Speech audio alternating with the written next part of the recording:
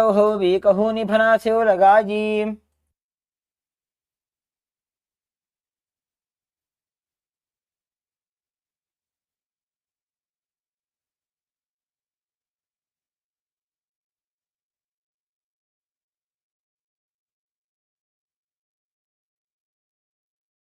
Asana's Kokilasana. Now hold the big toes with the respective hand and place your foot on the opposite thighs in Padmasana.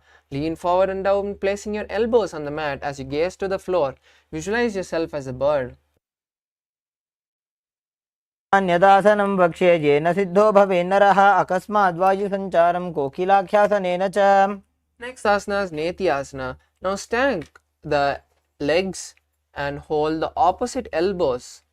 Start circling the hands in one direction and then the other. Gaze at the tip of your nose in Shambhavi Mudra and visualize Swamiji in your inner space.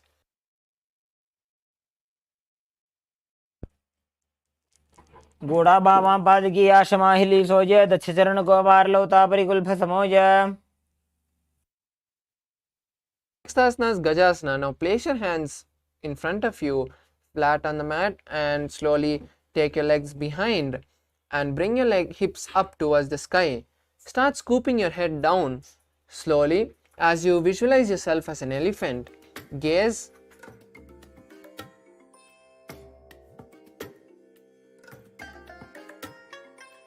I bless you all.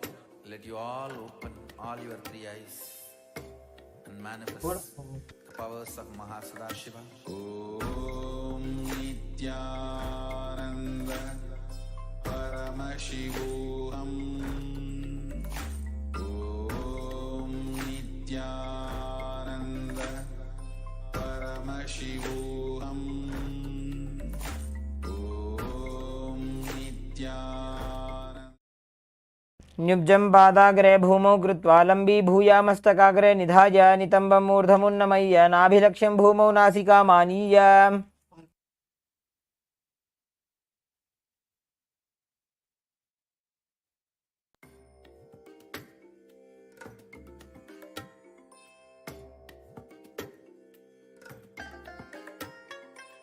I bless you all. Let you all open all your three eyes and manifest the powers of Mahasadashiva. Om Nithyananda Paramashivoham. Om Nithyananda Paramashivoham. Om Nithyananda Paramashivoham. Om Nithyananda Paramashivoham. Om Nithyananda Paramashivoham. Om Nithyananda Paramashivoham. Om Nithyananda Paramashivoham. Om Nithyananda Paramashivoham. Om Nithyananda Paramashivoham. Om Nithyananda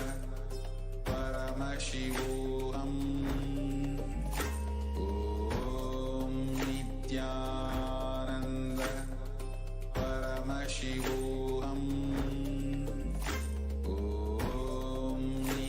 Om Nithyananda Paramashivoham. Om Nithyananda Paramashivoham. Om Nithyananda Paramashivoham. Om Nithyananda Paramashivoham. Om Nithyananda Paramashivoham. Sorry for the technical glitch. Let's continue with the Dvitiya Vinyasa Krama with the next asana, which is Rikshasana. Now place your hands flat on the mat and scoop your lift your hips up towards the ceiling. As you start alternating, bringing one heel up and placing the other heel on the mat. Visualize yourself as a bear as you perform Udyana Bandha.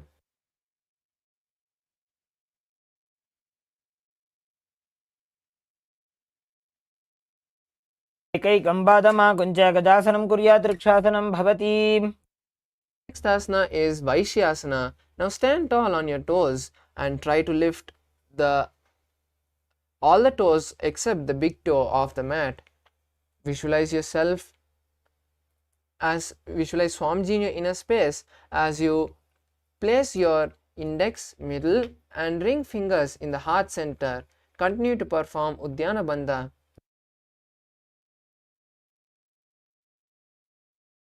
केशेन पादयुगलं बद्ध्वा तिष्ठेत दोमुखः अथ वैश्यावक्षे यत्कृत्वा सत्यवान् भवेत्. The next asana is the Urdhva Janukarana. Now come to a half squatted posture with your heels touching and toes pointing outwards. Bring both the hands to the heart center, to the chest level, and start circling one leg with the respective hand. Bring them back to the center and circle the other leg and hand.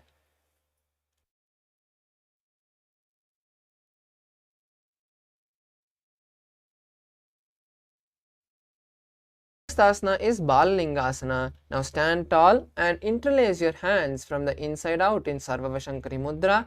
Raise one knee and pull it towards the chest.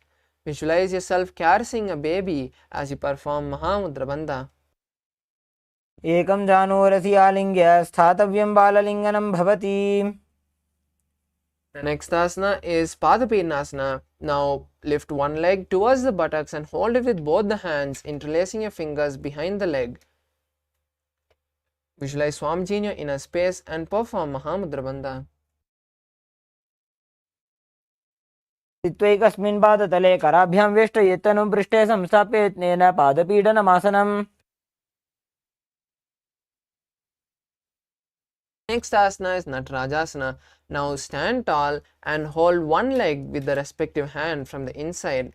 Pull the leg backwards and up as you lean forward, stretching the opposite hand forward and touching your thumbs and index fingers in Bindu Mudra. Visualize Lord Nataraja in your inner space.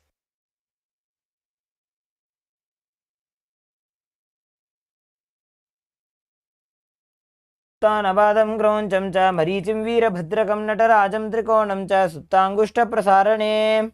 Next asana is Balalingasana on the opposite side. Now stand tall and interlace the fingers from outside and raise the opposite leg towards the chest, holding the raised knee with the hands. Visualize yourself caressing a baby as you perform Mahamudra Bandha. एकं जानुरसि आलिङ्ग्य स्थातव्यं बाललिङ्गनं भवति. Next asana is Padapidnasana on the opposite side. Now lift the opposite leg towards the buttocks and hold it with both the hands, interlacing the fingers in Parshamudra. Visualize Swamiji in a space and continue to perform Mahamudra Bandha. स्थित्वैकस्मिन् पादतले कराभ्यां वेष्टयेत्तनुं पृष्ठे संस्थाप्य यत्नेन पादपीडनमासनम्. Next asana is Natarajasana on the opposite side. Now lift the opposite leg and hold it with the respective hand from the inside. Pull it backwards and up as you lean forward, stretching the opposite hand forward, touching the thumbs and index fingers. Visualize Lord Nataraja in your inner space. उत्तानपादं क्रौञ्चं च मरीचिं वीरभद्रकं नटराजं त्रिकोणं च सुप्ताङ्गुष्ठप्रसारणे.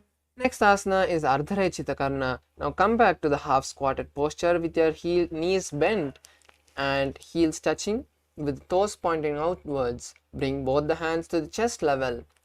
Then raise one leg and cross it behind and keep the toes touching the ground with the heels upward. With the respective hand, start making a pendulum motion, and once you have done few motions, now touch the nose with that hand and perform this on the opposite side. Next asana is the skeleton dance. Now Start shaking your body intensely, visualizing yourself as complete bone structure. Only your bones are there. Visualize all your laziness and patterns leaving your body and Swamiji filling it with the energy of Paramashivam. Completely shake your body without any pattern.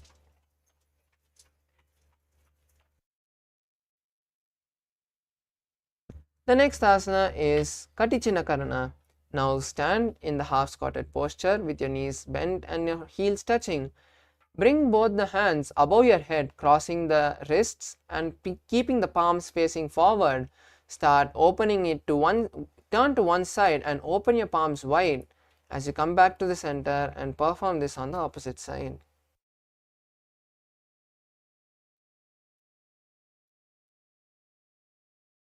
Asana is Tadasana. Now stand tall on the tip of your toes and raise your hands above the head as you visualize yourself as a palm tree. Hold the new japa Sada Shivoham in your inner space as you perform Mahamudra Bandha.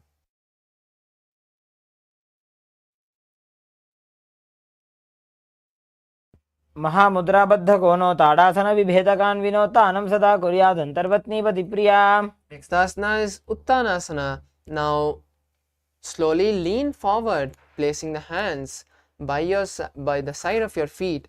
Try to touch your forehead to the knees as you keep the knees straight. Visualize Swamiji in your inner space and continue to perform Samana Kumbhaka. महामुद्राबद्ध कोनो ताड़ासन विभेदकान् विनोतानं सदा कुर्यादन्तर्वत्नीपति प्रिया. Next asana is Tarakshvasana. Now come to a plank posture with the hands shoulder width apart. Tuck your chin to the chest and turn it from side to side. Perform Jalandhara Bandha and visualize Swamiji in your inner space.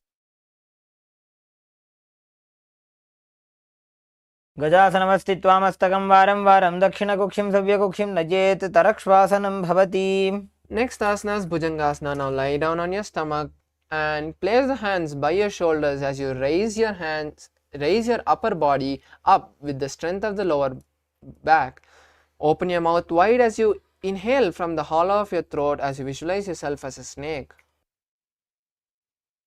अङ्गुष्ठनाभिपर्यन्तम् अधो भूमौ विनिन्यसेत् कराभ्यां च धरां धृत्वा ऊर्ध्वशीर्षफणीवहि. Next asana is Shashasana. Now come back to the tall plank posture with your hands shoulder width apart. Start alternating, bringing one knee to the chest and placing it back as you bring the other knee to the chest. Visualize Swamiji in your inner space as you start performing the new Kumbhaka for the following asanas, which is Sahaja Kumbhaka.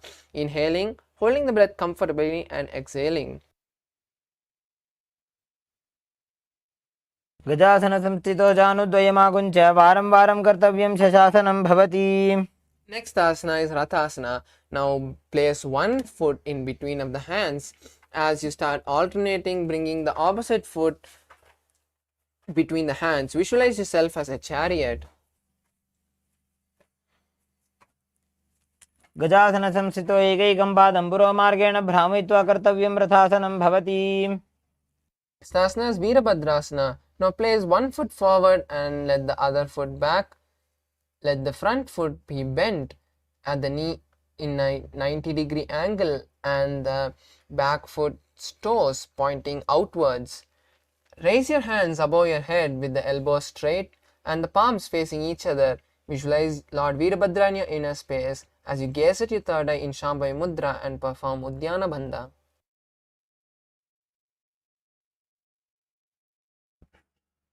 वासिष्ठमथ कौण्डिन्यम् ऊर्ध्वकुक्कुटमेव च अष्टावक्रमथोत्थानं मयूरं सेतुबन्धनम्.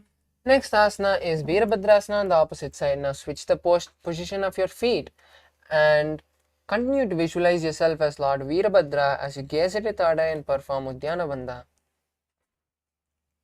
वासिष्ठमथ कौण्डिन्यम् ऊर्ध्वकुक्कुटमेव च अष्टावक्रमथोत्थानं मयूरं सेतुबन्धनम्. Asana is Vrikshasana. Now stand tall and place one foot at the base of the opposite thigh. Place both your palms in front of the heart and raise them above your head in Anjali Mudra. Visualize yourself as a tree and perform Uddiyana Bandha. वामोरुमूलदेशे च जाम्यं पादं निधायतो तिष्ठेत्तु वृक्षवद्भूमौ वृक्षासनमिदं विदुः. Next asana is Garuda Asana. Now place the raised leg on the opposite thigh and keep the hands in front of the heart center. Visualize Lord Garuda in your inner space.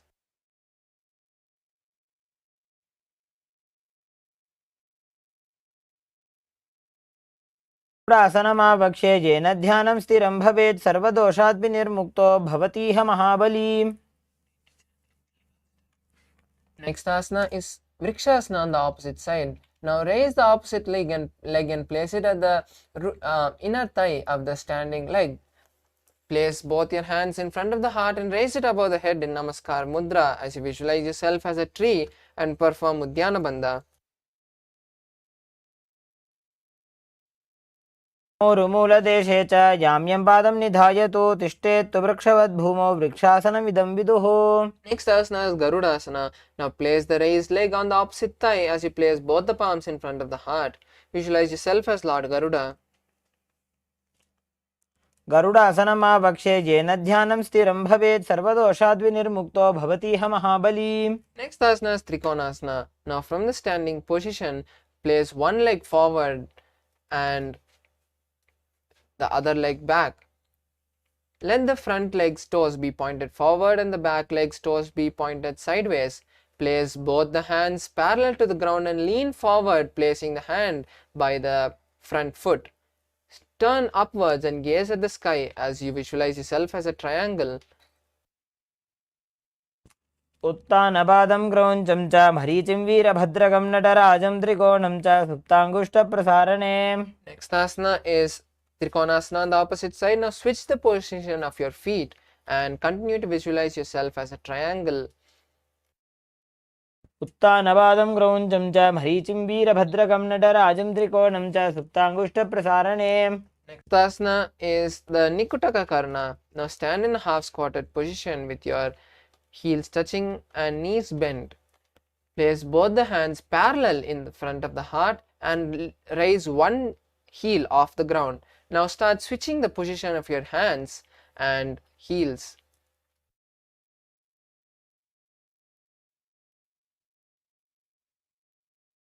Asana is Angushtasana. Now from the standing position, sit on the back of your heels. Keep your knees together and palms together in front of the heart in Angushtasana, in Namaskar Mudra as you visualize Swamiji in your inner space. Start performing the new Kumbhaka for the following asanas, which is Brahmari Kumbhaka, which is inhaling and exhaling, making a bee-like sound. Hold the new japa Sadashivoham in your inner space. बन्धासनमित्याहुः गोरक्षासनमेव च अङ्गुष्ठमुष्टिकं ज्ञेयं ब्रह्मप्रासादितं तथा. Next asana is Saurasana. Now step one foot forward and place both the hands by your side with the palms facing forward. Visualize Swamiji in your inner space.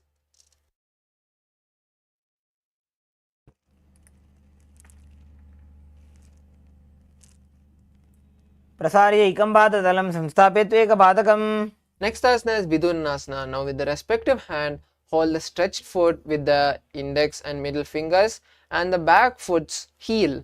Visualize Swamiji in your inner space as you bring your head towards the knees. स्थितो पादम् एकं प्रसार्य तत्पादाग्रं संस्पृश्य तत्करेण.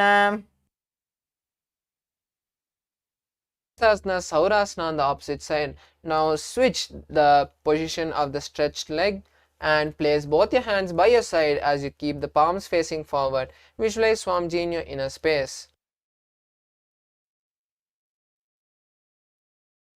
प्रसार्य एकं पादतलं संस्थाप्य एकपादकम्. Asana is Vidurnasana on the opposite side. Now hold the respective leg with the hands and visualize Swamiji in your inner space.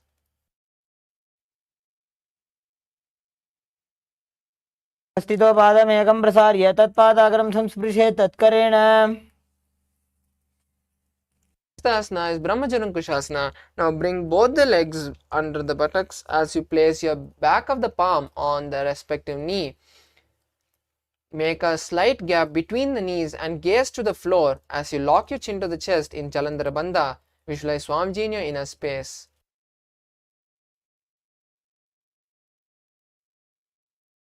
दो फणा पानी होए वैसे एड़ी दो गुदानी वैसे. Next asana is Kapilasana. Now place the knees on the mat with the knees kept wide apart. Gaze at the tip of the nose as you visualize yourself as Kapila Muni and perform Uddiyana Bandha. पगदली से मटरावे तिनकी माहिली core मिलावे. Asana is Bhadrakorakshasana. Now from the same position, just switch the gaze to the third eye and change your visualization to Lord Veerabhadra.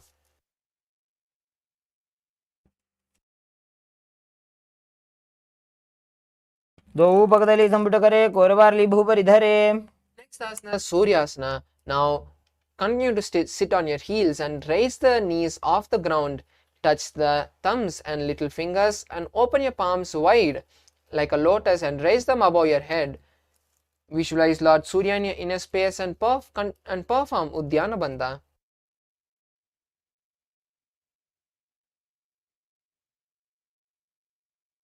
एड़ी दो गुदा तरियाने फना पानी बैठक निठाने. Next asana is Mandukasana. Now sit on your heels with the legs flat on the mat. Gaze at your third eye and place the palms on the respective knee. Lift your tongue up and press it against the upper palate as you visualize yourself as a frog in Mandukasana.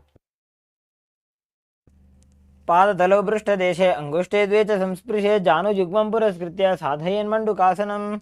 Next asana is Uttana Mandukasana. Now raise your hands above the heads and cross them behind the back, touching the opposite shoulder. Continue to gaze at the nose and gaze at the third eye and perform Manduki Mudra as you lock your stomach in and up in Uddiyana Bandha. मध्यस्थं कूर्पराभ्यां धृतं शिरः. Next asana is Simhasana. Now cross the ankles and sit on the heels. Place your palms on the respective knee as you gaze at the nose. Stick your tongue out and gaze and exhale forcefully as you visualize yourself as a lion. दक्षिणं सव्यगुल्फेन दक्षिणेन तथेतरं हस्तौश्च जान्वौ संस्थाप्य स्वाङ्गुलीश्च प्रसार्य च. Next asana is Bhadrasana. Now uncross your ankles and cross your hands behind the back, holding the opposite toe with the index and middle fingers. Lock your chin to the chest in Jalandhara Bandha as you gaze at the tip of the nose and visualize Swamiji in your inner space. भौचवृषणस्याधो व्युत्क्रमेण समाहितः पादाङ्गुष्टौ कराभ्यां च धृत्वा च पृष्ठदेशतः. Asana is Kakabusandi Asana. Now come to a squatted position with the legs together and knees wide apart. Wrap your knees and from the inside out and try to lock your fingers behind the back in Parshamudra. Visualize yourself as a crow. Next asana is Kani Pavasana. Now place your hands flat on the mat, shoulder width apart, and place the knees on the back of the hands as you slowly lean forward, lifting your body, lifting your legs off the ground. Visualize Swamiji in your inner space. आसन को गुण आशीर्षता होई तो आछी होई. Next asana is Kapali Asana. We request all the participants with any ailments to first consult your doctor before performing this asana. For the rest of the participants, you can take the support of the wall or a partner to perform this asana. Now place your hands shoulder width apart and place the crown of your head in between of your hands. Stack your hips on the shoulder and slowly lift your legs off the ground, keeping them straight. Visualize Swamiji in your inner space. Next asana is Parshvamayurasana. Now squat on the heels and place your hands to one side. Align your hips and knees to the elbows as you slowly lean forward and balance on your hands, stretching the legs to the side. Visualize yourself as a peacock as you start performing the new Kumbhaka for the following asanas, which is inhaling and exhaling completely, keeping your lungs empty for a comfortable period of time and inhaling again in Rechaka Kumbhaka. मयूरं दण्डवत् कुर्यान् मायूरं दण्डनामकं कुर्यान् मायूरं पार्श्वाभ्यां मायूरपार्श्वनामकम्. Next asana is Parsvamayurasana on the opposite side. Now place the hands on the opposite side of your legs and lean forward, aligning the knees and hips to the hands as you slowly lift your body off the ground, balancing on your hands with your legs stretched to the side. Visualize yourself as a peacock. मयूरं दण्डवत् कुर्यान् मायूरं दण्डनामकं कुर्यान् मायूरं पार्श्वाभ्यां मायूरपार्श्वनामकम्. Next asana is Bhairaganathasana. Now come to a plank position and slowly place one knee by the respective shoulder and the leg between the palms. Lean forward, bringing your hip towards the ground as you visualize Lord Bhairava in your inner space. Next asana is Bhairavasana on the opposite side. Now bring the opposite knee to the respective shoulder and place the foot in between the hands. Visualize Kala Bhairava in your inner space. Asana Goguna Piti Jai. Next asana is Unmukha Pitasana. Now come to a tall plank position and place the forearms on the mat as you lift the hips up towards the sky. Visualize Swamiji in your inner space and gaze at the third eye. Punyastho Januni Hasto Chatushpadama Vangmukham. Next asana is Vashishthasana. Now come back to a tall plank position and lean to one side, balancing on one arm as you raise the opposite arm towards the sky. Turn your head and gaze at the sky as you visualize Vashishta in your inner space. Next asana is Vashishthasana on the opposite hand. Now switch your hands which is under the shoulder and perform Vashishthasana as you visualize yourself as the great sage Vashishta. Next asana is Anjaneyasana. Now sit on the buttocks with your palms under and the palms, your hands by your side. Tuck your chin to the chest in Jalandhara Bandha as you gaze at the tip of the nose and visualize Hanuman in your inner space. Hold the new japa Mahavakya. Next asana is Pachimatanasana. Now remove your hands from under the buttocks and hold the respective toes. Lean forward, bringing your forehead to the knees and visualize Swamiji in your inner space as you perform Mahamudra Bandha. परिललाटन्तो पश्चिमं तानमुच्यते येन केन प्रकारेण स्कन्धार्यं च जायते. Next asana is Ugrasana. Now raise back up and interlace the fingers behind the neck as you lean forward again, bringing the forehead to the knees. Place your elbows by the knees and visualize Kali in your inner space as you perform Mahamudra Bandha.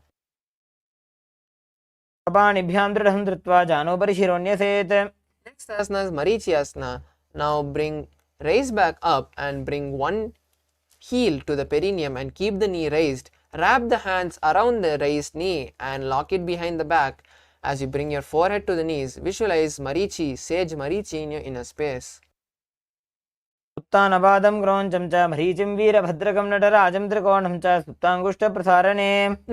is Mahamudrasana. Now place the raised knee on the mat and lean forward, holding the stretched leg with both your hands. Gaze to the tip of the nose as you perform Mahamudra Bandha and visualize Swamiji in your inner space. Mahamudram pravakshami tantresmin mama vallabhe. The next asana is Marichi Asana on the opposite side. Now stretch both the legs and pull the opposite leg towards the perineum.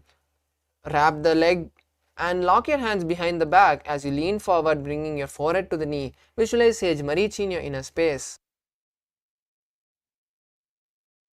Uttanabadam kroncham cha marichim veerabhadrakam natarajam trikonam cha suptangushta prasarane. Next asana is Mahamudrasana. Now let the raised knee on the mat and lean forward, bringing your forehead towards the knee and holding the stretched leg with both the hands.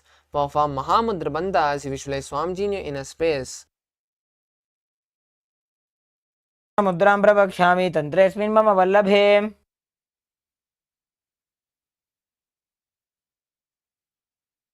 Next asana is Bhadrasana 2. Now bring the soles of the feet together and place them by the perineum.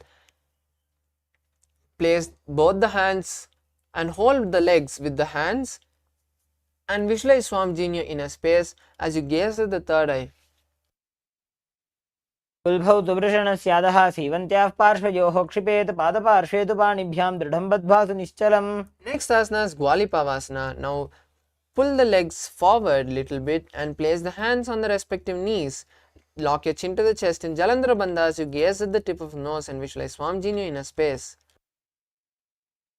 पूर्व चरपड़ चौक कख्यो सोजी वाही विधियो कीजे sooji. Asana is Joni Asana. Now pull your legs back to the perineum and hold the feet with the hands. Lean forward, placing your forehead on the mat in front of the legs as you gaze at the tip of the nose and visualize the Yoni Mandala in your inner space. दो पगदली संपुट करे एड़ी made के ढिंग धरे अर्ध हाथ को अंतर राशे लीलाट भगतलियां ऊपर दाशे. Next asana is Midiki Pavasana. Now stretch the hands by your side and pull your legs forward as you place the forehead behind the heels. Visualize Swamiji in your inner space and gaze at the tip of the nose. पूर्व विधि परिपगधली संपुट शोल एड़ी मिली राशे. Next asana is Siddha Samadhi Asana. Now pull your legs close to the perineum and insert the hands under the shins and let the palms face upwards. Place the tip of the toes behind your chin as you bring your head towards the ground. Gaze at the tip of the nose and visualize Lord Surya in your inner space. दो पगदली संपुट करे सोले मेड आगा मेधरे.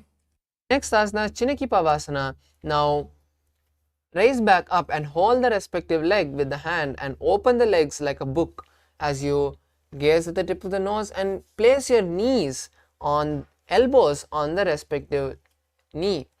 Visualize Swamiji in your inner space. दो बगा की एड़ी धरती मगिवा मेढ़ लगावे. Asana is Charapata Chokasana. Now bring your legs towards the perineum and place the hands on the respective knee as you gently press the knee towards the ground. Visualize Swamiji in your inner space and perform Udyana Bandha as you gaze at the third eye.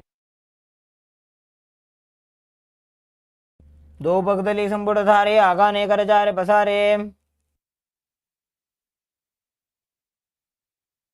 Next asana is Bhairavasana. Now lift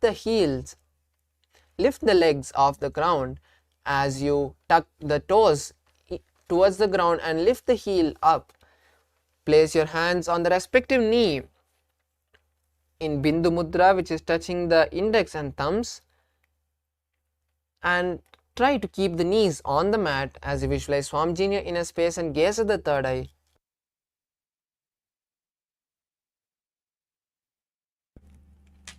गुल्भौ संबीड जान्योन्यं व्युत्क्रमेणोत्थितं शनिः जानवोः पार्श्वगतो हस्तो दण्डवद्भैरवासनम्. Asana Samanasana. Now place one leg near in front of the perineum and lift the other leg towards the chest. Gaze at the third eye as you visualize Swamiji in your inner space.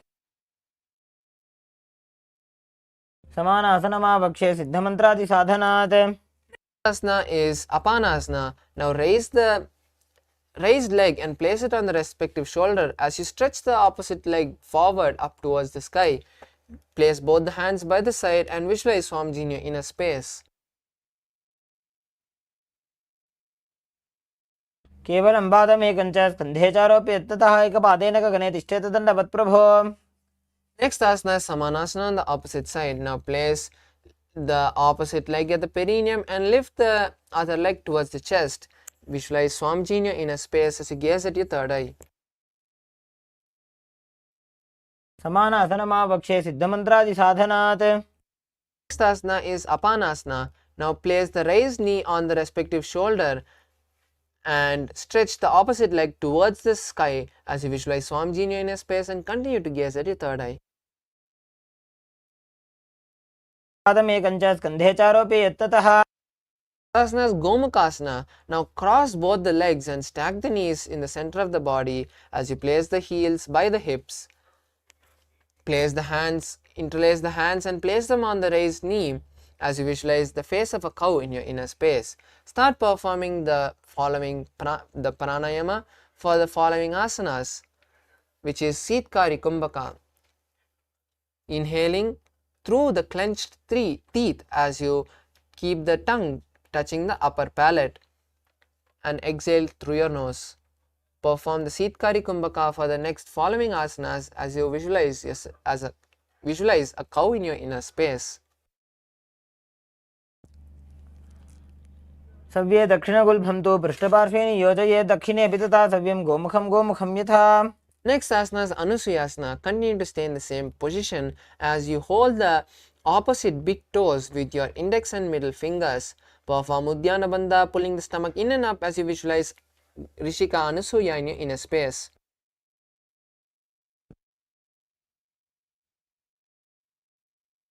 दक्षिण कोण नीचे उठाने बाहों ताके ऊपर आने. Next asana is Anusuyasana 2. Now interlace the hands behind the back and lean forward, touching the nose to the ground. Visualize Rishika Anusuya in your inner space.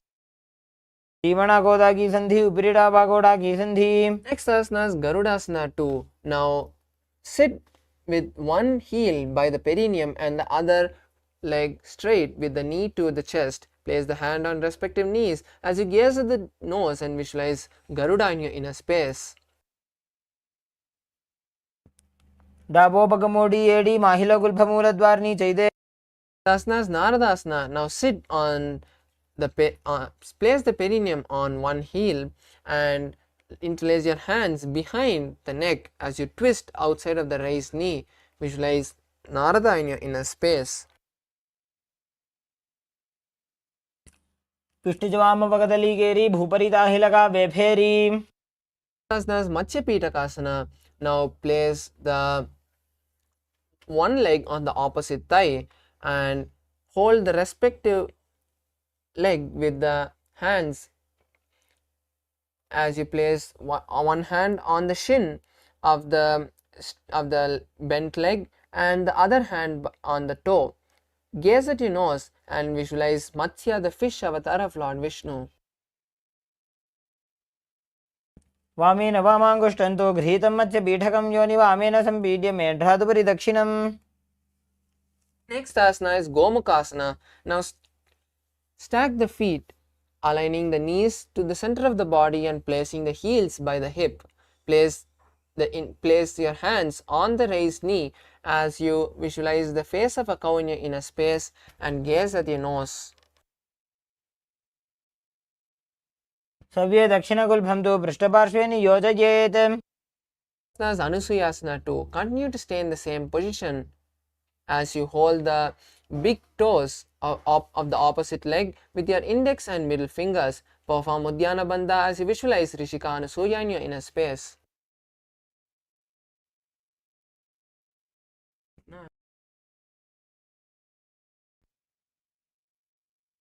दक्षिण कोण नीचे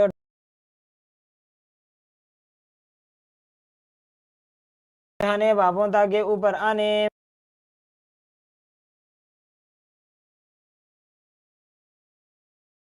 Asana is Anusuyasana 2.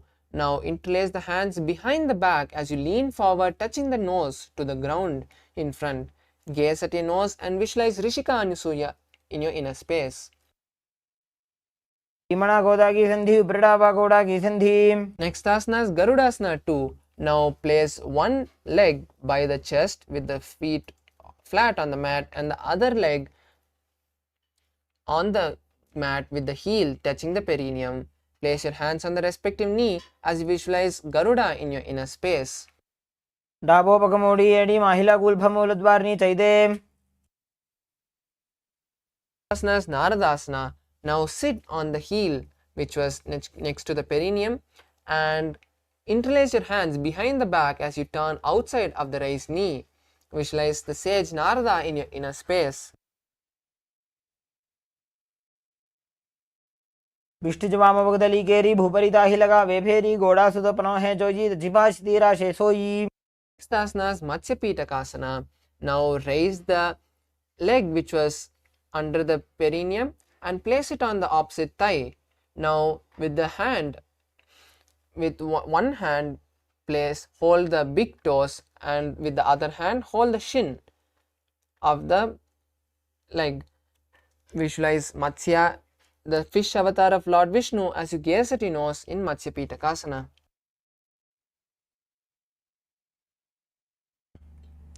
वामेन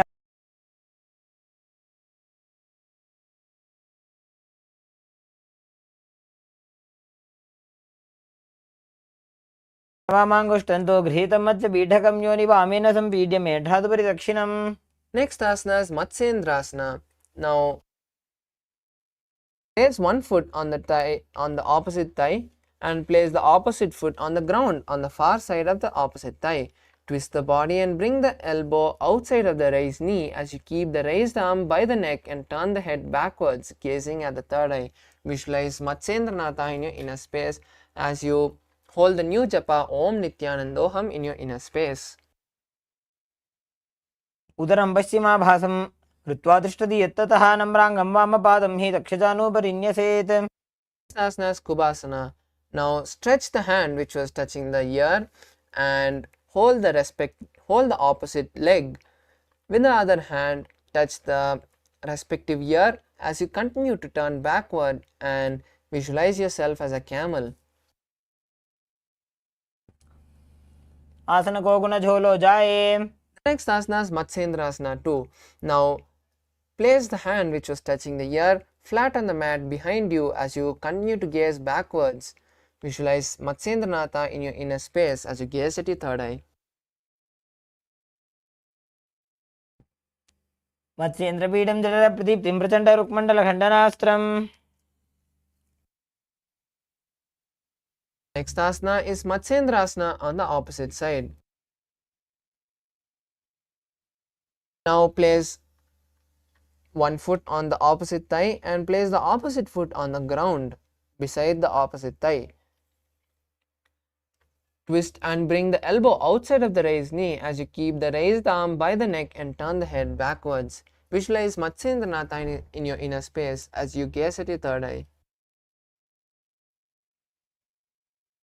पश्चिमाभासं कृत्वा तिष्ठति यत्ततः नम्राङ्गं वामपादं हि दक्षजानूपरिन्यसेत्. Next asana is Kubhasana. Now place the hand which was touching the ear on the opposite leg and raise the hand which was on the ground behind you on the respective ear. Visualize yourself as a camel and gaze at your third eye. को गुण झोलो जाए. Asana is Matsyendrasana 2. Now place the hand which was touching the ear flat on the mat behind you and visualize Matsyendranatha in your inner space as you gaze at the third eye. मत्स्येन्द्रपीठं जलप्रदीप्तिं प्रचण्डरुक्मण्डलखण्डनास्त्रम्. Asana is Padmasana. Now place the legs on the opposite thighs and place your hands on the respective knee. Visualize Lord Shiva in your inner space as you start performing Sitali Kumbhaka, which is inhaling and exhaling, inhaling with the teeth clenched and the tongue touching the tip of the teeth, and exhaling through the nose. Gaze at the nose as you perform Mahamudra Bandha and hold the new japa Om Nithyananda Mahasadaशिवोहम in your inner space. आसनं द्विधं प्रोक्तं पद्मं वज्रासनं तथा. Next asana is Kukutasana. Next asana is Padmasana 2. Now hold the respective toe by crossing your hands and gaze at the tip of the nose as you visualize Goddess Parvati in your inner space. उत्तानो चरणो कृत्वा संस्था ऊरु संस्थो प्रयत्नतः.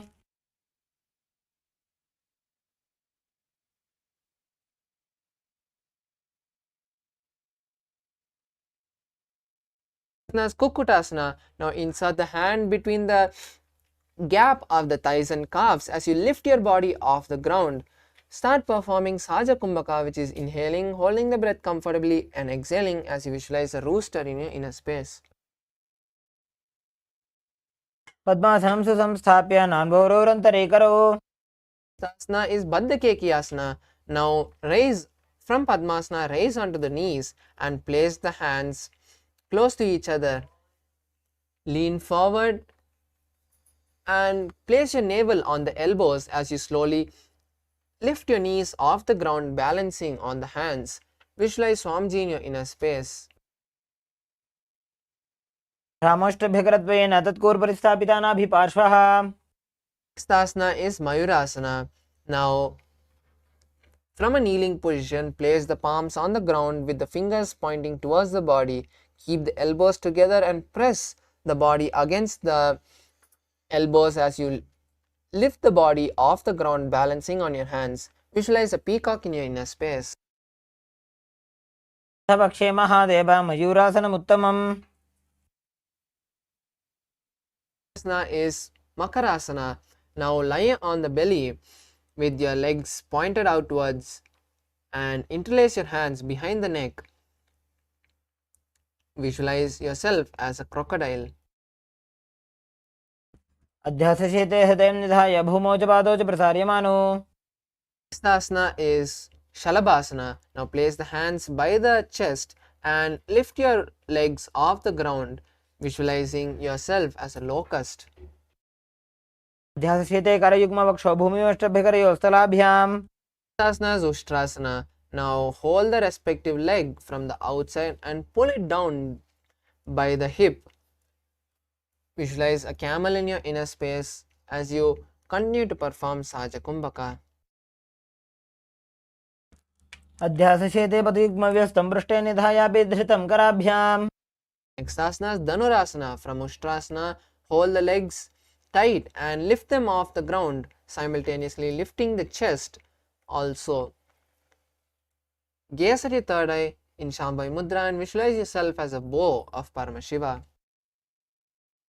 प्रसार्य पादौ भुजदण्डरूपकरौ च पृष्ठे धृतपादयुग्मम् Next asana is Bhagasana. Now keep your legs flat and sit on the legs with your thighs and knees stacked. Gaze at the third eye and place the hands on the respective knee as you visualize Swamiji in your inner space. मोड़ी पादौ वैसे बहुरो जुगति करे एक ऐसे Next asana is Gohyasana. This is inverted asana, so we request all the participants to take the support of the wall if needed or a partner. Now place the forearms on the ground and interlace the fingers as you place the crown of your head between the interlaced fingers. Now walk your feet forward as you stack the hips on the shoulder and slowly lift the legs off the ground, keeping your knees bent. Visualize Swamiji in your inner space. दो हाथ की कोहनी जोई पुनः कलाई जाने दोई Asana Shirasasana. From Gohyasana, slowly raise your legs up and straight as you continue to visualize Swamiji in your inner space. विपरीतं मण्डलं च द्विधैव विदितं हिनः Asana is Podhyasana. Now sit on the buttocks as you place your hand behind your calves. Lift your legs off the ground, bringing your forehead to the knees. Visualize Swamiji in your inner space and start performing the new Kumbhaka, which is Bhastrika Kumbhaka, which is forceful exhalations and inhalation. Hold the new japa Om Nithyananda Paramashivoham for the rest of the asanas. दो हाथ पग बाहर आने घोड़ा तरे काकसी ठाने Next asana is Parigasana. Now lift your legs and place it at a 45-degree angle as you place the hands behind your shoulders, touching the opposite shoulder. Visualize yourself as a mace and gaze at your third eye. उत्तानशयनं कृत्वा पादौ मिलित्वा प्रसाद्य नितम्बं भूमौ स्पृष्ट्वा हस्ताभ्यां कन्द्रां बद्ध्वा Next asana is Naukasana. Now rest your legs down for a moment and again raise them back up and place it at a 45-degree angle. Bring the elbows down to the ground beside the hips if you need support, or keep them parallel to the legs. Gaze at your third eye and visualize a boat in your inner space.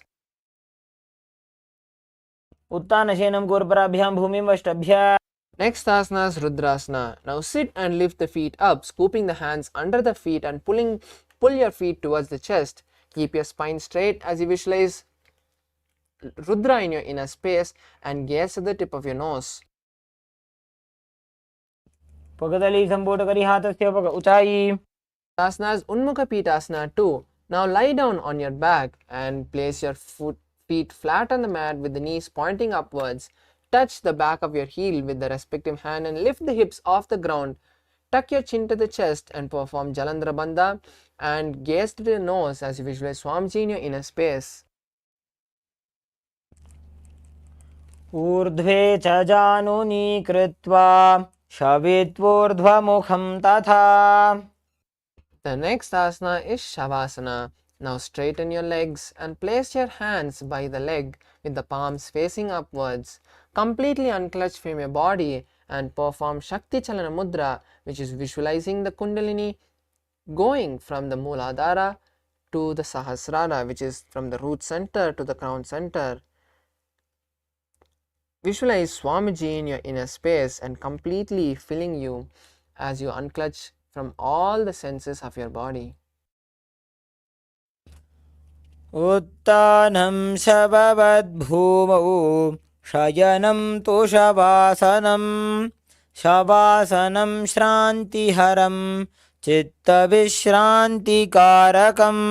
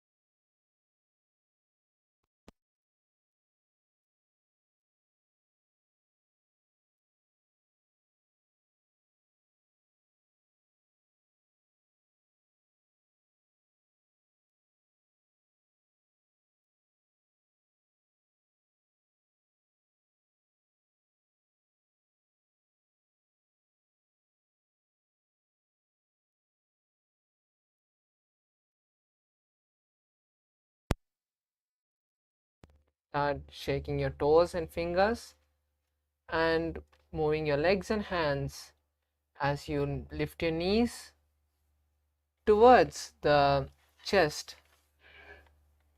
Wrap your hands around the knees and rock from side to side as you get up and come to a seated position.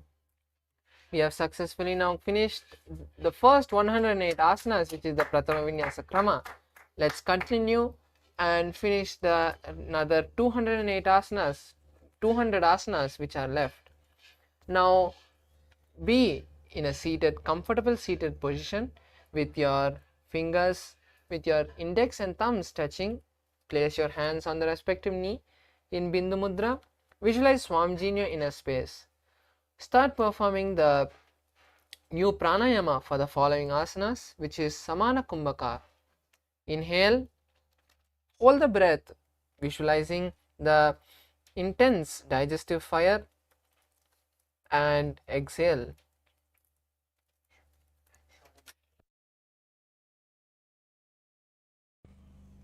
पर्यङ्कं तत्समाख्यातं यतसंस्थं यथा स्थितिः.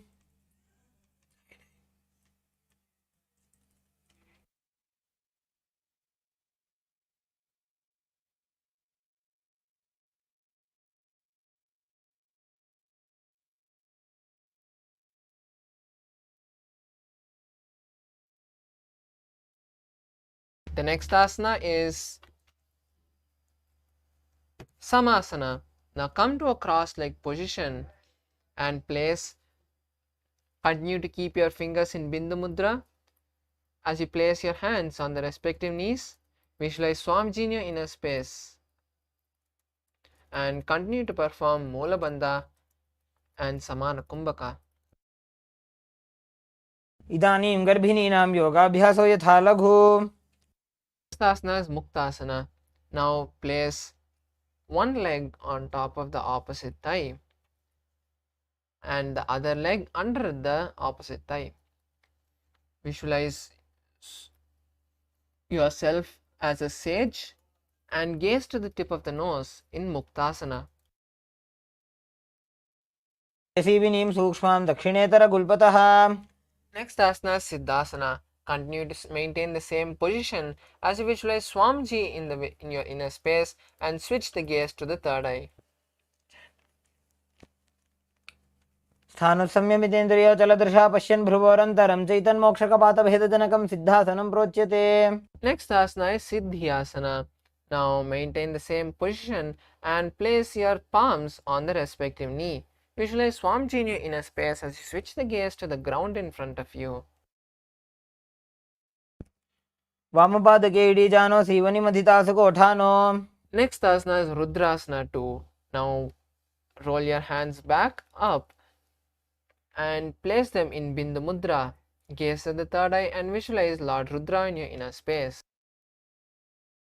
चरण परिदक्षिण राखे एकजुगति ऐसे विदिदाखे. Next asana is Santadunasana. Continue to maintain the same position as you visualize yourself as unshakable and gaze at the tip of the nose. आसन की गुण मन की चन चलता मीटे. Next asana is Siddhasana 2. Now maintain the same position as you cup your palms, making it in the shape of a lotus. Visualize Swamiji in your inner space. ऋजुकाय समासीना सिद्धासनमुदीरितम्. Asana is Bandhayoni Asana. Now maintain the same position as you perform the Shanmukhi Mudra, which is locking your mouth with the little and ring fingers, closing the nose with the middle finger, closing the eyes with the index finger, and closing the ears with the thumbs.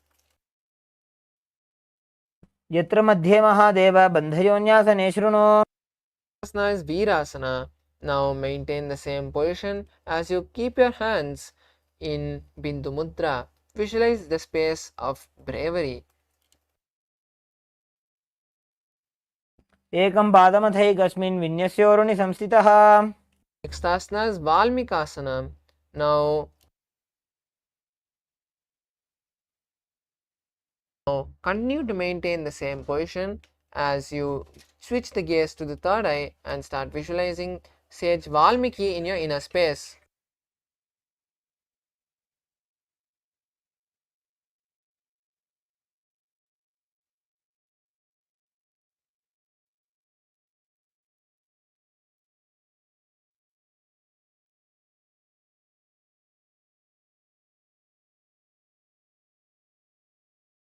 दावा पग की पगदली पुनी AD है जोय. Next asana is Joni Mudrasana. Now continue to keep your legs in the same position as you switch the gaze to the nose. Visualize the Yoni Mandala in your inner space. वामपाद की पगदली जाहिमा हिले core. Next asana is Yoni Asana. Now continue to be in the same position as you switch the gaze to the third eye and continue to visualize the Yoni Mandala. न्यासनं पर्वतेन योगं योगफले नीलम्. Next asana is Bhadrasana 3. Now bring the soles of the feet together and hold the feet with both the hands. Gaze to the tip of the nose as you perform Uddiyana Bandha, which is locking your stomach in and up, and visualize Lord Veerabhadra in your inner space. गुल्फौ च वृषणस्य अधः सीवन्त्याः पार्श्वयोः क्षिपेत्. Next asana is Aghorasana. Now place one hand on the respective knee and take the right hand and close the nose and mouth. Perform Abhyantara Kumbhaka, which is inhaling through the left nostril, holding the breath, and then inhaling through the right nostril, holding the breath, and then exhaling through the left nostril. Visualize an Aghori in your inner space. पूर्व कहो बिछड़ेगा जोई वाही विधि जोगी जैसोई. Next asana is Kaneri Pavasana. Now place the elbows on the sole of the respective hand and rest the chin on the palms. Perform Uddiyana Bandha as you visualize a female elephant drinking water. ग्वाली पाव आसन कक्ष्यो है जैसे Yahoo में जाने विधि तैसे. Next asana is Parasana. Now lift your knees and keep them together as you insert your hand between the gap of the thighs and calves, interlacing the fingers in front of you. Visualize Swamiji in your inner space and gaze to the nose as you start performing Rechaka Kumbhaka, which is inhaling and exhaling and then holding your lungs empty comfortably and then inhaling again. धम्रे च यद्वायुं मृदुनिश्वास संयुतम्. Next asana is Gopi Chandasana. Now interlace the fingers around the soles and bring the groove of the toes to the throat. Keep the heels touching the chest and visualize the space of being a king. पूरब विधिपका का अंगूठा कंठ को पराशे. Next asana is Udarasana. Now sit with the soles of the feet together and insert the hands underneath the legs. Hold the feet with the interlocked fingers and bring the feet up to the chest, resting your chin on the raised feet. Visualize your body free from diseases as you gaze to the nose. दो पगदली संपुट ठाने ube हस्त करी व्रत हिताने. Asana is Vishishtasana. From the same position, now lift your legs above and keep the legs in front of the face as you visualize yourself excelling in Vishishtasana. दो पगदली AD संपुट करे. Next asana is Bhujasana. Now from a seated position, place the legs on top of the respective shoulders and bring the arms underneath the legs, interlacing the fingers behind the neck. Visualize yourself as a cobra. आसनं तो विज्ञेयं कक्षासनम् अतः परं ग्रीवासनं च परमं भुजासनम् इहोच्यते.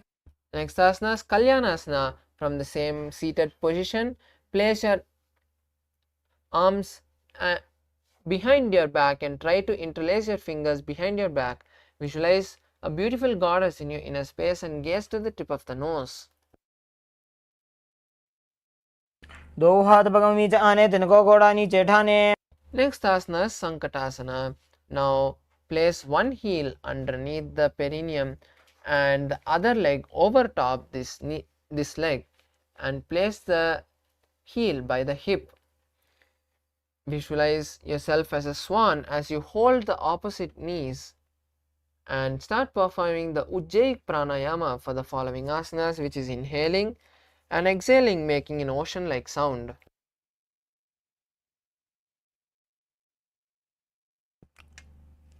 वामपादं चितेर्मूलं संन्यस्य धरणीतले. Asanas Dhenukasana. Now slide the leg which is under the perineum and keep both the heels by the hip. Place the hands on the stacked knees and visualize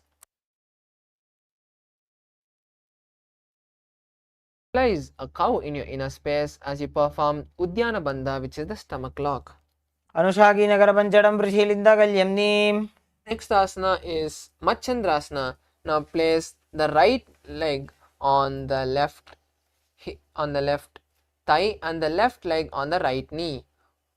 Now twist your body and try to hold the opposite thighs as you gaze at the third eye and visualize Swamiji in your inner space. वामजंगपरदक्षिणटाने वामहस्तपिष्टे दिशाने बहुरोदक्षिणपदः Joji ताकीनलिजोपकरे सोयी. Next asana is Machandrasana 2. Now untwist your body and hold the opposite legs. Lean down and forward, placing your forehead on the mat. Visualize Swamiji in your inner space. प्रथमजी मनो चरणजोजी वामजंगपरिराखे सोयी. Next asana is Guru Asana. Now raise up and interlace the hands and place them on the top knee. Visualize Swamiji in your inner space and perform Mahamudra Bandha, which is all the three locks together. Next asana is Sankatasana on the opposite side. Now place the right knee on the mat and place the left foot flat underneath the perineum. Raise the left leg over top the right leg and bring the left heel to the right hip. Place the hands on opposite knees as you visualize yourself as a swan. Vamapadam Chidermulam Sanyasadhara Nitale. Next asana is Dhenukasana on the opposite side. Now slide the heel which is under the perineum and place both the hands on the top knee. Perform Uddiyana Bandha, which is the pulling the stomach in and up as you visualize the cow in your inner space. Anushaki Nagara Panchadam Prishilinda Galyamni. Next asana is Machandrasana. Now place the left foot on the right thigh and the right leg on the left knee. Bring the hands behind the back and try to hold the opposite thigh as you visualize Swamiji in your inner space and gaze to the third eye. Vamajangapradachinatane Vamahastapishtirisane. Next asana is Machandrasana 2. Now untwist your body and hold the opposite legs as you lean down forward, placing the forehead on the mat. Visualize Swamiji in your inner space. Prathamaji Manocharna Joji Vamajangaparirakhe soyi. Next asana is Guru Asana on the opposite side. Now interlace the fingers and place them on the raised knee as you perform Mahamudra Bandha and visualize Swamiji in your inner space.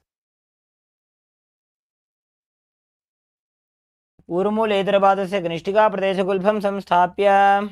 Next asana is Pashvasana. Now place both your feet flat on the mat and bring the knees to the chest. Hold the opposite knee and pull it towards your chest as you visualize Swamiji in your inner space and gaze at the third eye.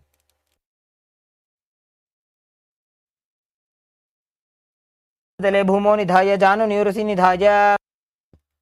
asana is Bodha Shokasana. Now hold the opposite wrist and place the chin in the gap between the knees. Visualize being in an abode of bliss and gaze to the nose.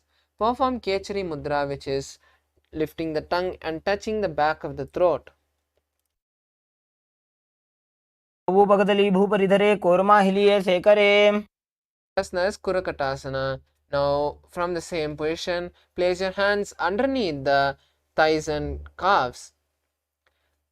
Hold the opposite elbow and gaze to the nose as you visualize Swamiji in your inner space. Asana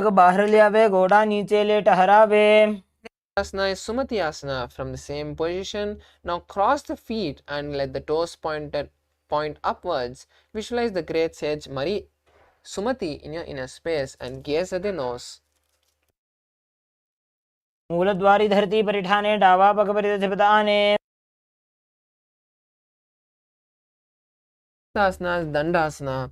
Now stretch the legs forward and raise the hands above the head with the fingers interlocked and the palms facing outward.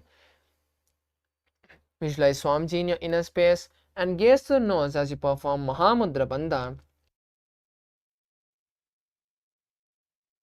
इदानीं गर्भिणीनां योगाभ्यासो यथा लघु. Next asana is Arambhasana. Now keep your hands down and hold the respective toe with the index and middle fingers. Lean forward, placing the forehead on the knees as you perform Nadishorna Kumbhaka, which is inhaling and visualizing the prana go from your root center to the crown center. Visualize Swamiji in your inner space. दो पग मिली वा पसारी पगा का अंगूठा पकड़ी लीला टकोड़ा लगावे. Next asana is Bhidokasana. Now sit with the legs straight and place the shoulders. Bring the shoulders down and wrap the hands in and around the legs. Hold the soles of the feet as you bring your head towards the ground. Visualize Swamiji in your inner space and gaze at the third eye. प्रथम बेसी दो पाव पसारी कछको उर्द को कोरड़ उड़ारे. Next asana is change the slide. The next asana is Jalandhari Pavasana. Now extend both the legs out with the heels together. Place the nose and chin on the heels and insert the hands below the leg underneath the elbow, underneath the knees with the palms facing upwards. Gaze at the nose and visualize Swamiji in your inner space. दो वेड़ी में लिखे दीजे हाथ पसारी. Asana is Urdhva Paschimottanasana. Now stretch both the legs forward and lift one leg and place it behind the neck. Hold the straight leg with both the hands and lean forward, placing the forehead on the knee. Perform Pratyahara Kumbhaka, which is inhaling and visualizing the prana go from the root center to the crown center, and visualize Swamiji in your inner space. श्रीमतानवत्संसिं कृत्वा एकं पादं ग्रीवायां धृत्वा तिष्ठेत्. Asana is Anantasana. From Urdhva Paschimottanasana. Now lean back and lie down on the back. Hold the leg which is behind your neck with the opposite hand and place the other hand by the body. Visualize yourself as the eternal one and gaze to the tip of the nose. उत्तानशयने एकैकं Pai ग्रीवायां विन्यस्य. Next asana is Ankushasana. Now roll onto the elbow and gaze at the nose as you visualize yourself with complete control over your body. उत्तानशयित एकैकं पादं ग्रीवायां कुर्वन्. Next asana is Drishasana. Now lie down on the back and bring the knees to the chest, encircling the thighs and calves with the arms. Roll from left to right as you visualize Swamiji in your inner space. उत्तानशयनं जानुनि हृदये पष्टम्बा जङ्घासहितो ऊरुनि करध्वजे बद्ध्वा. Next asana is Urdhva Paschimottanasana on the opposite side. Now stretch both the legs out and lift the opposite leg and place it behind the neck. Lean forward, holding the stretched leg with both the hands and place your forehead on the stretched knee. Visualize Swamiji in your inner space. पश्चिमतानवत्संसिं कृत्वा एकं पादं ग्रीवायां धृत्वा तिष्ठेत्. Next asana is Anantasana. Now from Urdhva Paschimottanasana, slowly lie down on the back and hold the raised leg with the opposite hand. Place the other hand by the side of your body and visualize yourself as the eternal one and gaze to the tip of the nose. उत्तानशयने एकैकं Pai ग्रीवायां विन्यस्य. Next asana is Ankushasana. Now from Anantasana, roll onto the elbow of the hand holding the foot. Visualize yourself having complete control over the body and gaze to the tip of the nose.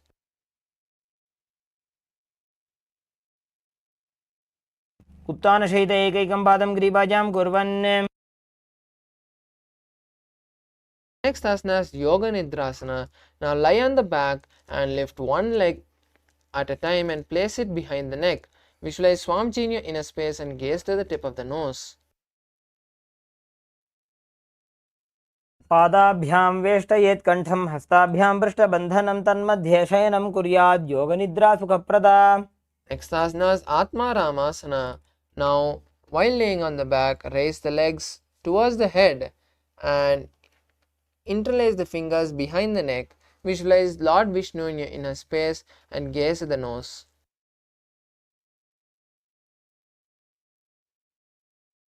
Atmaram आसन प्रथम सौधोसोभे. Next asana is Kochikasana. Now lay on the back and lift the knees and place them on the chest with the soles facing upwards. Extend the arms sideways and visualize Swamiji in your inner space as you gaze at the third eye. हाथ सीधा सा करे तिनसो बेसवा करे. Next asana is the sequence of Jatara Parivarti 1, 2 and 3. This is going to be a sequence of asanas. So we're going to be performing all these 6 asanas together. Visualize Swamiji throughout this sequence. Now first lay on the back with the knees to the chest. Keep the arms to the side at a shoulder level. Now for Jatara Parivarti 1, keep one knee bent to the ground and the other leg extended straight. Jatara Parivarti 2, keep both the knees bent to one side. And Jatara Parivarti 3, bring both the legs straight and hold the legs with the extended hand. Gaze to the opposite side. Now we'll be performing this on the other side also. Now bring both the legs back to the chest and continue to keep the arms stretched at the shoulder level. For Jatara Parivarti 1, bend one knee and keep the other leg straight. Jatara Parivarti 2, keep both the knees bent to one side. And for Jatara Parivarti 3, straighten both the legs to one side and hold it with the hand. Turn the head to the opposite direction of the legs.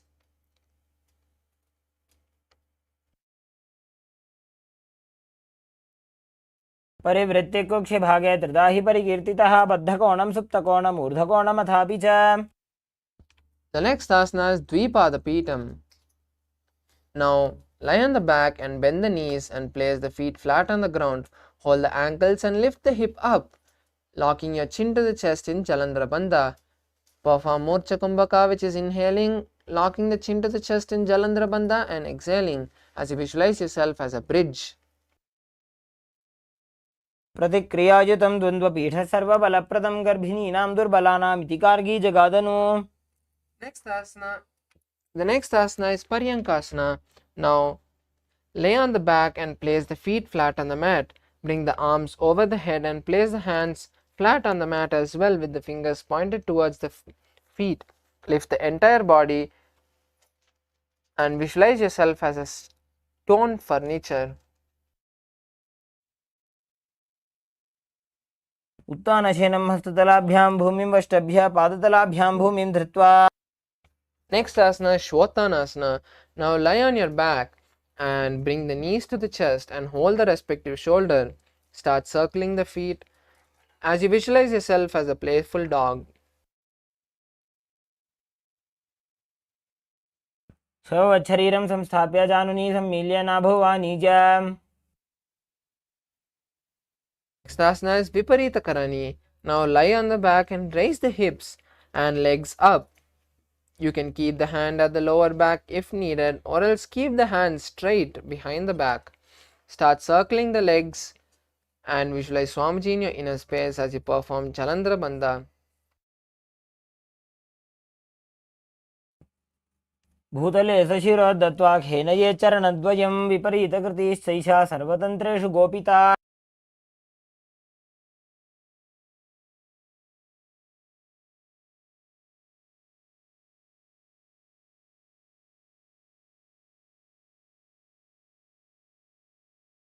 Next asana is Viparita Karani 2. Now just stop the rotation and continue to maintain the same posture as you visualize Swamiji in your inner space. करणी विपरीताख्या सर्वाधिव्याधिनाशिनी नित्यम् अभ्यासयुक्तस्य जाठराग्निविवर्धनी. Next asana is Langalasana from Viparita Karani. Slowly bring your legs backward behind your head. Continue to keep the hands behind the back and perform Murcha Kumbhaka and Jalandhara Bandha. नरकासने स्थित्वा नासिकाप्रदेशे भूमौ पादपृष्ठे स्थाप्य. Next asana Shaiti Paschimottanasana. Now from Langalasanas, bring your hands forward and hold the respective toes with the index and middle fingers. Visualize Paramashivam in your inner space. शयित्वात् कुर्वीत शयितपश्चिमतानकम्. Next asana Supta Konasana. From the same position, now slowly separate the legs wide apart. Visualize Swamiji in your inner space. परिभृत्य कुक्षिभागे त्रिदाहि परिकीर्तितः. Next asana is Chakrasana. Now roll onto the back and bring the legs on top of the head with the toes to the ground. Hold the ankles and keep the knees straight as you visualize yourself as a wheel.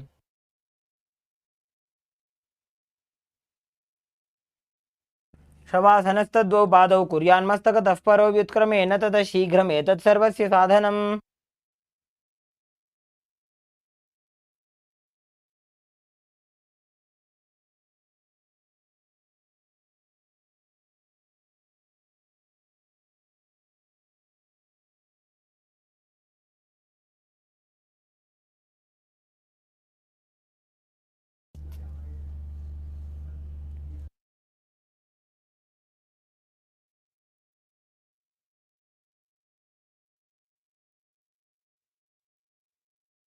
Next asana is Supta Prasarita Padangushtasana. Now raise your legs and let the soles face the sky and hold the toes as you slowly widen your feet towards the side. Visualize Swamiji in your inner space. उत्तानवादं क्रौञ्चं च मरीचिं वीरभद्रकं नटराजं त्रिकोणं च सुप्ताङ्गुष्ठप्रसारणे. Next asana is Supta Padangushtasana. Now bring your legs back close together and let them face the sky as you continue to visualize Swamiji in your inner space. उत्तानपादं क्रौञ्चं च मरीचिं वीरभद्रकं नटराजं त्रिकोणं च सुप्ताङ्गुष्ठप्रसारणे. Next asana is Matsyasana. Now from Supta Padangushtasana, lock your legs into Padmasana and let the legs down on the mat. Now hold the opposite elbows behind your head as you visualize Matsya, the fish avatar of Lord Vishnu. Start performing the new Kumbhaka, which is Ujjayi Kumbhaka, for the following asanas. Inhale and exhale, making a ocean-like sound. मुक्तपद्मासनं कृत्वा उत्तानशयनं चरेत् कूर्पराभ्यां शिरोवेष्ट्या मत्स्यासनं तु रोगः. Next asana is Parashuramasana. Now continue to maintain the same posture as you keep the back of the right hand on the left palm. Visualize Lord Rama in your inner space. प्रथमकरे पद्मासन आछे सूधोसो वे भूपरिपाछे. Next asana is Sarvangasana. Now place your hands on the hips and lift your legs off the ground. Balance the weight of your legs on the elbows and hands as you visualize Swamiji in your inner space and gaze at the nose. क्षेत्र संक्षेपात् सर्वांगासनम् उत्तमम्. Next asana is Vrishchikasana. Now lay on the back and keep one foot on the opposite thigh.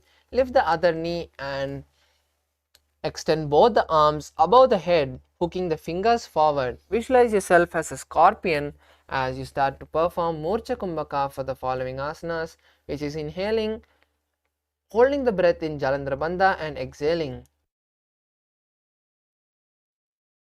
सूधोषिकेशिकी सन्धि सुदाखे. Next asana is Vrishchikasana on the opposite side. Now switch the position of your legs and continue to keep your hands behind the head with the fingers hooked forward. Visualize yourself as a scorpion and gaze at the third eye. प्रथमशेन सूधोषिकेशिकी सन्धि सुदाखे. Next asana is Vrishabhadakshepasana. Now lie on the back and interlace the fingers around the neck. Bring one knee forward and touch it with the opposite elbow. Perform this alternating your feet and visualize Swamchi in your inner space. As you start performing Saja Kumbhaka for the following asanas, which is inhaling, holding the breath and exhaling comfortably. उत्तानशयनं कृत्वा अङ्गुलिभिः कन्दरां बद्ध्वा कूर्परो मिलित्वा. Next asana is Marottanasana. Now place the hands by your hip and bring one knee and touch the respective ear. Visualize Swamji in your inner space. श्रोतानवत्संस्थितिः कृत्वा जानद्वयं पर्यायेन कर्णयोः संस्पृशेत्. Asana is Brikasana. Now lie on your back and raise your legs up. Slowly get up and again lie back down. Perform this again and again as you visualize yourself as a wolf. उत्तानशयनं कृत्वा पादतलाभ्यां भूमिं धृत्वा. Next asana is Lutasana. Now lay on your back and quickly throw the legs above the head, completely rolling over. Finish in a prone position. As you repeat this again and again, visualize Swamji in your inner space. उत्तानशयनं पादौ शिरौ उल्लङ्घ्य भूमौ स्थापयित्वा. Next asana is Saratasana. Now stay in the same prone position and contract your lips, making a flute-like sound as you visualize carrying warriors into a battle on a chariot. शयनं कृत्वा नाभिं भूमौ निधाय. Asana is Dehalyulanghanasana. Now come to a plank position, a tall plank position, and start jumping your legs in between your palms and backwards. Repeat this again and again and visualize yourself gone beyond the body. हस्तद्वयं बद्ध्वा तन्मध्यचरणद्वयम् उड्डानैव बहिरानीज्य अथ नजेत्. Next asana is Jatyasana. Now from a standing position, bend forward and place the hands on the mat.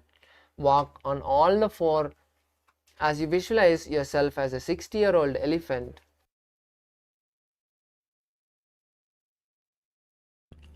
अथ जात्यासनं वक्षे येन जातिस्मरो भवेत्. Asana is Lolitika Karana. Now come to a half squatted position with your knees pointing outward and the soles and the heels touching. Now tilt your head backwards and open your hands wide. Bring the one hand at a time, crossing your chest as you rotate your head in all directions.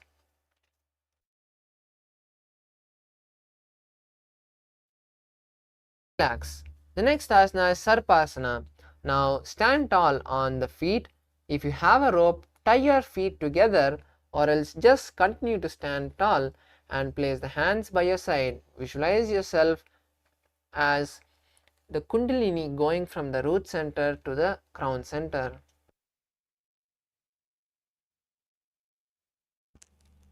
अथ सर्पासनं वक्षे वायुपाणाय केवलं शरीरं दण्डवत् तिष्ठेत् रज्जुबन्धस्तु पादयोः. Next asana is Ushtra Sadanasana. Now lean forward and place the palms under the feet from the front of your feet. Start walking front and back in the mat as you visualize yourself as a camel. मुष्टिकनिष्ठिका प्रदेशेन भूमौ निधाय उपरि पादतले संस्थाप्य. Asana is Ashwasana. Now stand up and then lean down again. Place the palms under your foot from the side this time and walk front and back, visualizing yourself as a horse. मुष्टिकनिष्ठिका प्रदेशेन भूमौ निधाय उपरि पादतले संस्थाप्य. Next asana is Kapotani Takasana. Now interlace your fingers behind the back and pull them down towards the calves, tilting your head backwards. Visualize yourself as a soaring bird. पादतले भूमौ निधाय पृष्ठभागेन हस्तौ जङ्घापर्यन्तं नीत्वा Next asana is Pushpaputam Karna. Now stand tall with the palms together and knees in a half squatted position. Bring the palms together in Namaskara Mudra and gently bend the knee and keep the toes, and simultaneously open up the palm, raising the heel off the ground, slightly lowering the waist and the shoulders of the respective heel. Visualize offering flowers to Paramashiva. Next asana is Khadgasana. Now lie down on the stomach and raise to a plank position. Jump the feet forward and stand up. Then bring the palms together, forming the horn of the rhinoceros, visualizing yourself as a rhino and gaze at the nose. नुजसरतमासनं कृत्वा पादतलाभ्यां भूमिं पृष्ठभ्य उत्तिष्ठेत्. Next asana is Uttanottanam. In this asana you can use weights to intensify it. Now sit down on the ground and stand up again and again. Visualize Swamiji in your inner space and gaze at the nose. पुनः पुनः उत्थातव्यम् अस्थितव्यम् इति उत्थानोत्थानं भवति. Next asana is Musalasana. Now stand up straight and start jumping with the hands raised above the head. Visualize yourself as a mace. सरलं स्थित्वा ऊर्ध्वं बाहुनयेत् वारं वारम् उड्डानं कृत्वा.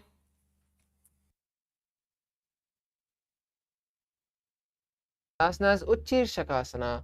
Now from the standing position, pull one sole to the belly and sit down and stand up with the opposite leg. Do this on the other side again and again, switching the sides. Visualize Swamiji in your inner space and gaze at the nose. एकैकं पादतलं कुक्षौ निधाय तिष्ठेत् उत्शीर्षकं भवति. Asana is Parshvajanu Karana. Now stand in the half squatted position and lift the right knee to the chest. The left knee to the chest, and hold the raised knee with the respective hand, clenching the fingers of that hand into a fist.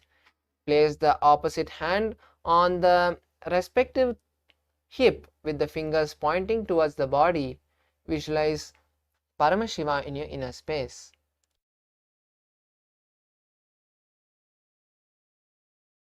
Asana is Tandavasana. Now on one leg, stand straight and lift the opposite leg forward. Lower the body down to the mat and stand up again. Keep the straight leg extended throughout as you visualize yourself dancing fiercely as Paramashiva. पादेन स्थातव्यं ताण्डवासनं भवति.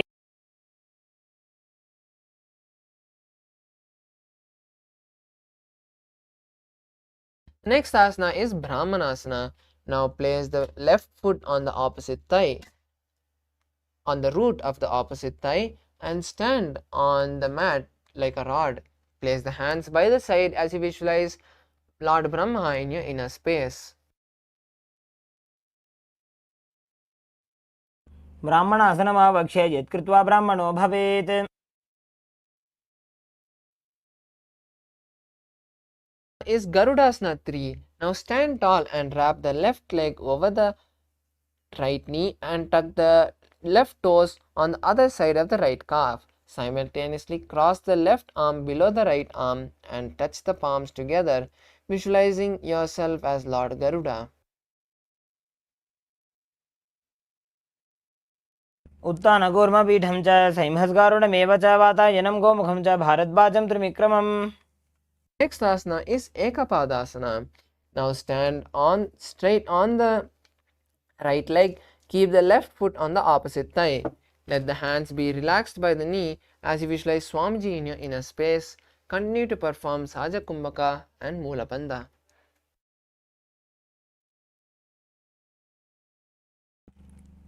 दक्षाङ्घ्रिं वामपादस्य जङ्घोपरि निधाय च. Asana is Dhruvasana. Now stand on the right leg and hold the toes of the left foot and straighten it out to the side. Rotate on the standing leg as you visualize the pole star in your inner space. एकेन हस्तेन दण्डरूपस्य एकस्य पादस्य अग्रं धृत्वा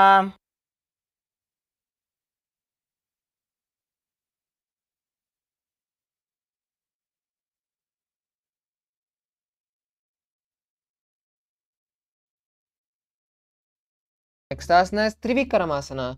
Now stand on the right leg and lift the left foot and place it behind the neck. Sit down and stand up as you visualize Lord Vishnu taking 3 steps.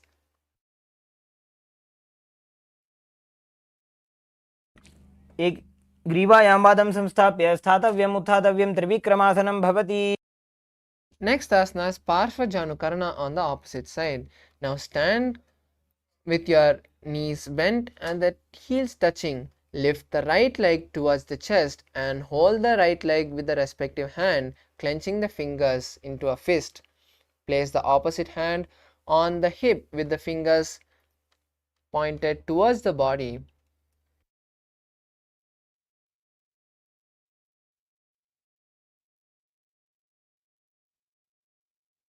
Next asana is Tandavasana on the opposite side.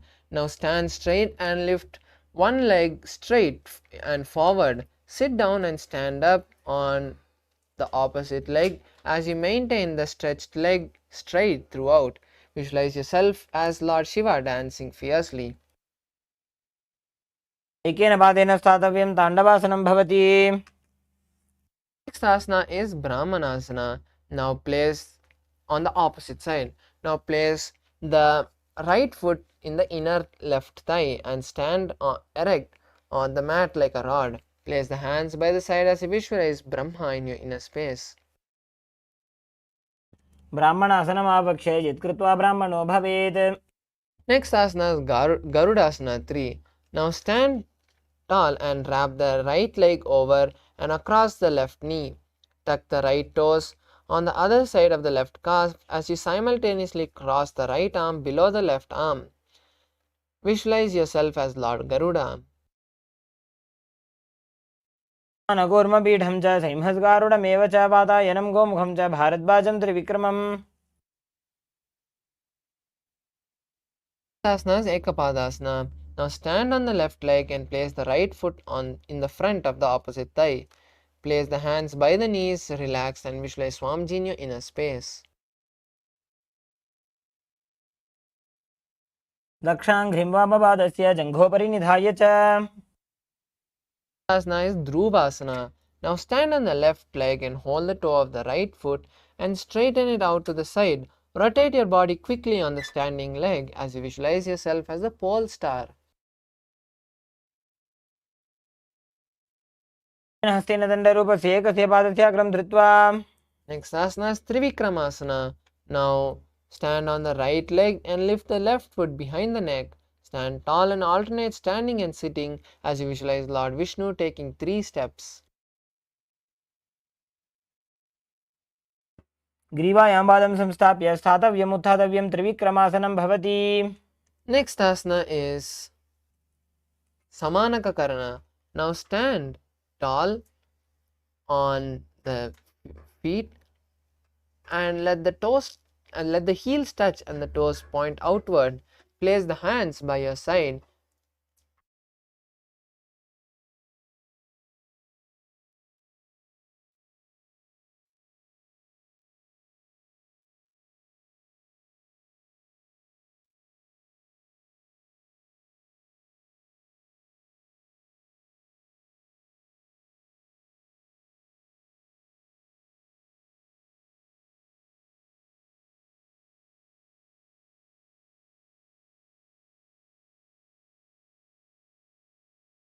Next asana is Ghorakanjali Asana.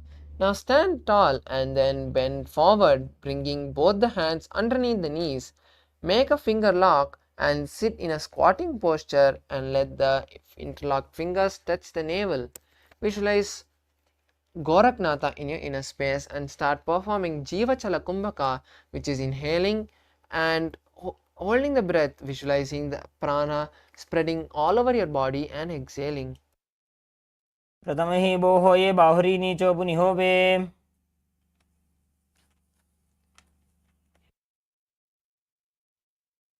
Asana is Kanchiyasana. Now insert the hands between the thighs and calves and wrap the hands around the buttocks as you squat down with the hands behind. Let the chest be upright and visualize Swamiji in your inner space. ऊरुमध्यात् हस्तौ निवेश्य नितम्बं धृत्वा पादतलाभ्यां भूमिं वष्टभ्य. Next asana is Bhairuvasana. Now bring the feet together and sit in a squatting posture with the heels touching the perineum. Hold the hands at the back and sit upright and gaze to the nose as you visualize Bhairava in your inner space. दो बका की थलिया की माहिली core मिलाजी फना पानी उकड़ मोड़ वैसे. Next asana is Varahasana. Now squat all the way down on the ground and keep your feet together with the toes apart. Bring your elbows up and close to the head with the palms joined over and tilt it and turn it backside behind your back with the toes pointing downwards. Gaze to the nose and visualize Varaha, the boar avatar of Lord Vishnu. पागदली की माहिली core मिलाजी फना पानी उकड़ वैसे. Next asana is Pripitasana. Now keep the heels touching and bring your hips to the same level as your knees. Let the hands hang down with the fingertips touching the mat in front of you. Visualize Swamiji in your inner space.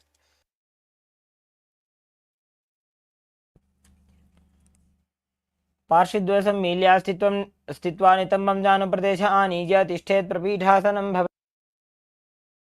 Next asana is Bakasana. Now place the hands on the mat, shoulder width apart with the fingers wide apart. Place your knees on the back of the arms and lean forward, lifting the legs off the ground. Visualize yourself as a crow. हस्ताभ्यामवनिमविष्टभ्य जानुद्वयं नाभौ सम्मील्य. Asana is Shushtanga Kapalyasana. We request all the participants who have any ailments to not perform these inverted asanas without the consultation of your doctor. For the rest of the participants, now you can take the support of a wall or a partner to perform this asana. Now kneel down on the ground with the palms shoulder width apart, with the hands shoulder width apart, and place the crown of the head on the ground. Bring the legs forward and stack the hips on the shoulders as you slowly lift the legs off the ground. Lock your legs into Padmasana and visualize Swamiji in your inner space. आसन को गुणकपाल आछो होई. Asana is Guptasana. Now keep the toes flat and touch the opposite feet. Sit down between the feet and let the heels come outside of the hip. Keep the hands on respective knee and sit straight. Gaze at the nose and visualize you are sitting in Shiva's secret posture.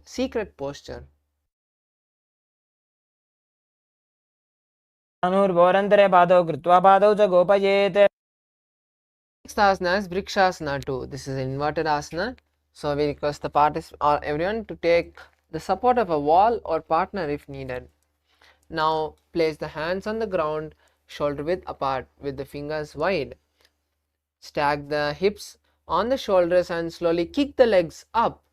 Balance in the handstand as you visualize a tree in your inner space. चक्रक्षालनाय वृक्षासनविशेषकान्. Asana Shibu Asana. Now switch the gaze to the third eye as you continue to balance in the handstand. दो पगजोड़ी माही Gulf मिलाए. Next asana is Matsyasana 2. Now come to a plank position and slowly bring your chest down to the mat and raise it up. Visualize a fish in your inner space. निब्जं शयनं कुरु परो पार्श्वभागायाम् ऊर्ध्वकृत्य. Asana is Sarpasana 2. Now lie on your belly and place the hands on the respective hip. Turn from right to left and visualize yourself as a snake.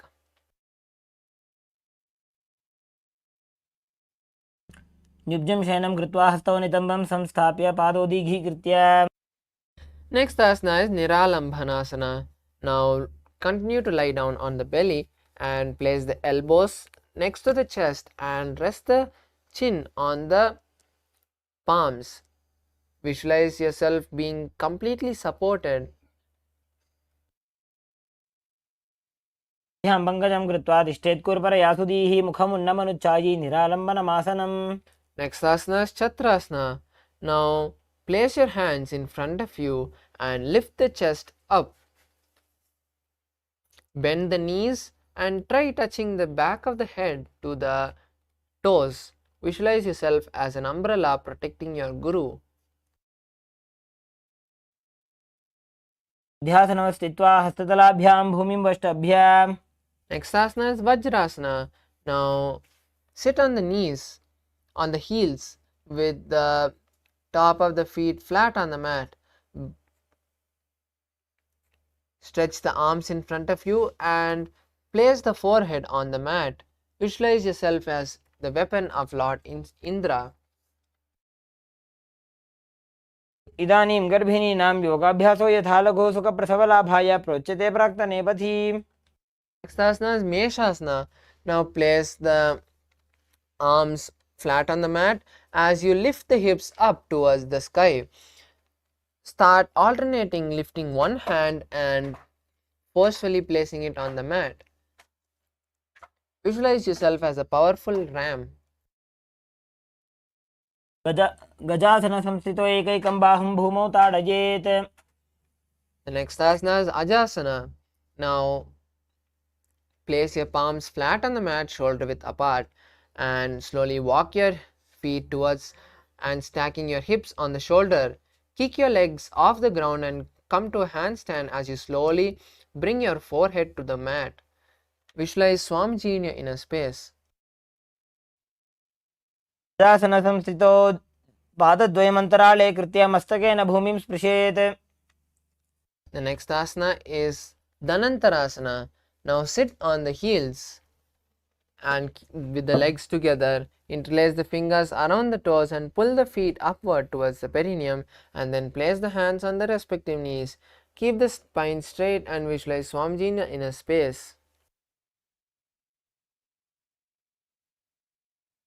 विधिपरिहाता की काकसी से फणा शरा मोड़ी. Next asana is Angamotanam. Now interlace your fingers in front and then behind you. Stretch the arms forward to the side and then backward, giving massage to various muscles. Visualize Swamiji in your inner space. हस्तयोः अङ्गुलीर्बद्ध्वा हस्तयोर्मध्यात्तरमङ्गं निष्कासयित्वा तिष्ठेत्. अङ्गमोत्तनं भवति.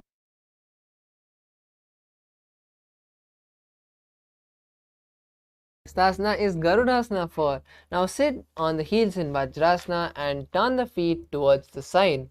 Keep the thighs and knees on the ground and keep the spine straight and place the hands on the respective knees. Visualize yourself as Lord Garuda. गौरुभ्यां धरां बीड्या स्थिरकायोद्विजानुना जानु बरिगरद्वन्द्वा गरुडासनमुच्यते. Next asana is Ananda Mandirasana. Now sit with the legs folded back and the toes pointed backwards. Keep the knees wide and the front of the buttocks on the ground. Gaze at the third eye and visualize you are residing in a blissful temple. अथ पक्षे वीरनाथ आनन्दमन्दिरासनम्.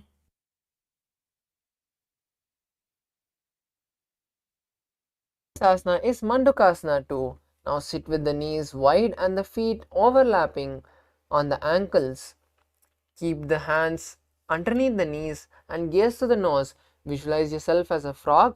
Perform Manduki Mudra, which is rolling the tongue and pressing the upper palate, and perform Udyana Bandha, which is the stomach lock, pulling the stomach in and up. पृष्ठं सम्पीड्य गुल्फाभ्यां जान्वङ्गे सबलयाकृतिः हस्तोपादतले क्षिप्तो मण्डूकं पाददोषहृत्.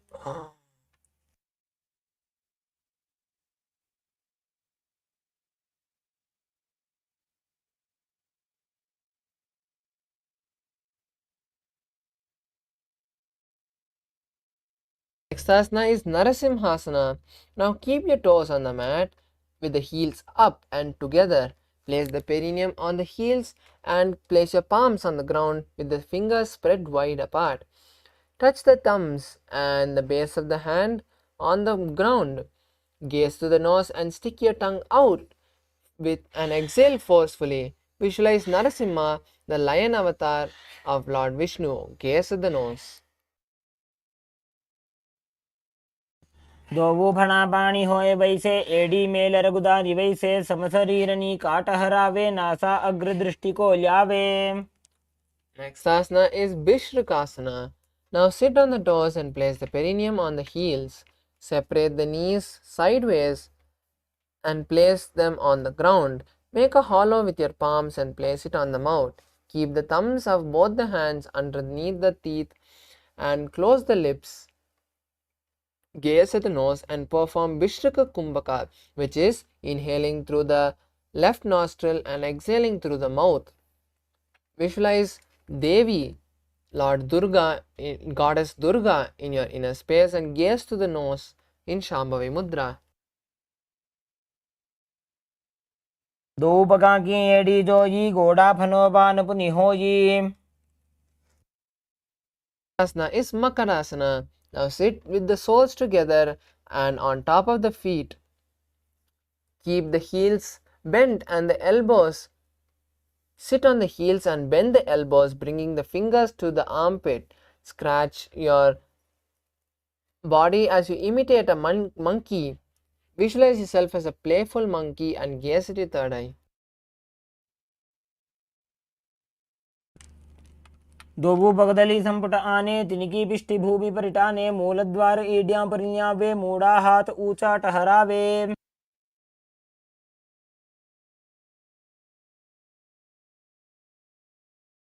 Next asana is Vajrasangarasana. Now stand on the toes with the soles of the feet together and knees off the ground. Sit on the heels and hold the elbows from the behind as you gaze at the nose and visualize a diamond in your inner space. वणा पानी होए वैसे दोबू एड़ी गुदानी वैसे गोड़ा उभा राखे धीर आड़े वाज पसारे धीर. Next asana is Kanjanasana. Now keep the toes down and the ankles crossed behind and sit on the crossed ankles. Place the palm on the side of the mat and visualize perfect health for you. Gaze at your nose and perform Udyana Bandha, which is the stomach lock.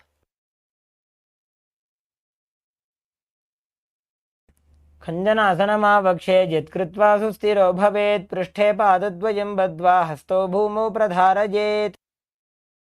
The next asana is Kurmasana. Now with the toes flat, cross the feet and place the perineum on the back of the heels. Keep the knees wide on the floor and rest the hands on the respective knees. Visualize yourself as a tortoise and gaze to the nose. Continue to perform Ujjayi Kumbhaka and Moolabandha. गुल्फौ च वृषणस्याधो व्युत्क्रमेण समाहितौ ऋजुकाय शिरोग्रीवं कूर्मासनमितीरितम्.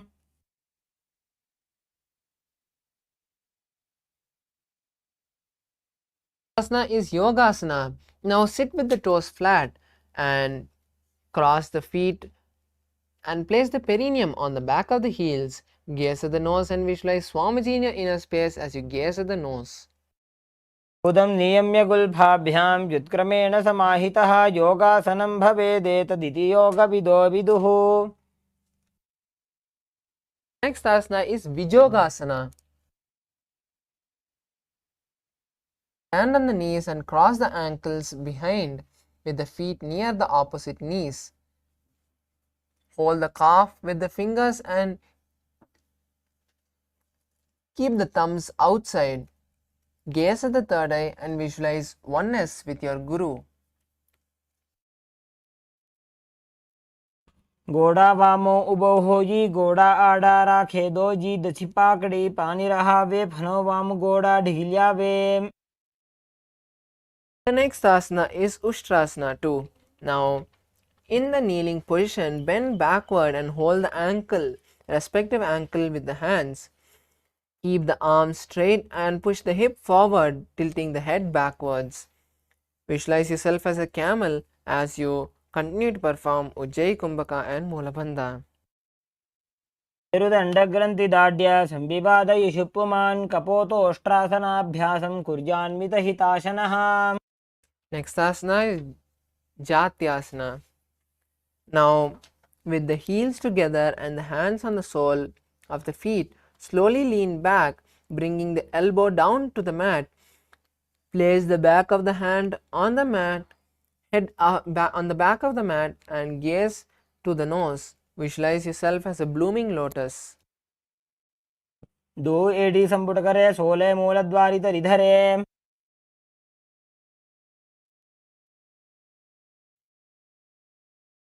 Asana is Viratasana.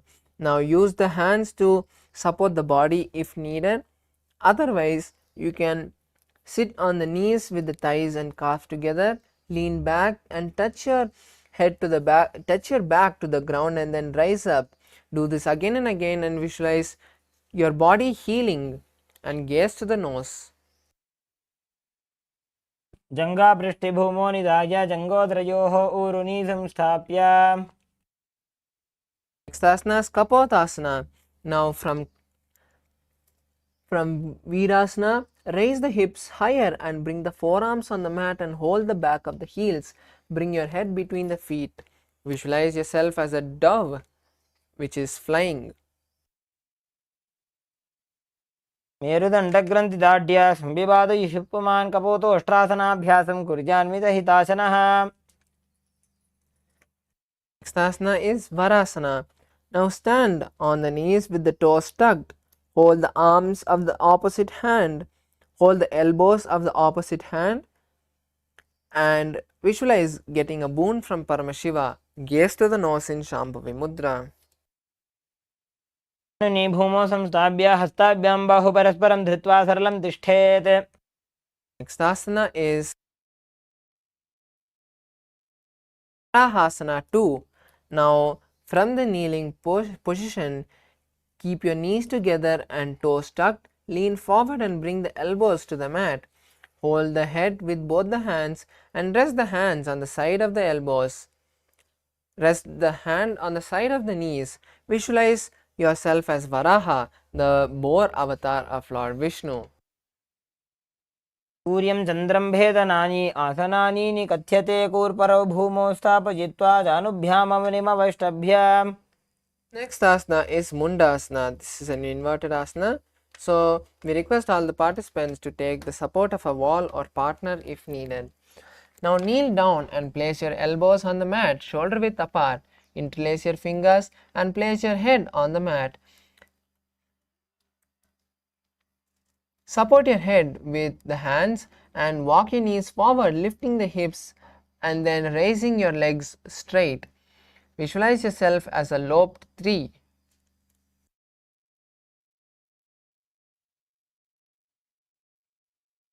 मुण्डासनं वक्ष्ये सर्वेषां प्राणिनां सुखम्. Next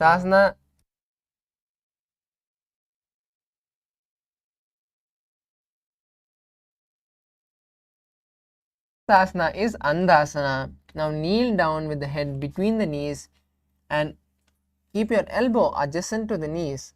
Hold the head with both the hands and exhale through the mouth. Visualize Swamiji in your inner space and gaze to the nose. प्रथमपगदली समटहरावे कोरमाहिली उभे मिलावे. Next asana is Viparita Shalabhasana. Now lie down on the stomach and extend the hands straight in front of the head. Slowly lift the legs and hands and chest off the ground. Visualize yourself as a locust. शलभासनभेदाश्च नटभेरुण्डनामके गण्डभेरुण्डसहिते शीर्षदण्डासनं तथा.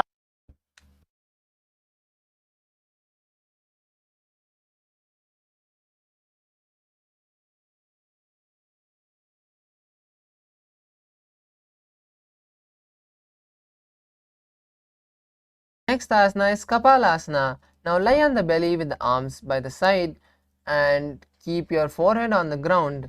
Visualize yourself as a skull in Kapalasana. कपालं भूमौ निधाय ऊर्ध्वं पादौ नजेत् कपालासनं भवति. Asana is Akasha Tattva. Now, from the lying position, bring your hands to the side of your hips and kick your legs off the ground, slowly bringing the legs in front of the head and placing them flat on the mat. Visualize yourself as a flying dove as you continue to perform Saja Kumbhaka and Moola Bandha. उष्ट्रासने स्थित्वा चरणौ भूमेरुत्थाप्य मस्तकोपरि नीत्वा. Next asana is Chatakasana.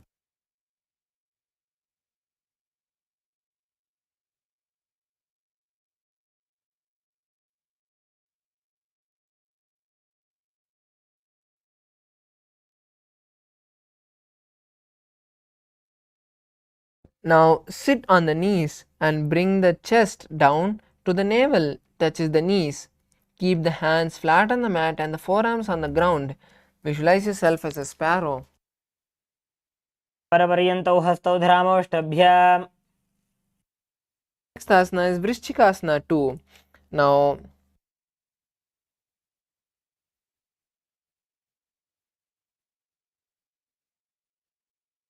kneel down on the hands and place the forearms on the ground. Raise the legs behind the back and touch the feet to the head. Lift the chin and hold the position as you visualize yourself as a scorpion.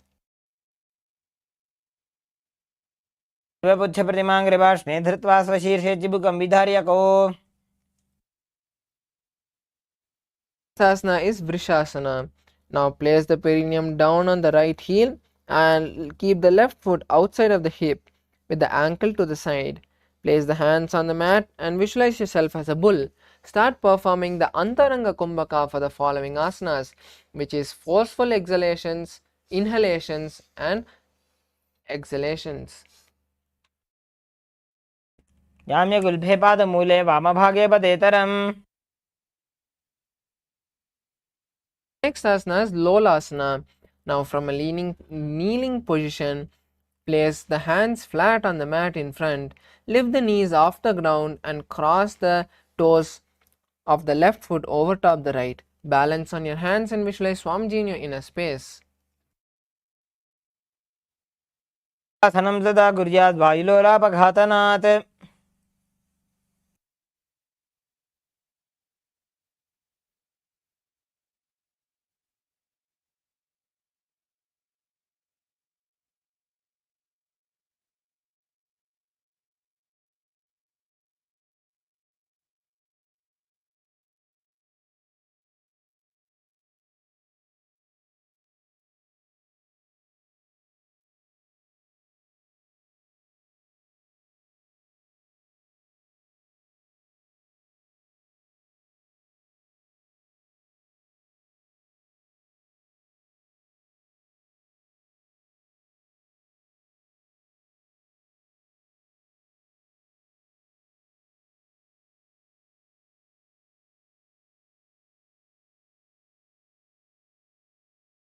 Next asana is Vrishasana on the opposite side. Now place the perineum down of the left heel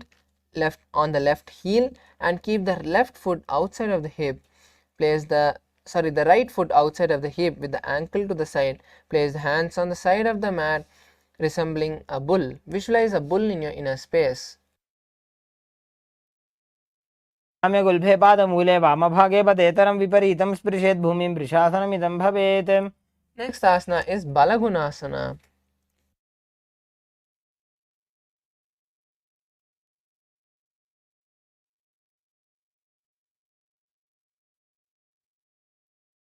Now place the toes of the left foot on the ground and sit on the heel of the left foot. Place the right foot flat on the ground with the knee raised towards the chest. Place the palm on respective knees and maintain an upright position as you visualize the Siddha Balaguna in your inner space. आसन को गुणजल विकारजायी. Next asana is Grahasana. Now stand up and squat with the feet flat on the mat. Bring the elbows under the thighs and wrap the hands around the shin. Hold on to the ankles from the outside as you visualize yourself as a planet. पादतले भूमौ संस्थाप्य जानुमध्ये कूर्परौ स्थाप्य. Next asana is Balagunasana on the opposite side. Now place the right toes on the ground and sit on the heel of the right foot. Place the left foot flat on the ground with the knees raised towards the chest. Place the palms on the respective knees. Visualize yourself as Balaguna, one of the 84 siddhas in your inner space. आसन को गुण जल विकार जाई. The next asana is Utkatasana.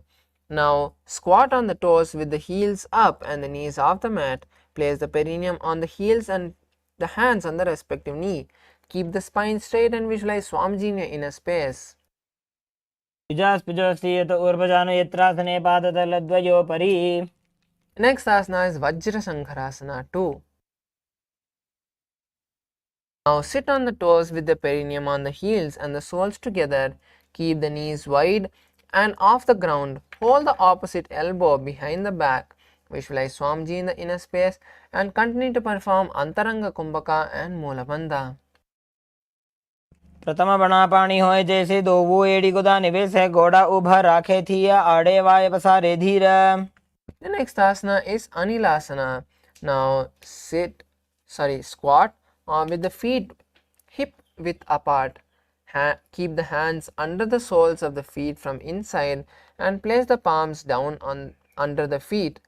Keep the arms straight and gaze to the nose in Shambhavi Mudra as you visualize your ability to live off air alone. Continue to perform Antaranga Kumbhaka and Mulabandha.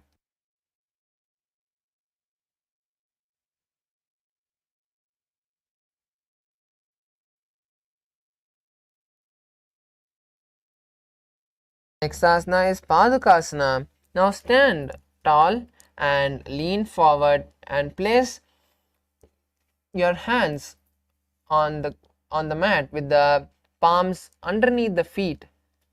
Hold the feet with the fingers and walk forward and back in your mat as you visualize yourself wearing padukas and walking.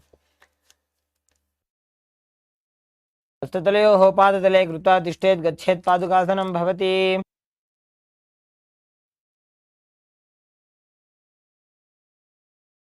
Next asana is Kukkutodhanasana. Now place the palms on the mat, shoulder width apart, and keep the legs flat on the mat. As you jump your feet off the mat and let them fall back again on the mat. Visualize yourself as a rooster and do this again and again. हस्ततले भूमौ कृत्वा पादतले चोर्धमुड्डानं कृत्वा भूमौ पतेत्. Asana is Viparita Nrittasana. Now place your hands on the mat, shoulder width apart, and keep the fingers wide apart. Lean forward and stack the hips on the shoulders as you kick the legs off the ground and get into a handstand. Start shaking your legs and dancing in this handstand position as you visualize yourself being free from everything. हस्ततलाभ्यां भूमिं वष्टभ्य ऊर्ध्वपादाग्रे कुर्वन्. Next asana is Kunjarasana. Repeat. Separate the feet and place the palms down.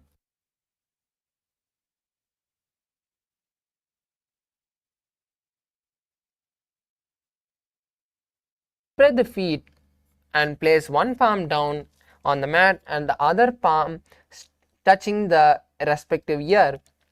Bring the opposite. Visualize yourself as visualize Swamiji in your inner space and start performing Saja Kumbhaka, which is inhaling comfortably and holding the breath and exhaling. Akshay Mahadev कुंजरासनम् उत्तमम्. Asana is Kunjarasana on the opposite side. Now place the opposite hand flat on the mat and with the other hand touch the respective ear. Visualize Swamiji in your inner space and continue to perform Saja Kumbhaka and Mulabandha. Akshay Mahadev कुंजरासनम् उत्तमं करेणैकेन पादाभ्यां भूमौ तिष्ठे चिरकरः. The next asana is Kardambasana. Now sit on the ground with the feet flat and the heels close to the body. Hold a respective ankle and lift the feet off the ground. Visualize yourself as the Kadamba tree, a pious tree that promotes a long life. पार्श्निभ्यां भूमिं वष्टभ्या हस्तद्वयेन गुल्फौ धृत्वा. The next asana is Pavanamuktasana. Now sit with the heels at the perineum and hold the knees with the hands. Press them towards the chest and visualize the excess vata being released from your system.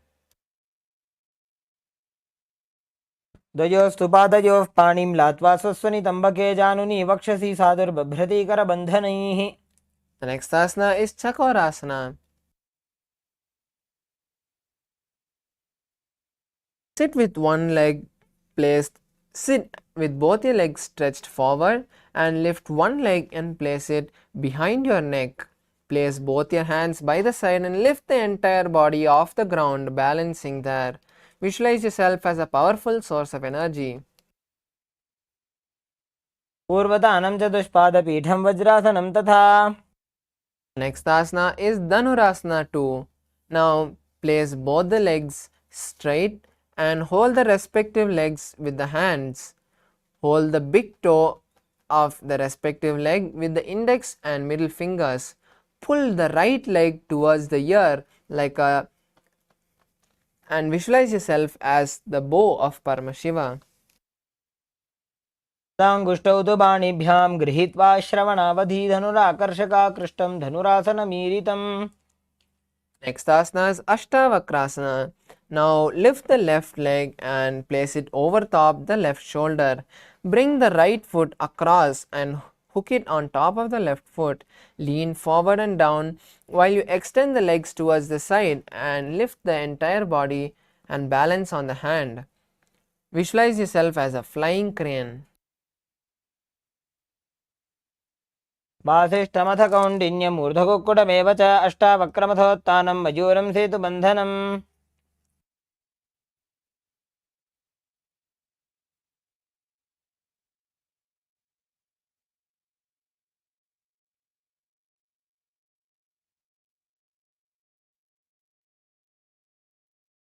Next asana is Pranasana. Now place the right foot on the left thigh and bring the left foot flat on the ground. Have the left shoulder underneath the raised left leg and place the hands flat on the ground. Visualize your ability to exist from prana alone as you gaze through the third eye in Shambhavi Mudra. एतत् प्रभेदं वक्ष्यामि करोति यः स चामरः. Next asana is Parshamachendrasana.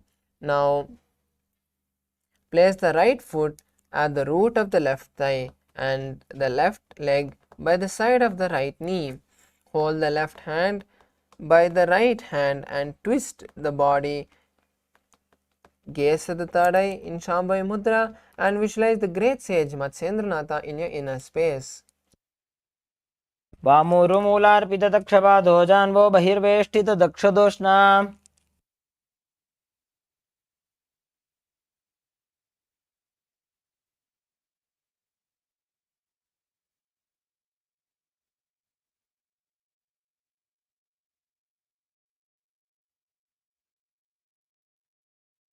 Next asana is Chakorasana on the opposite side.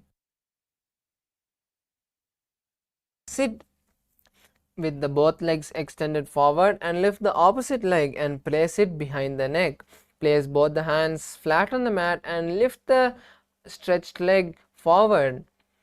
As you lift the entire body off the ground, visualize yourself as a powerful source of energy and gaze at the third eye. पूर्वतानं चतुष्पादपीठं वज्रासनं तथा. Next asana is Dhanurasana 2. Now sit on the ground and hold the right toe with the index and middle fingers and pull the foot towards the right ear. Keep the other leg extended as you hold that extended leg with the left hand. Visualize yourself as a bow. ताङ्गुष्टौ तु पाणिभ्यां गृहीत्वा श्रवणावधि धनुराकर्षकाकृष्टं धनुरासनमीरितम्. Next asana is Ashtavakrasana. Now place the left leg over top place the right leg over top the right shoulder and bring the left leg across the body and hook it on top of the right foot. Lean forward and down while extending the legs out towards the right side. Lift the body off the ground and balance on your hands as you visualize yourself as a flying crane. वासिष्ठमथ कौण्डिन्यम् ऊर्ध्वकुक्कुटमेव च अष्टावक्रमथोत्थानं मयूरं सेतुबन्धनम्.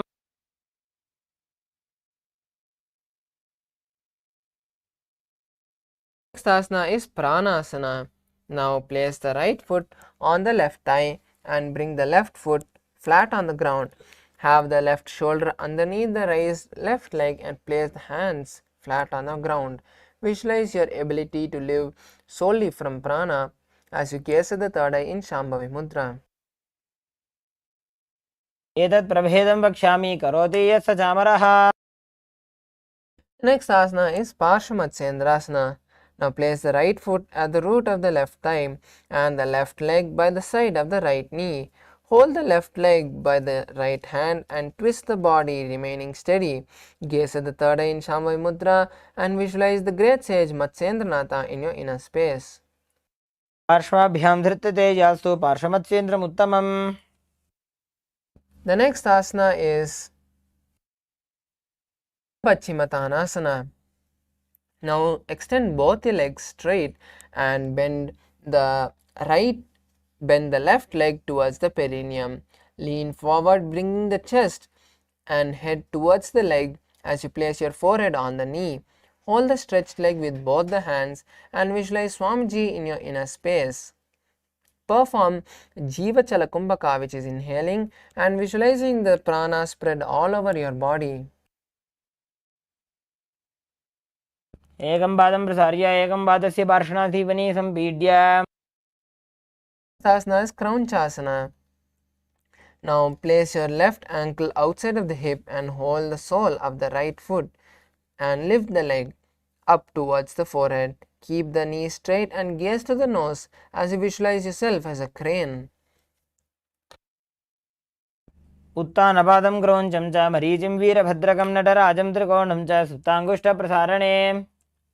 Next asana is Ardhapaschimottanasana on the opposite side.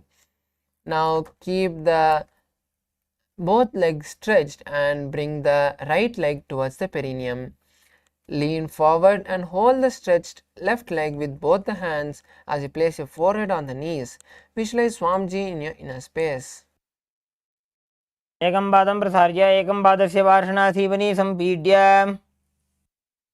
Asana is Kraunchasana. Now place the right ankle outside of the hip and hold the sole of the left foot and lift it up, placing your forehead on the knees. Keep the knee straight and gaze to the nose as you visualize yourself as a crane. वासिष्ठमथ कौण्डिन्यम् ऊर्ध्वकुक्कुटमेव च अष्टावक्रमथोत्थानं मयूरं सेतुबन्धनम्. Next asana is Swastikasana. Now sit with your soles between the thighs and calves and keep your head, neck and spine in a straight line. Place the palms on the respective knees as you visualize yourself as the embodiment of peace, well-being, good fortune and prosperity. Gaze to the nose in Shambhavi Mudra. अनोर्भोरन्तरे सम्यक् कृत्वा पादतले उभे रुजुकाय समासीन स्वस्तिकं तत्प्रचक्षते. Asana is Ghorakasana. Now maintain the same position as you cover the heels with the respective hands. Tuck the chin to the chest in Jalandhara Bandha and gaze to the tip of the nose in Shambhavi Mudra. Visualize the great sage Goraknatha in your inner space. जानुर्भोरन्तरे पादौ उत्तानो व्यक्तसंस्थितौ. The next asana is Bhagasana 2. Now bring the left heel to the perineum and the right foot on the left thigh. Close your eyes with the close the mouth with the little fingers and the ring fingers. Close the nose in with the middle fingers. Close the eyes with the index finger and the ears with the thumbs, which is the Shambhavi Mudra. Gaze to the third eye and visualize Swamiji in your inner space. पार्श्वगुदं संस्थाप्य दक्षाङ्घ्रिवामजगने. The next asana is Yogasana 2. Now place the feet on top of the opposite knee as you place the hand on the ground beside you. Keep the palms facing up and the spine straight as you gaze to the nose. Visualize Swamiji in your inner space, gaze to the tip of the nose, and start performing the new Kumbhaka for the following asanas, which is inhaling with the tongue bent like a straw, and make sure that the tongue does not touch the teeth, and exhale through the nose. उत्थानो चरणो कृत्वा संस्थाप्योपरि जानुनोः. Next asana is Urdhva Kukutasana. Now roll the palms and place the palms on the ground and continue to be in Padmasana. Slowly lift the body off the ground as you visualize yourself as a rooster and perform Kakachanchukumbhaka and Mulabandha. वासिष्ठमथ कौण्डिन्यम् ऊर्ध्वकुक्कुटमेव च. Next asana is Siddhaharatali Asana. Now insert the hands between the gap of the thighs and calves. Maintain that position without lifting your body. Gaze to the tip of the nose in Shambhavi Mudra and visualize Swamiji in your inner space. प्रथम पद्मासन को करे हस्तदो भूगोड़ासन दिधरे. Next asana is Hamsasana. Now lift your body from the same position as you visualize yourself as a swan. Gaze to the nose in Shambhavi Mudra. Kukkutasana स्थित्वा स्कन्दपर्यन्तम् ऊरोनि नीत्वा. Next asana is Karmakasana. Now from Padmasana, insert the hands between the thighs and calves while sitting. Reach the hands behind the body, interlacing the fingers behind you. Bring the forehead to the floor and gaze to the nose as you visualize yourself as the bow of Lord Shiva. प्रथम पद्मासन को करे Ghodasan दिमाही करिधरे.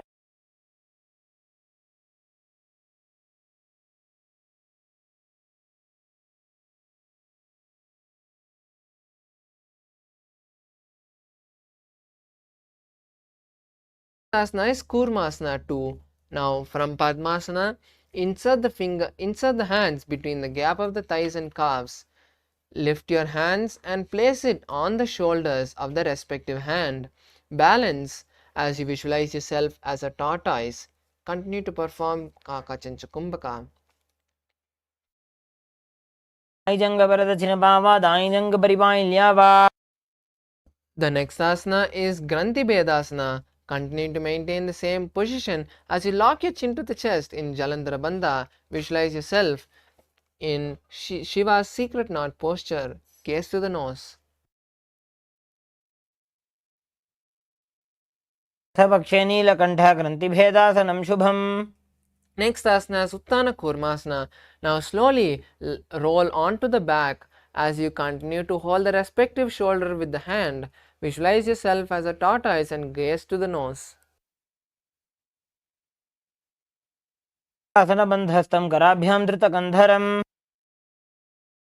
Next asana is Panga Kukutasana. Now sit back up and lock your legs in Padmasana. Place both the hands through the gap of your thighs and calves as you hold the left hand with your right hand. Lift your body off the ground on just your left hand and balance as you visualize yourself as a rooster. कुटासन स्थित्वा एकेन हस्तेन अन्यसमनिबन्धं धृत्वा. Next asana is Panga Kukutasana on the opposite hand. Now hold the right hand with the left hand and raise the body off the ground on the right hand. Visualize yourself as the rooster. स्थित्वा एकेन हस्तेन अन्यसमनिबन्धं धृत्वा. Next asana is Gridhrasana. Now place the elbow on the opposite soles and interlace the fingers, resting your chin on the interlaced fingers. Visualize yourself gone beyond greed as you continue to perform Kakachanchukumbhaka and Mulabandha. तानोर्भोरन्तरे पादौ उत्तानो व्यक्तसंस्थितौ. Next asana is Padmasana 3. Now hold the stack the palms, placing your right palm over top your left palm and keep it in front of your navel center.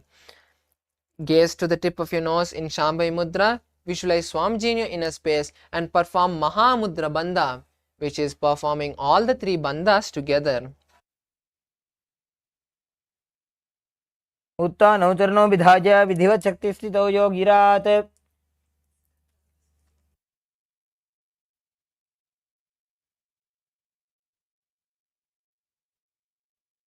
Asana is Padmasana 4. Now place your palms on the respective knees as you visualize Paramashivam in your inner space. Gaze at the tip of the nose in Shambhavi Mudra. एतत् पद्मासनं कुर्यात् प्राणवायुप्रसिद्धये शुभासनं सदा ध्यायेत् पूरयित्वा पुनः पुनः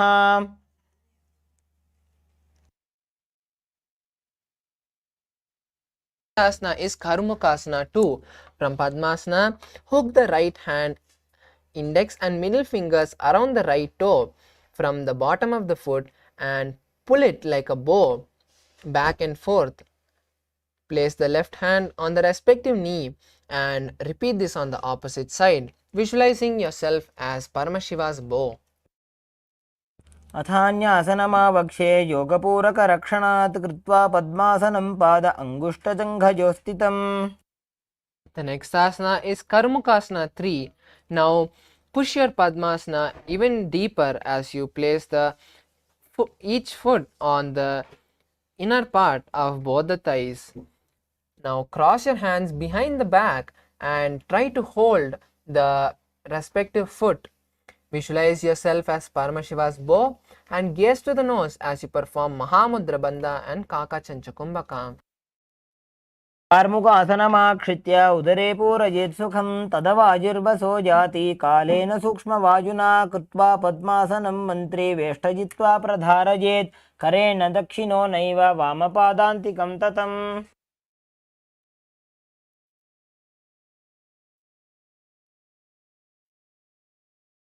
Next asana is Dhridasana. Now continue to maintain the same position as you release yourself from Mahamudra Bandha and hold only the Moola Bandha. Gaze at the third eye and visualize yourself as Paramashiva's third eye.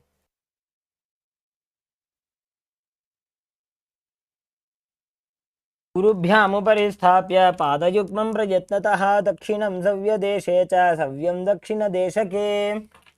The next asana is Nagrasana. Now continue to hold your legs if you can and lie down. If you are not able to hold on to your toes, just cross your hands behind the back and lie down. Visualize yourself as a snake and gaze to the nose and start performing the Sahaja Kumbhaka for the following asanas, which is inhaling and holding the breath and exhaling comfortably. प्रथम पद्मासन कोठाने दो हाथ पाछाने आने पाद अंगूठा पकड़े आनी सोबई कहुन्या कुल्या पानी. The next asana is Kandukasana. Now lie on your back and bring the thighs and calves towards the knees. Hold the legs, wrap the legs with your hands as you squeeze your body. Visualize yourself as a ball. वेत्रासने स्थित्वा हस्तपादान् निष्कुष्य ऊर्ध्वं नयेत् पृष्ठवंशेन भूमिं पोथयेत् कन्दुकासनं भवति. This asana is Urdhva Pavanasana. Now lie on the back with the knees raised and knees together. Keep the feet flat on the ground. Place the hands interlocked behind the head and gaze to the nose in Shambhavi Mudra. Visualize Swamiji in your inner space. प्रथमे सूधो सैनगरावे गोड़ा उभा राशि मिलावे गुल्फमा हिला अंगुष्ठदोजी करे एक समेल रसोई. Next asana is Markata Pītāsana. Now lie on your back and bend the knees, keeping the feet flat on the mat. Place the upturned palms underneath the heels and lift the hips up. Perform Jalandhara Bandha and visualize yourself as a powerful ape.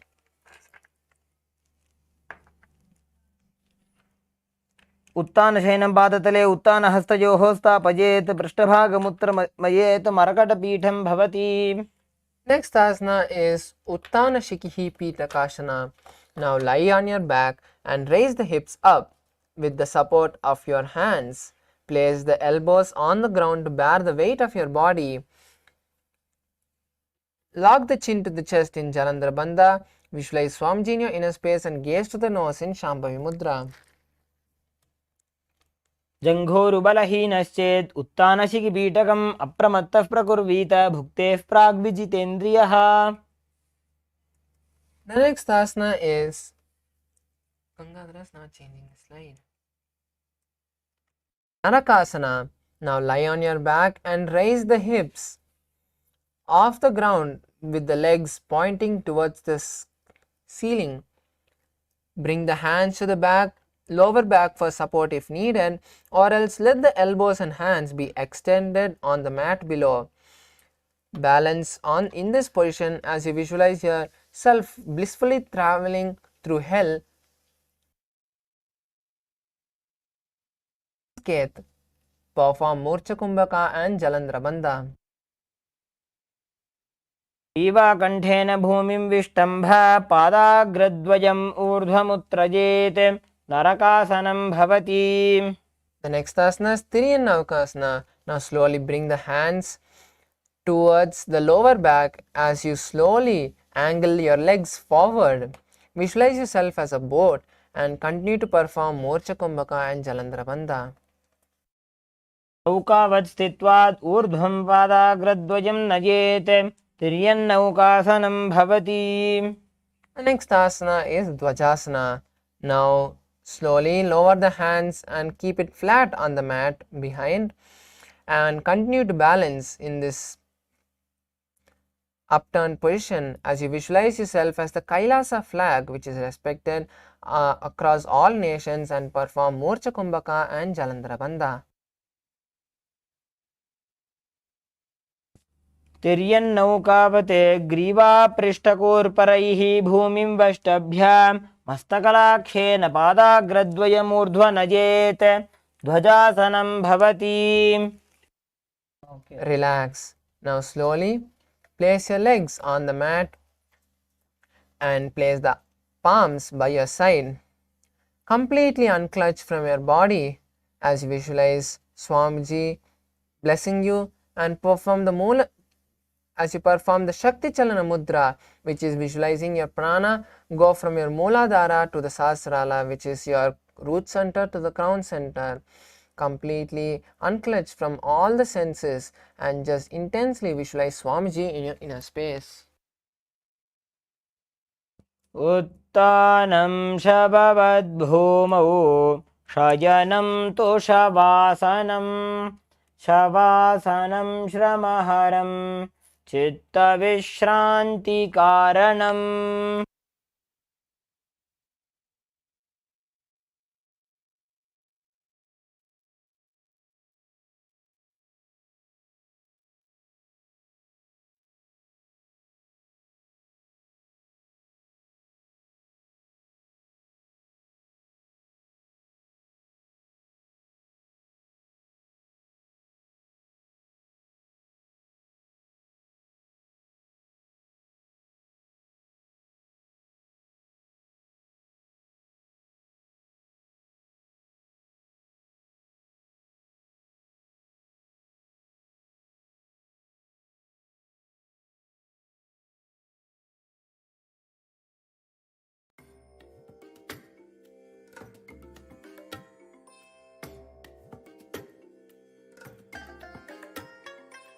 I bless you all.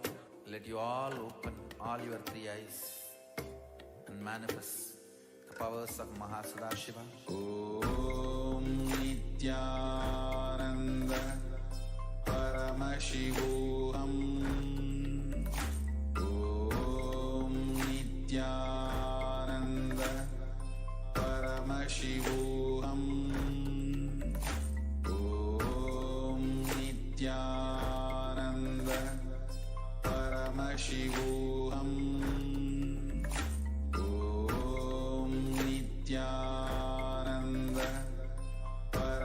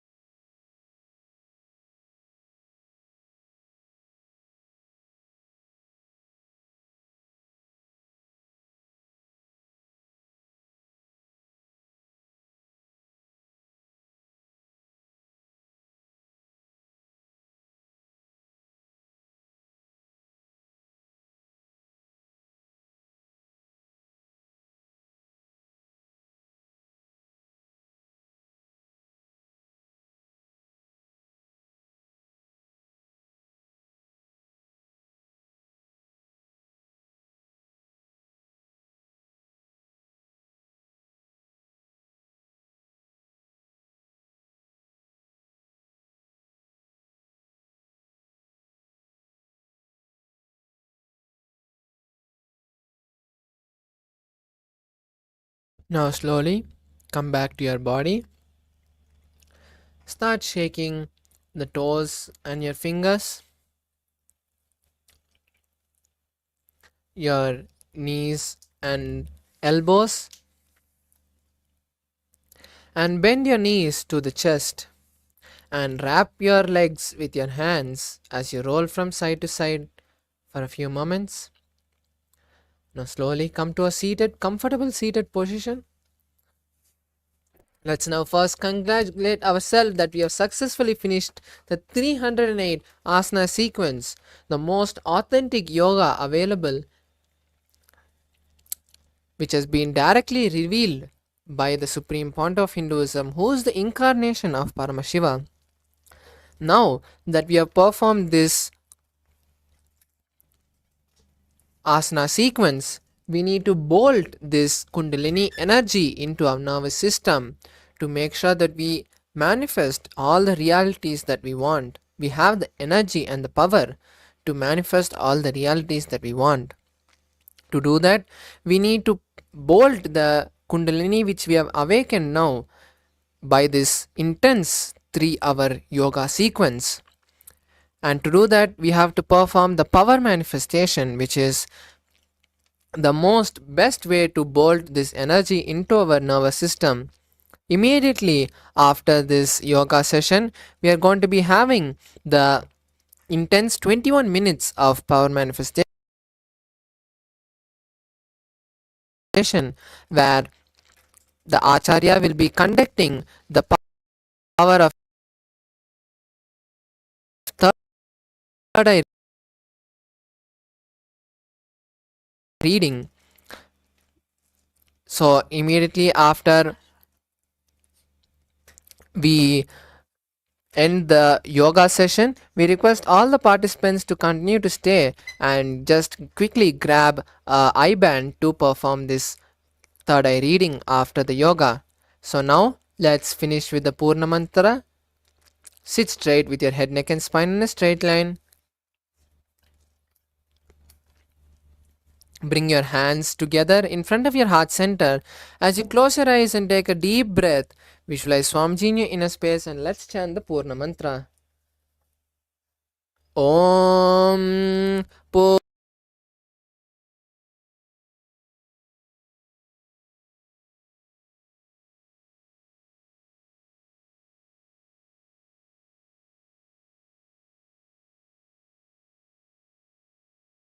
Shri Nithyananda Paramashiva Padukarpanamastu. Om Nithyanandam. Thank you, Nithyanandam.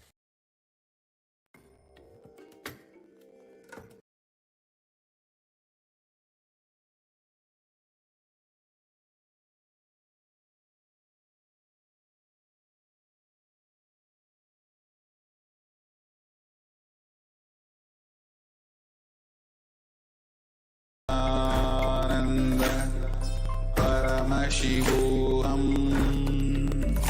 Om Nithyananda Paramashivoham.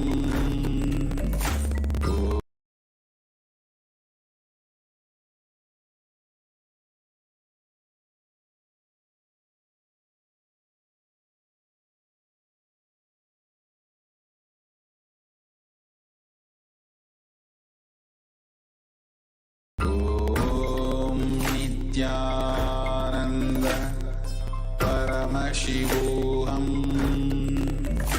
Om Nithyananda Paramashivoham.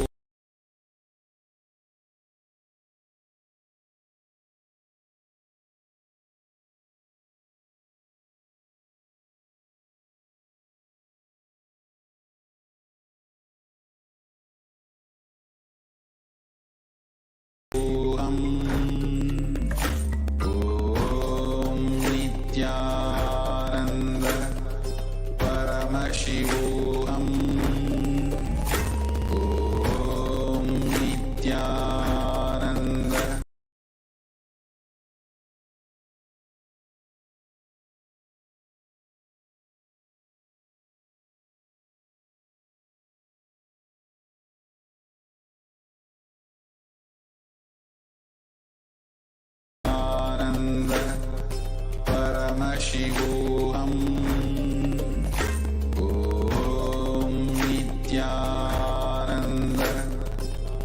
Paramashivoham.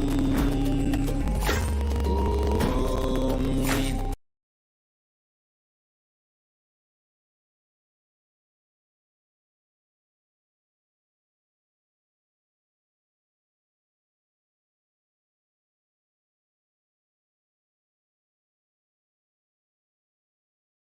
Nithyananda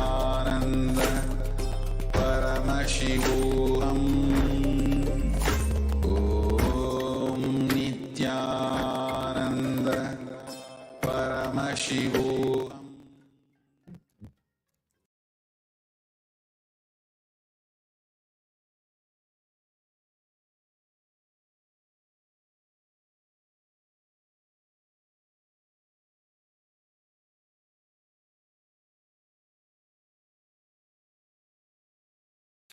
which is eye bands, pen and paper, and also please bring all your alchemy products like Jnananjana, Krishna Shila, Atmalingam, and please turn on your cameras.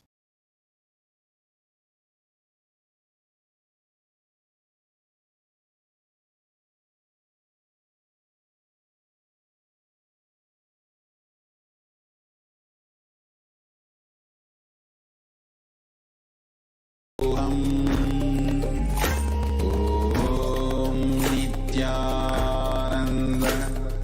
Paramashivoham. Om Nithyananda.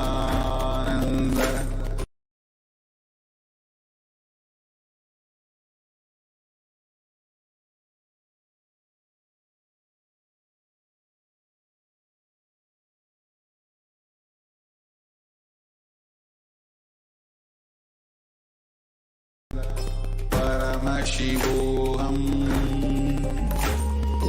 Om Nithyananda Paramashivoham.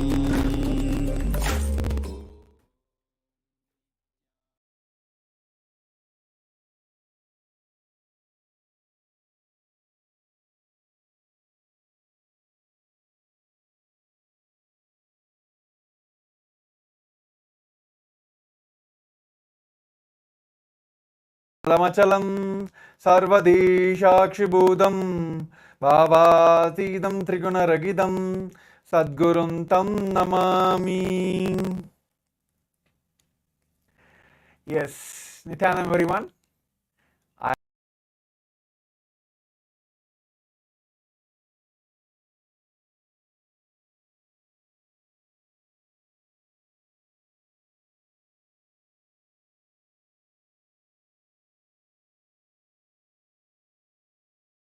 So I hope everyone have enjoyed. So yes, today in these segments, let us manifest the powers which the Supreme Point of Hinduism have given and blessed to all of us to manifest as part of the Paramashivam. So today in this segment, we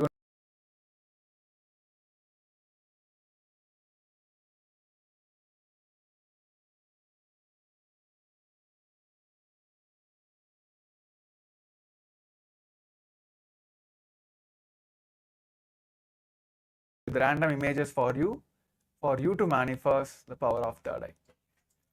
So yes, so it's going to be 21 minutes power pack intense segments. So let's start now. So yes, I request all of you pick up your Atma.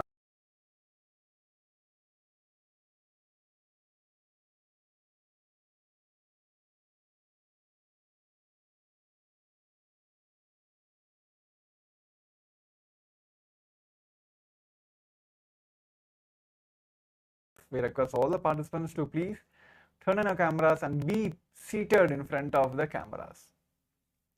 So are we ready? Yes. Let us start now. Let us put your eye bands properly high.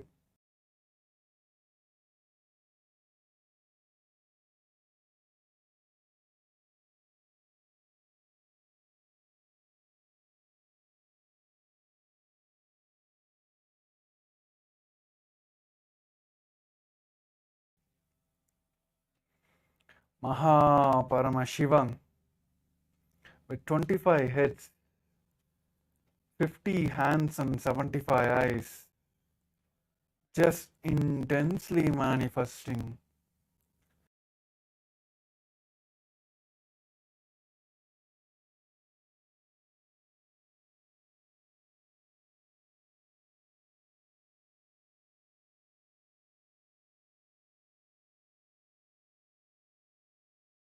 Paramashivoham.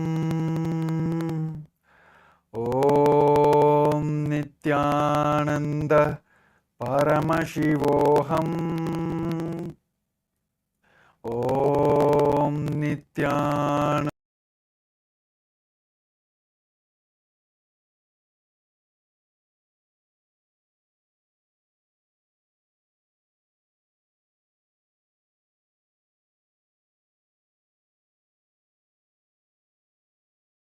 Om Nithyananda Paramashivoham. Om Nithyananda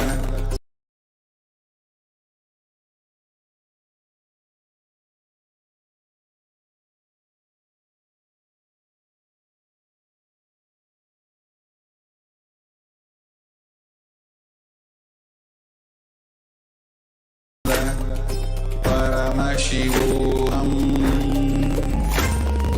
Om Nithyananda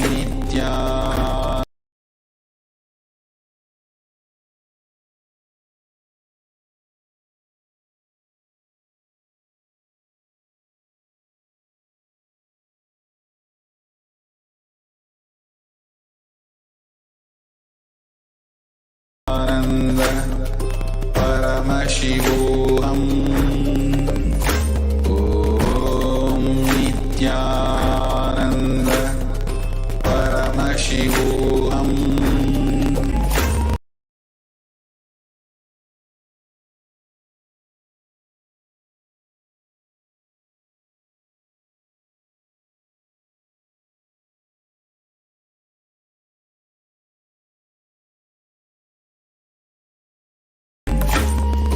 Om Nithyananda Paramashivoham. Om Nithyananda Paramashivoham.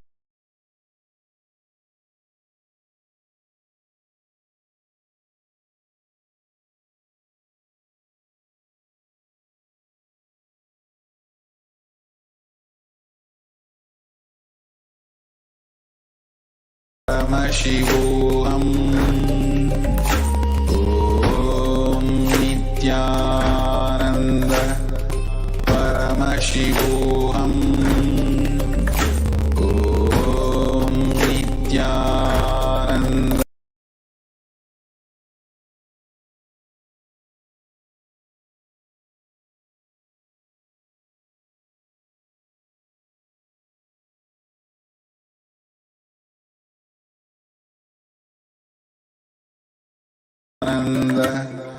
Paramashivoham. Om Nithyananda Paramashivoham.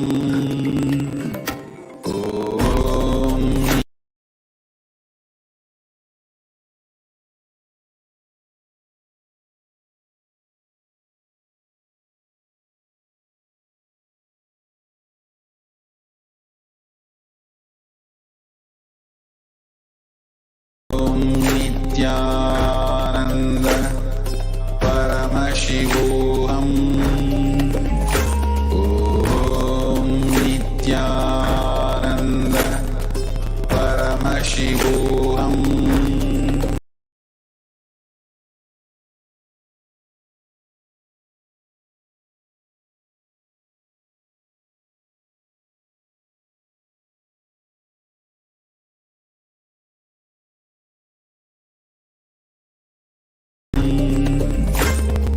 Om Nithyananda Paramashivoham. Om Nithyananda Paramashivoham.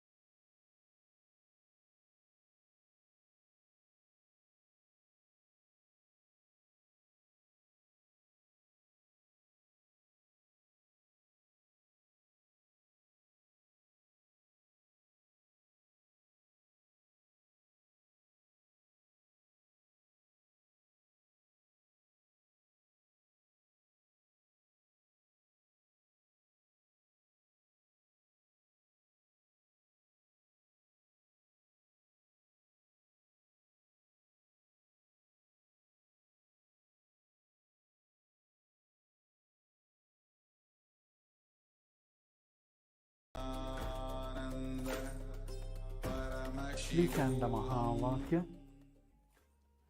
Let our whole body reverberate with the Mahavakya. Om Nithyananda Paramashivoham. If you are facing any obstacles, please feel free to post in the comment sections.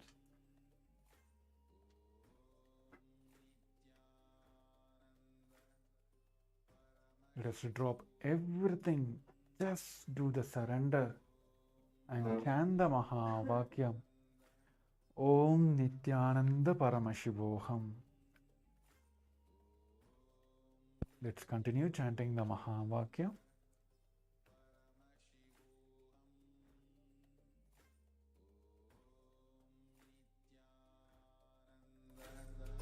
Paramashivoham. Om Nithyananda Paramashivoham. Om Nithyananda Paramashivoham. Om Nithyananda.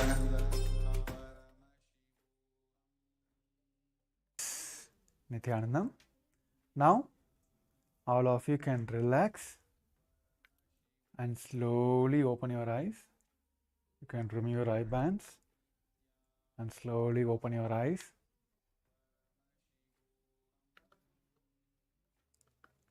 Yes. So before verifying the answers, I request all the participants to take a moment, pick up your pen and paper and pen down all the things you have seen during this power manifestation. From the moment you close your eyes for power manifestations, from the time whatever sounds you have showed to us, whether it's an image or a person or a color or a number or a letter, whatever it may be, or you have heard a sound from outside which you never expected,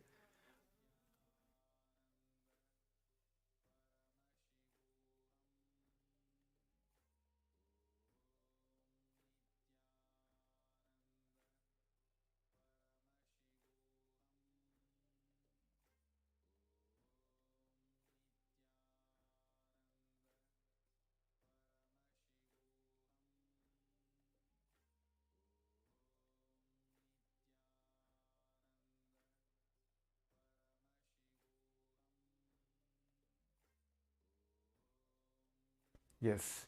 So that's whatever sounds you have revealed, please pen down. And also, I request all the participants to take this chance also to share in the Zoom chat what sounds you have revealed to you during this power manifestations. So let's take a few moments.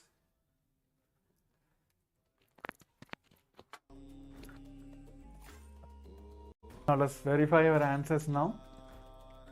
So here is a blue background and a white cup, a regular tea cup which was selected for all of you during this power manifestations.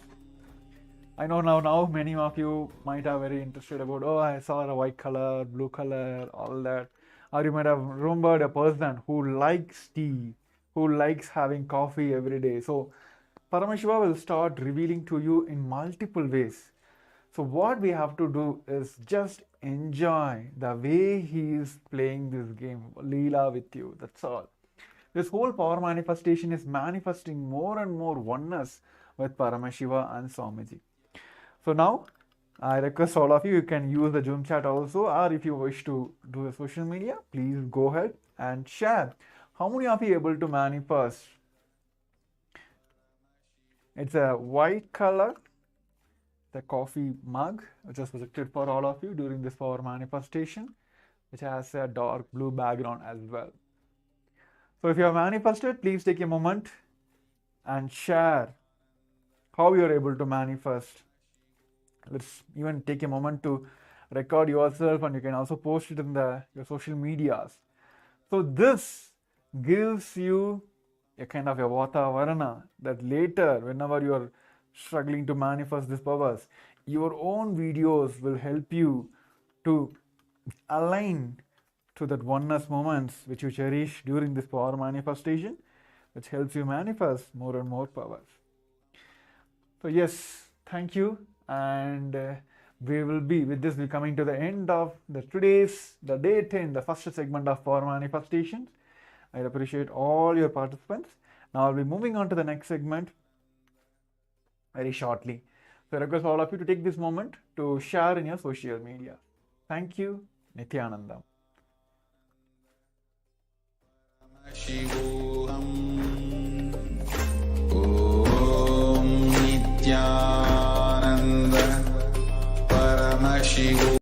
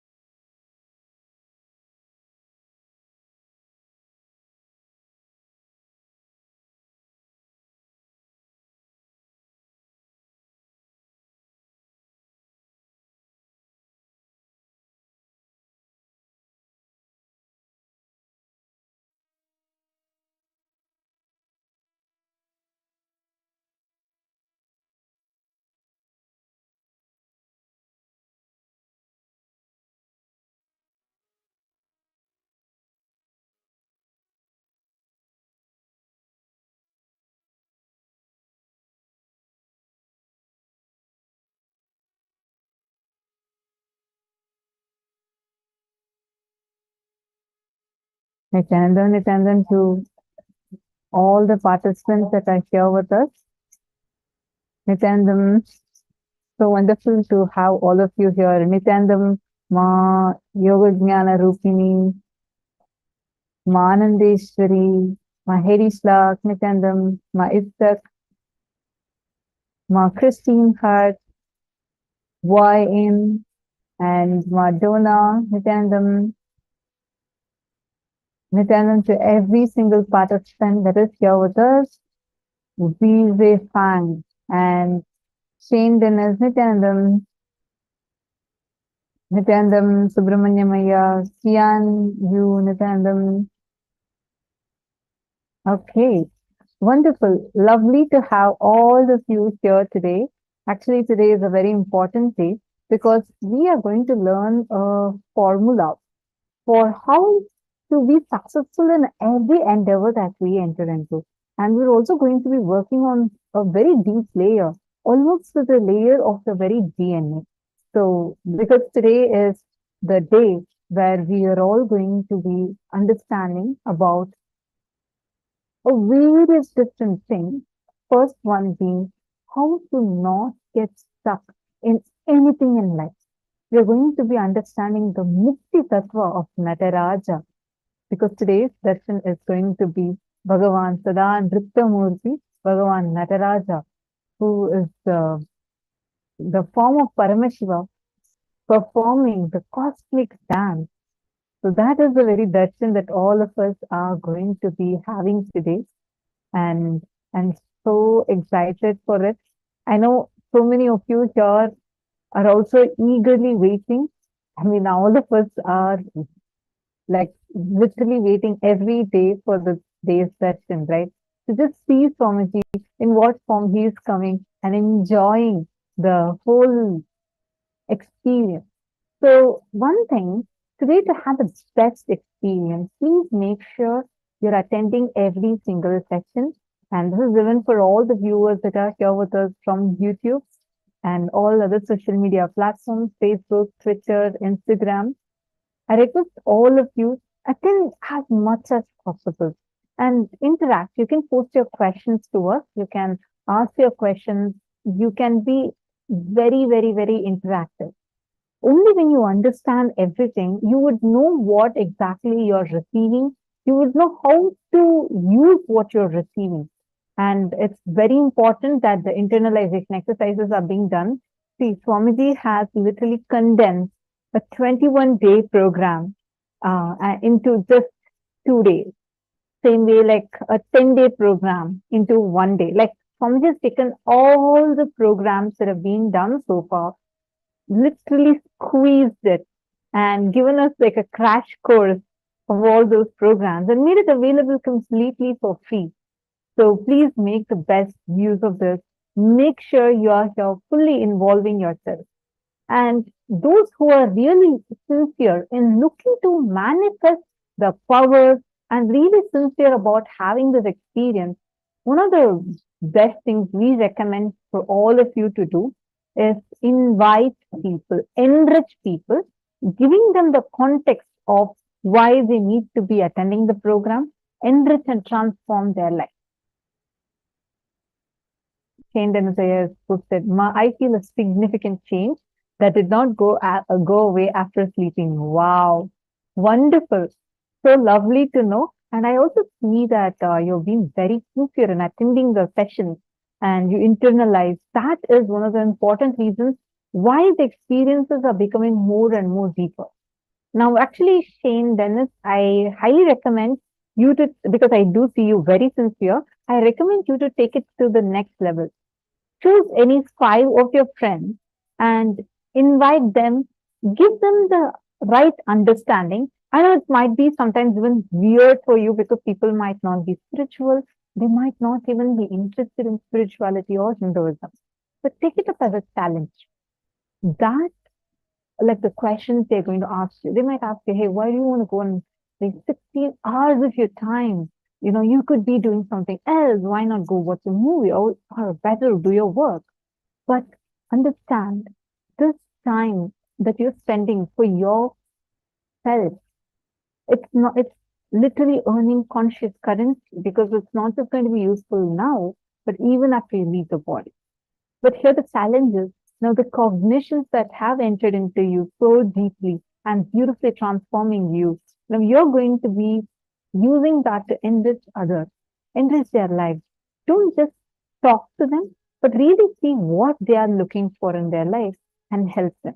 Because I sincerely feel like the sincerity with which you're sitting here, I feel when you enrich, you'll see suddenly the powers will start manifesting.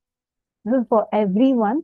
I highly recommend all of you to make it as a point. There are some of you who have been attending, like Ma Priyatma Surupini, Ma Indra, Ma Anandeshwari, and Ma Dona. See, many of you who have been attending for a long time now. Ma Shukrendraananda and Ma Nithyananda, Ma Prema Tavasi. Ma Prema Tavasi have been attending like literally every program, right? I request all of you to take some time to enrich others. I know the way how each of you have been transformed. Now take it to the next level. Talk these things that you have experienced, not just talking, but use that to really transform someone else's life. How many of you are ready to take this up as a challenge today? It will just be like 5 minutes of your time, but it will make a big difference in another person's life. And that will make you have the experience even more in depth than you can think or than you can see and experience. So do not miss this. Take this as a challenge and do it.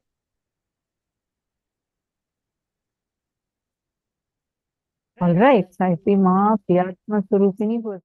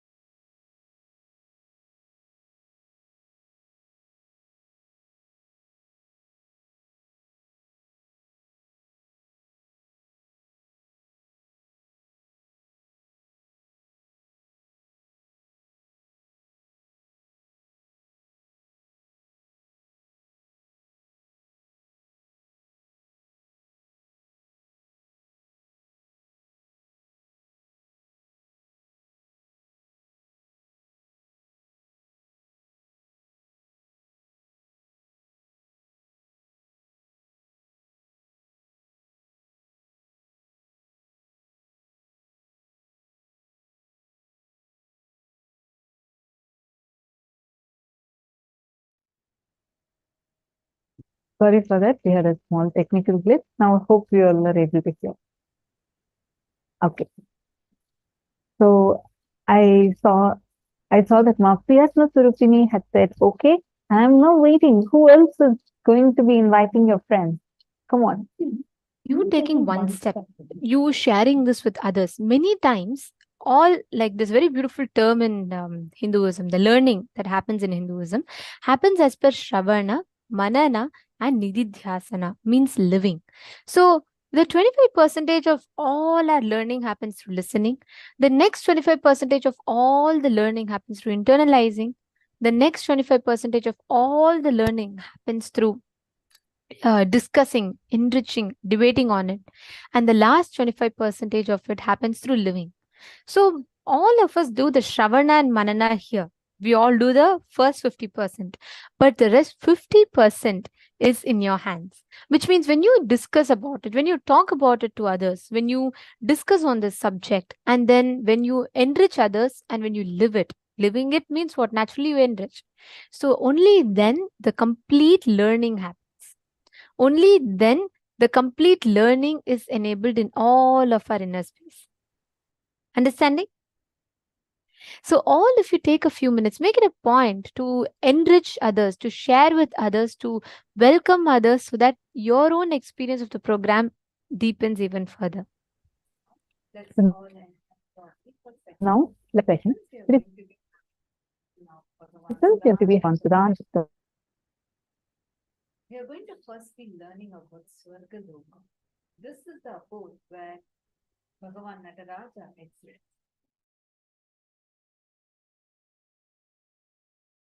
Swarga is not the heaven ordinary human beings understand. Swarga is not given to you if you believe in some ideas and don't believe in some ideas. Swarga or Naraka is manifested by you, by your time, space, elasticity, elongation possibility. When your space behaves with elasticity and manifests your time, either by elongating it or shrinking it, you manifest Swarga or Naraka in you. The time-space shift, elasticity base on which elongating or shrinking of the time experience happens in your being. That space is your identity. Your identity, your being is experienced by you.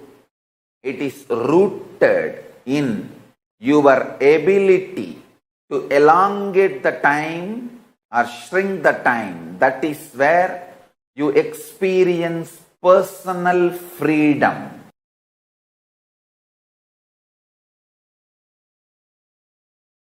So in this higher 7 lokas project, Loka, Suvar is the Amara Loka, Deva Loka, where gods live, who has gone through superconscious nectar DNA process.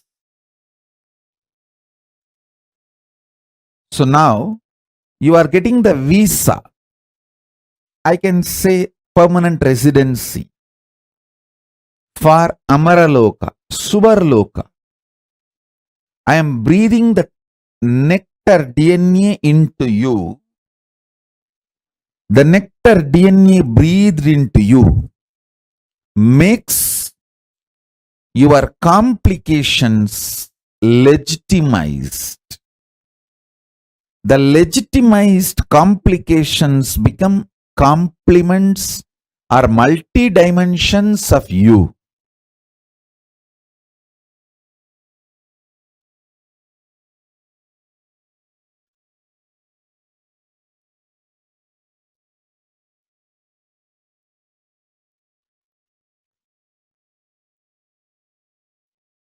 The first loka,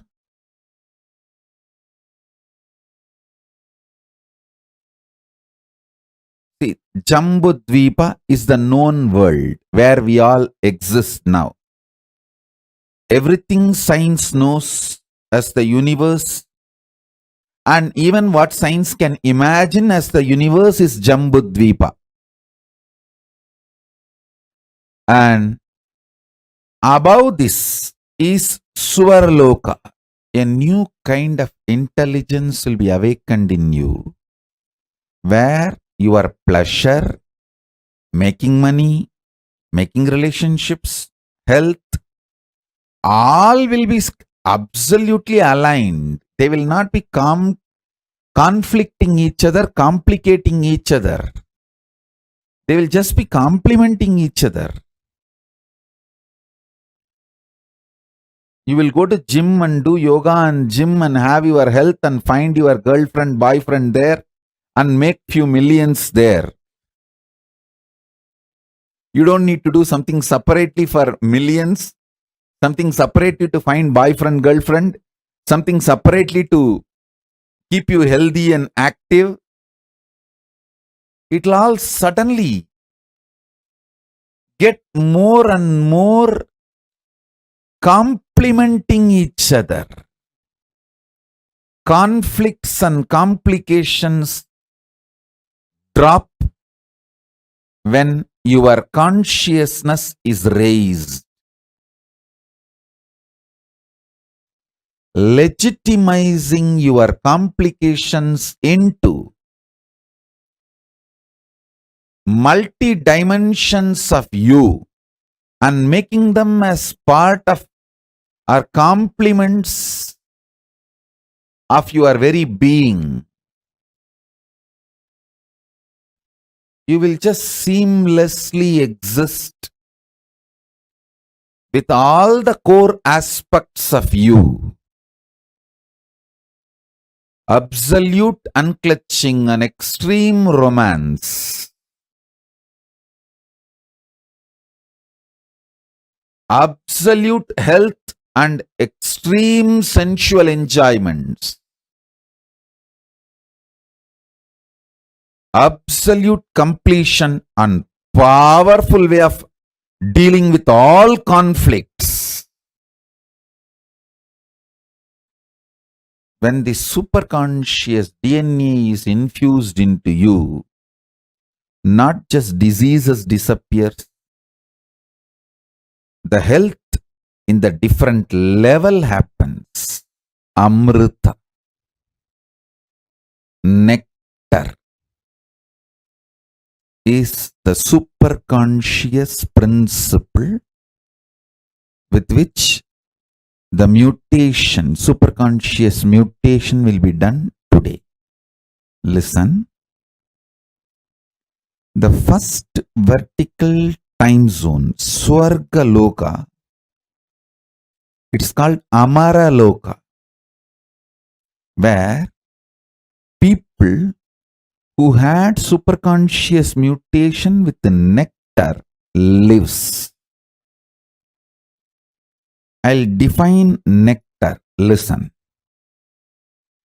Nectar is the conscious energy. Amrita is the conscious energy.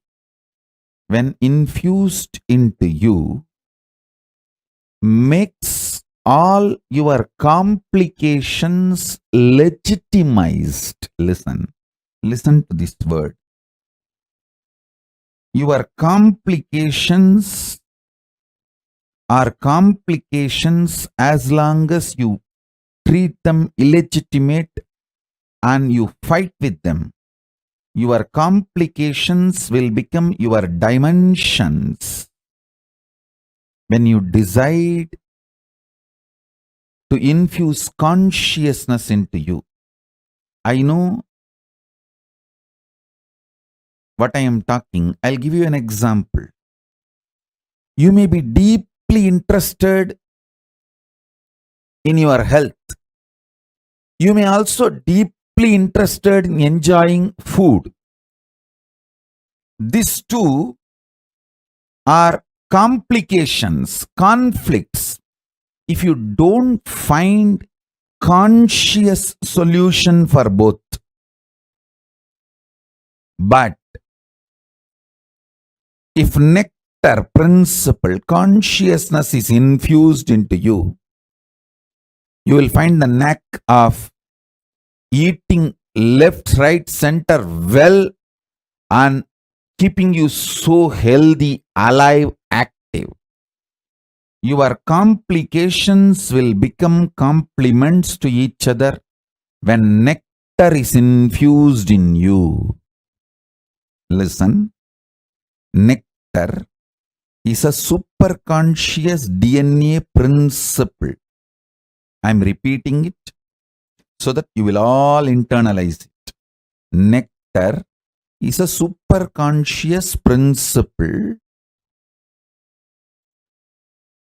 which eliminates all the complications in you. All the complications in you becomes complement to each other. Listen. You may be very deeply interested in enlightenment.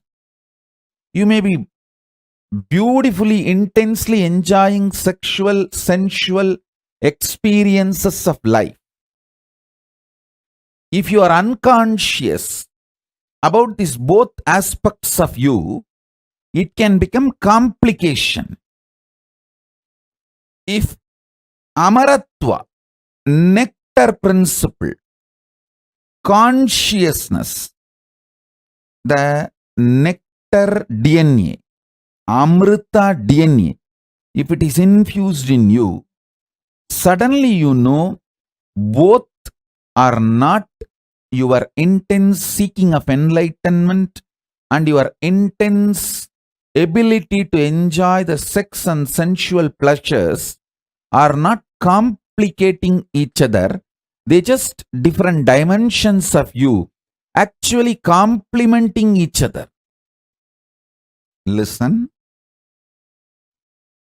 I mean what I am saying, and I know what all the inferences you will get when you hear these words.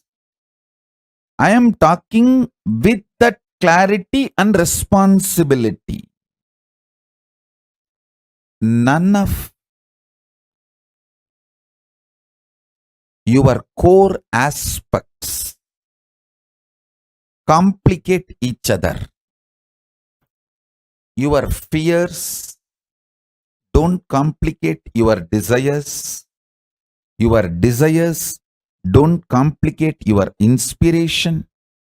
Your inspiration don't complicate your fears. Your fears don't stop your enlightenment. Listen. All your core aspects are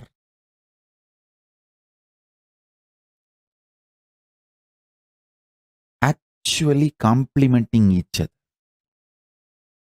A middle class BB, stupid fellows who are not interested in life, the life negative, demonic fellows, devilish fellows, they believe the middle class morals of life. They believe complicating their lives.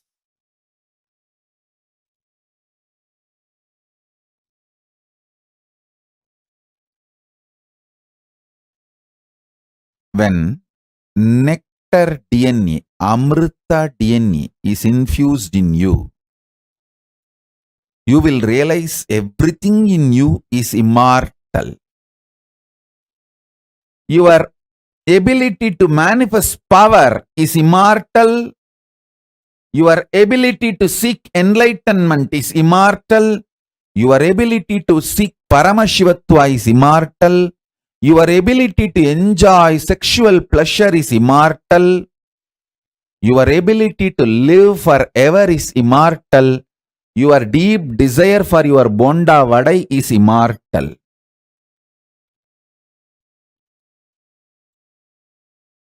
Nothing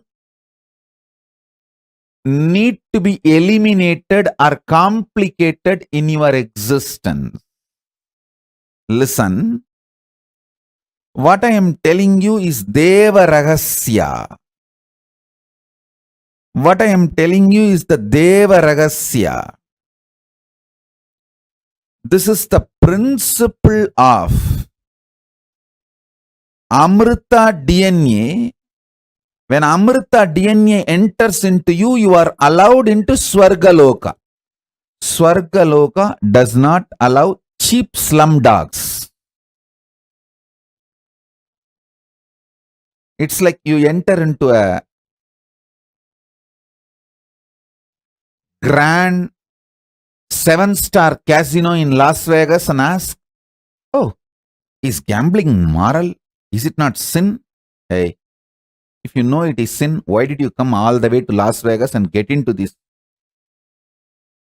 7-star casino, spending thousands of dollars? You have come here to ask this question? Then go and sit where you are and ask all these questions. There are some places the questions have no answer. Those questions just become irrelevant. Swarga Loka is the place where complications become irrelevant. All your dimensions become immortal. Nothing conflicts each other. Nothing complicates each other. Nothing confuses each other. A unique organized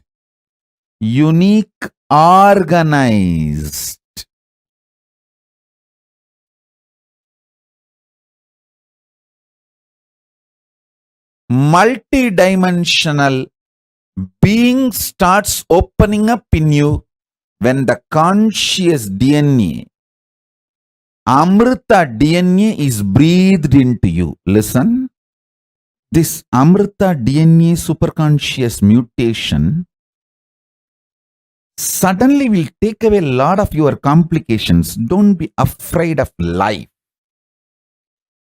Don't be afraid of life. Don't try to hang on to your slum mind. You always feel, if I work for money, I may not be able to work for relationships, pleasures, romance. I may not have time and energy. If I focus on romance and relationships, the time to maintain my health, either I will have time and energy to go for gym and maintain the health, or to go for dance, dance and build friends, romance, love. This is the slum mentality. Amrita DNA suddenly opens up, makes all your aspects complementary to you. All the complications in you will start dropping. You will make money with the energy which you enjoy. You will make money doing what you enjoy. You will make love, romance, friends, developing your health. You will live longer by eating large quantity of the food which you like. This whole complication or the conflicts and confusion gets burnt when the nectar DNA, Amrita DNA is added to you. I'll bow down to Ganapati, then Paramashiva, then Garuda. Garuda is Lord of Amrita. He is the protector of Amrita. Now Garuda will enter into each one of you and add nectar DNA. Amrita DNA in you all. Understand?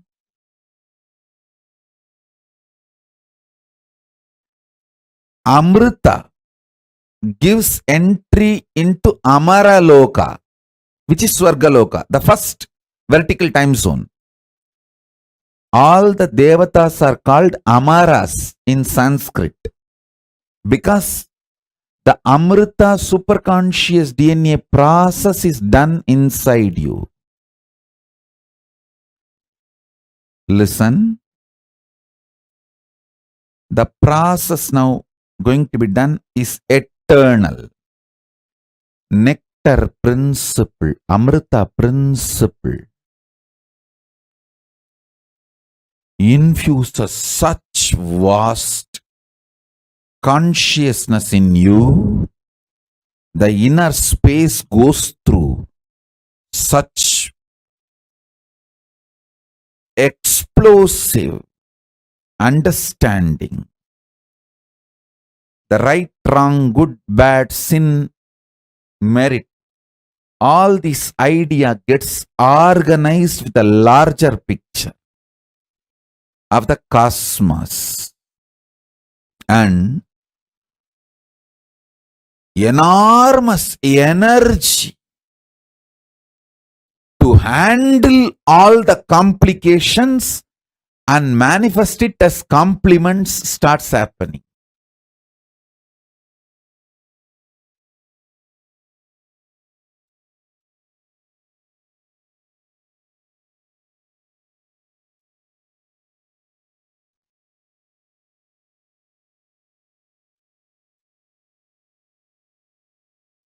In human level, whatever you perceive as complication, all of that is blasted with Amrita, nectar nectar DNA. And this nectar DNA suddenly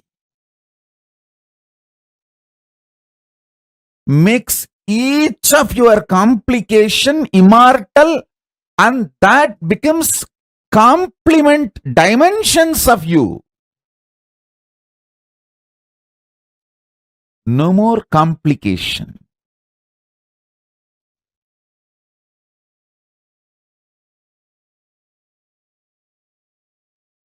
What I say, even if you logically understand, that is enough. And even if you don't understand, it's okay, because I'll pour this Amrita DNA in you, nectar DNA in you. Amrita Tattva, Amritattva in you. Most fortunate are those who are going to experience today's superconscious mutation process, because today you will see your ability to enjoy the sensual pleasures and your ability to manifest power both expands. Both are not conflicting each other. Both don't complicate each other. Both actually complement each other.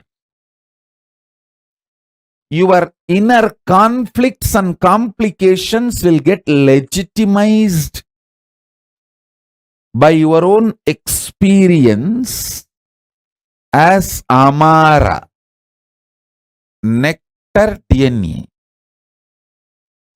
Amaratva, your middle class morals will leave you. Your middle class mentality will leave you. First, you need to taste Devaloka, Amaraloka. Only then you will move to Kailasa.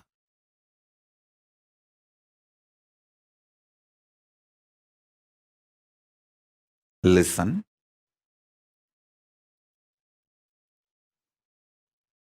I am making simple statements. Listen intensely. The part of you which you denied due to your self-doubt, self-hatred, self-denial. SDHD. The part of you which you denied due to your self-doubt, self-hatred, self-denial. Sometimes you know you have the higher possibility, but even you have the fear, you may not be able to handle yourself in that higher possibility. Fear that you may fail, collapse, fall down again and again. Because of that fear of failure, the possibility which you deny is your identity, your self in Swarga Loka. The whole which you are denying is yourself in the Swarga Loka.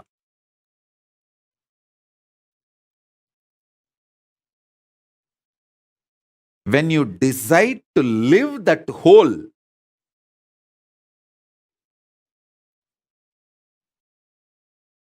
by being ferocious with your self-doubt, self-hatred, self-denial, saying, hey, if I fail, it's okay. Failing is not wrong, but being in the space without trying is the real crime. Let me jump, jump, jump and fail, nothing wrong. Try. When you decide, you reach the Swarga Loka. You face yourself in the parallel universe of Swarga Loka.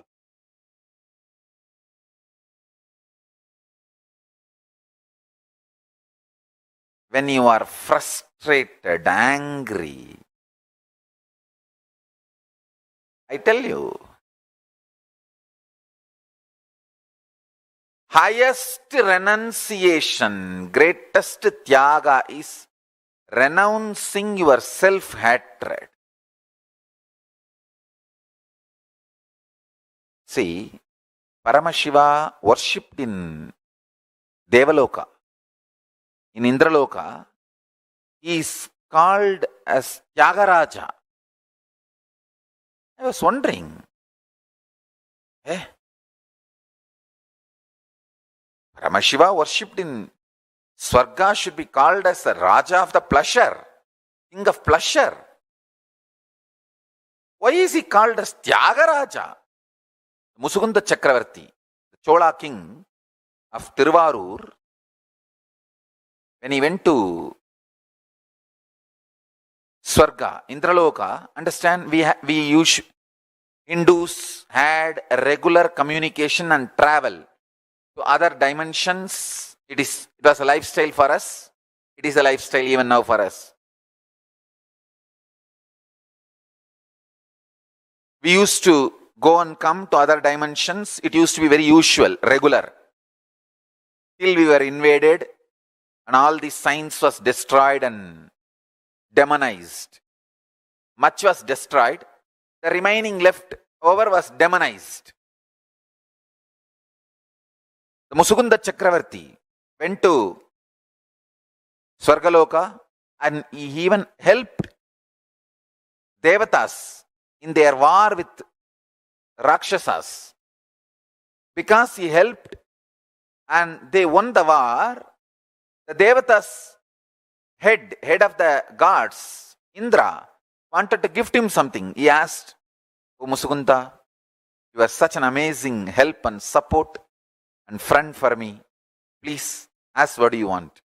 And do you know funny thing?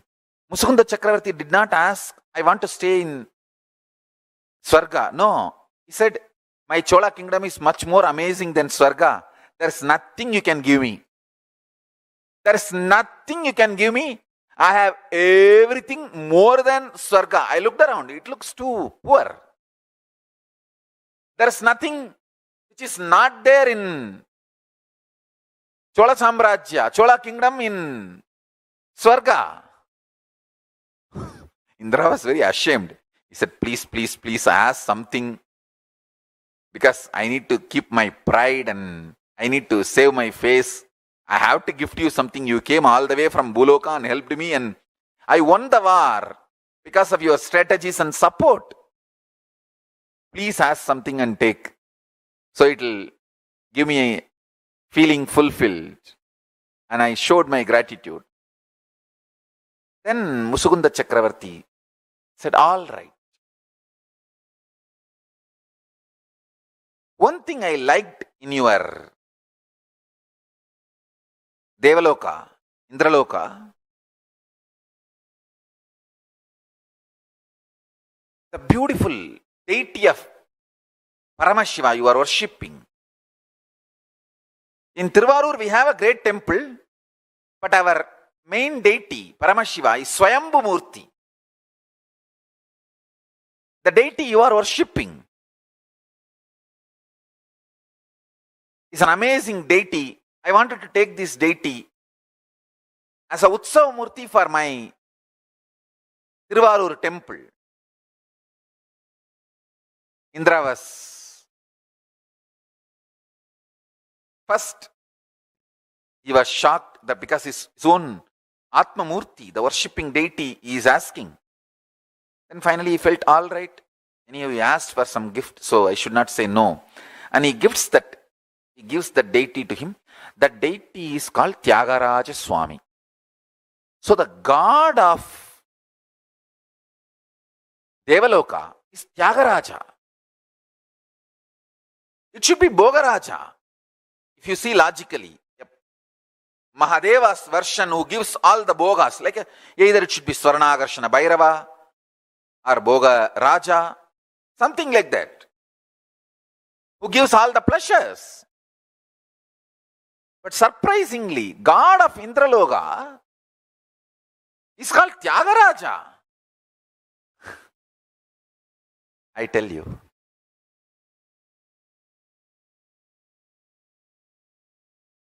If you learn Tyaga, you will be in Swarga. If you learn Tyaga, you will be in Devaloka. If you learn Tyaga, you will be in Indraloka. Actually, as per the document, it says the god of Devaloka. In Devaloka, there are 3 divisions. Swarga. Swarga is like a name of that whole dimension. Bhur, Bhuva, Suva. That whole dimension is called Swarga. In Swarga, Devaloka. In Devaloka, there is one part called Indraloka. So all the 3 words you should not confuse. It's like address. Swarga is the address of the dimension, like a nation. Devaloka is like a state. Indraloka is like a headquarters.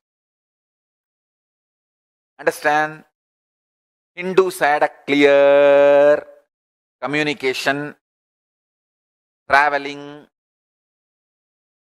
even luggage transportation. Things used to go from here to there and from there to here with other planes of existence. Nobody is alien for us in the whole cosmos. That is why the word alien does not exist in Hinduism. Understand? I was wondering why God of Devaloka is called Tyagaraja. Either he should be called Yogaraja. If you do yoga, you will reach Devaloka. Or he should be called Bhogaraja. In Devaloka, he is the Paramashiva gives all the bhogas to anyone who wants any bhoga. He should be called Bhogaraja or Yogaraja. Why Tyagaraja? Tyaga is the key to become God.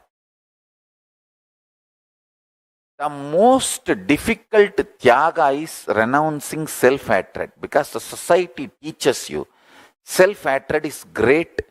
It makes you delude between humbleness and self-hatred. Listen. Humbleness is not self-hatred. Listen carefully.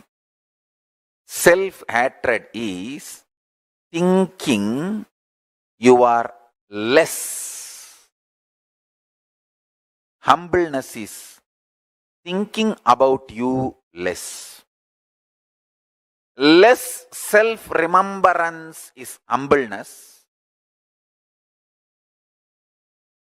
Self-hatred is constantly thinking about you, but very cheap, very low. Understand, there is a big difference between humbleness and self-hatred. Person with self-hatred will never be really humble. Adivinayam durta lakshanam.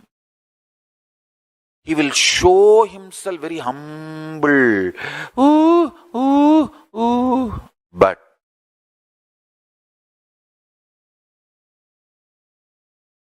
he is not humble. Understand? A real humbleness will be out of powerfulness. Society deludes you, makes you mistake humbleness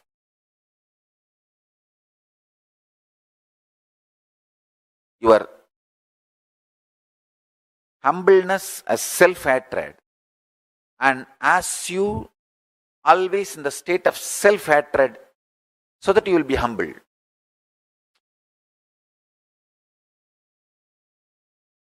Self-hatred is not humbleness. Most difficult thing to renounce in the life is self-hatred. So much of self-hatred, self-doubt, self-denial. That is why even if you think of future plans, so much of impossibility and you shrink. No, one more suffering, pain of failure, why should I face? fool. Because of pain of failure, you don't plan, and naturally, no plan means failure. It is like because you are afraid some guest will come to your home, you call that person and tell him, please come.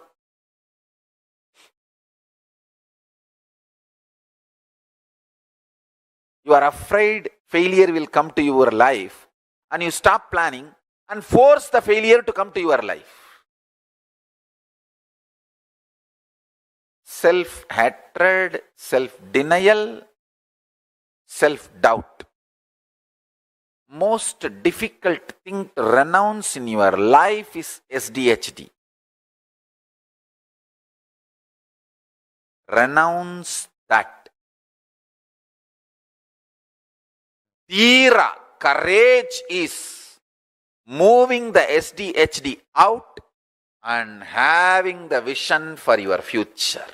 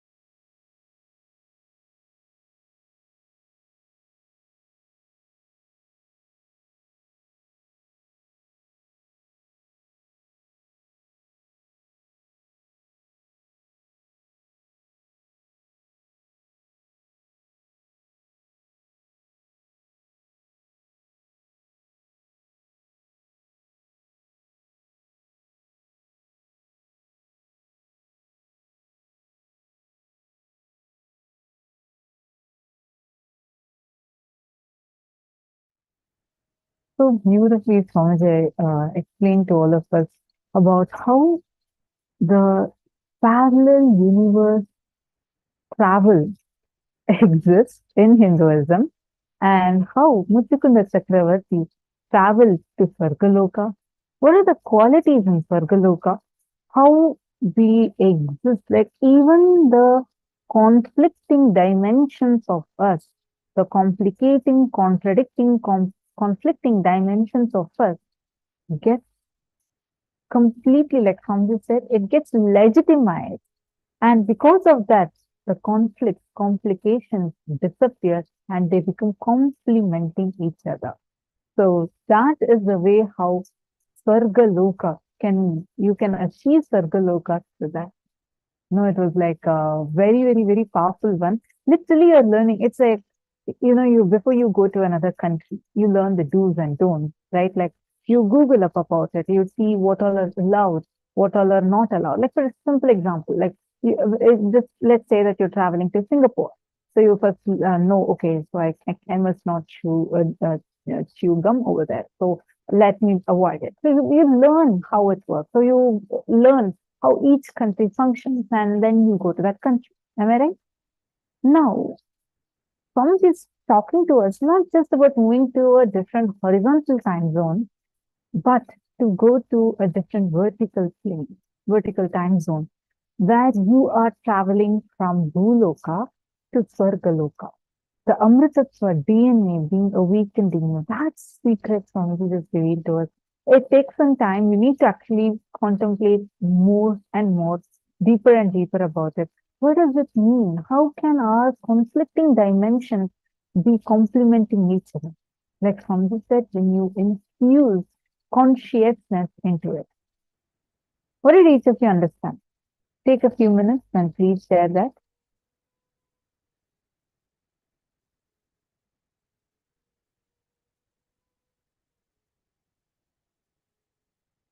Oh, concept of Even that we all would have heard, right, is so different from what Swarga Loka is. I never cognized. Swamiji has very clearly told that heaven and hell are psychological existence. They are not physical planes of existence. They're all psychological existence. But then when Swamiji revealed this about this parallel universe, Swamiji said Swarga Loka exists. And in Sanskrit, Swarga is what corresponds roughly to heaven. So this was my understanding. And I had this question always like, Swamiji said heaven and hell doesn't exist. But Swamiji also said that Swarga Loka exists. So I was really like, I was wondering what was it that, what is happening? And I had this as a question in my head. But then very recently, I had a very beautiful click from what Swamiji revealed. Heaven and hell, the concept that we have as heaven and hell. Heaven is filled with pleasures, and it's like if you do good things, you will go there, or hell is filled with punishments, and if you do bad things, you will go over there. This concept, this suffering and joy associated to heaven and hell is psychological planes of existence. But Swarga is not what we understand as heaven. Swarga Loka is that manifestation of the highest state of existence where you're only bound to do the right thing. You experience immense pleasure. Means all the best things you get, but by tyaga.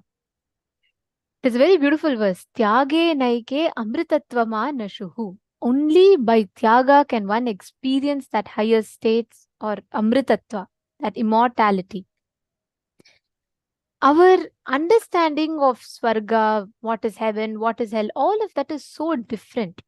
It is so limited, or I should say the perception is very, very constricted to our understanding of what is good, what is bad, what is right, what is wrong. But that is not what Swarga Loka is. Swarga Loka is your ability to do the tyaga of in your inner space, your ability to go beyond the understandings, to go beyond your physiological, psychological layers of existence, and to be able to experience the Swarga Loka. And fun fact, Swamiji said, when you enter into Swarga Loka, you gain extra set of hands and legs. Swarga Loka is a plane where by the time you travel, like let's say you're going from Bhur Loka, Suvar Loka. By the time you reach Suvar Loka, your physical body starts mutating. The physical mutation happens. From Swarga Loka to Mahar Loka and Jana Loka, physiological mutation happens. From there to Tapa Loka, psychological mutation happens, and Brahma Loka, and conscious mutation happens. From there onwards, it is superconscious mutation that starts happening in us. So these are the vertical time zones, and this is the impact that we start having in each of these time zones. You're all understanding?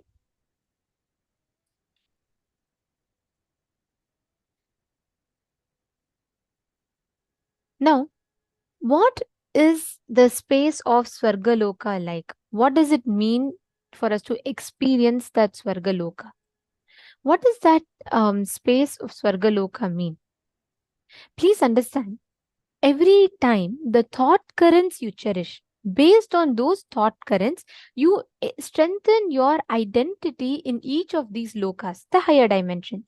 If you believe, fundamentally inside you, if you believe strongly that all the best things in life you can get by having win-win strategy in life, you start getting you start empowering your identity in Swarga Loka. Swarga Loka is basically absolute youth, absolute excitement, energy, power, bliss. There's no boredom, no tiredness, and eternal life. That's why it also has another name called Amara Loka.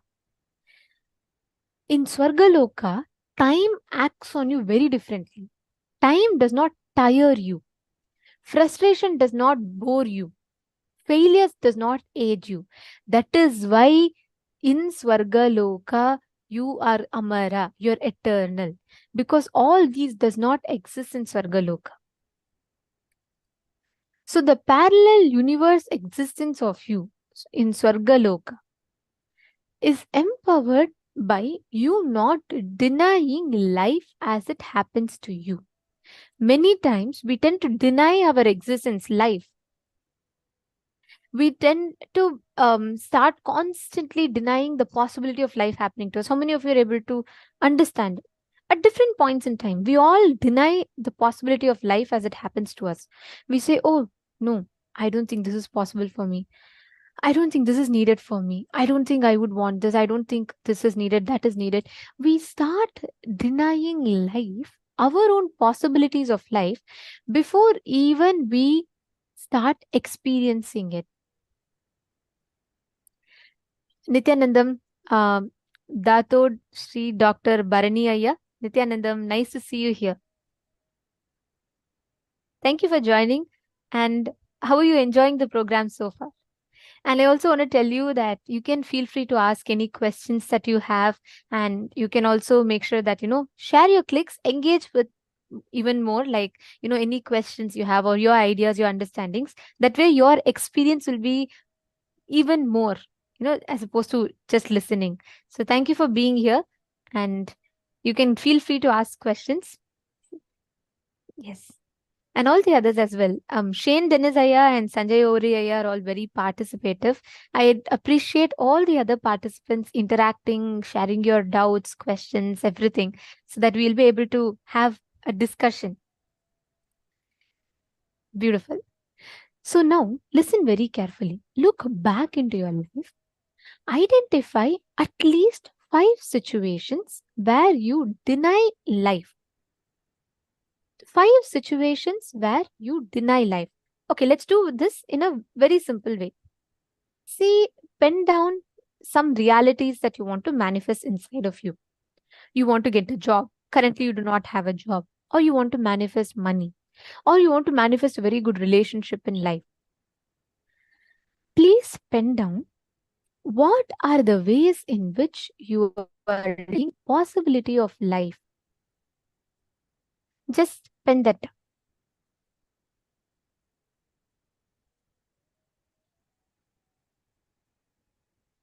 The part of you which denied due to your self-doubt, self-hatred, and self-denial. You have the higher possibility, but even you have the fear, you may not be able to handle yourself in that higher possibility and you deny it. Like, for example, you can manage multiple things at a time. Let's say you can manage your job, you can manage your own startup, and you can manage Kailasa projects simultaneously. But you feel, oh God, if I take up that much, I will not be able to take vacations. I will not be able to relax by myself. I will not be able to experience the simple pleasures. So better let me not. I can't handle all that. And you deny that possibility. You want to make more money, but you're afraid to expand the activities because you believe that if you expand those, it is going to be a problem for you. You will not have the different pleasures you're having in life. Pen down the part of you which you deny. List it down clearly. Can I request every one of you to take a paper and pen and write it down?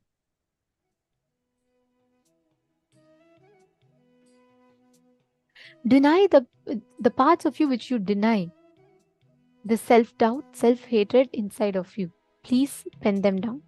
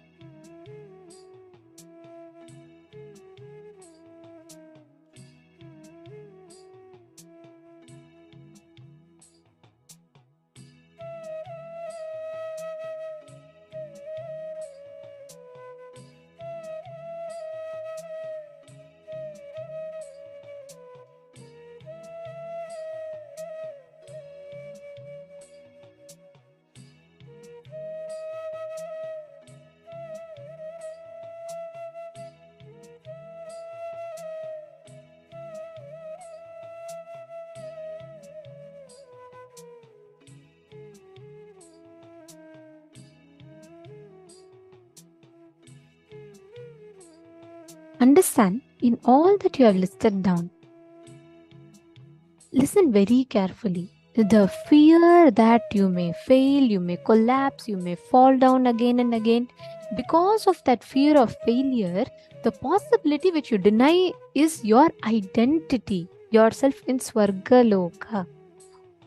When you decide to live that whole by being ferocious with your self-doubt, then you experience the Swarga Loka. In all of the places that you've listed down the actions, list down the possibilities of yourself which you have denied and how you're going to take up, how you're going to stand up to build that possibility back.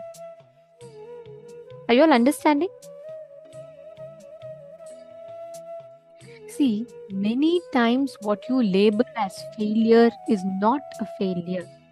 It is just your own possibility of success which you deny. Swamiji tells you not taking an action to success is the biggest failure. Nothing else is a failure. Failure is what? It's just an attempt. You're trying. You're trying to succeed. Okay, you're trying for 6 months to get a job. It's okay. But you not trying is the real crime. If you're trying and you're not succeeding, that is okay. Understand, you're just attempting and you're in the path to manifest. But not even trying is a bigger injustice that you do to yourself. Sanjay Oriya is asking, Swarga Loka is not psychological, not thoughts, not imaginary concept.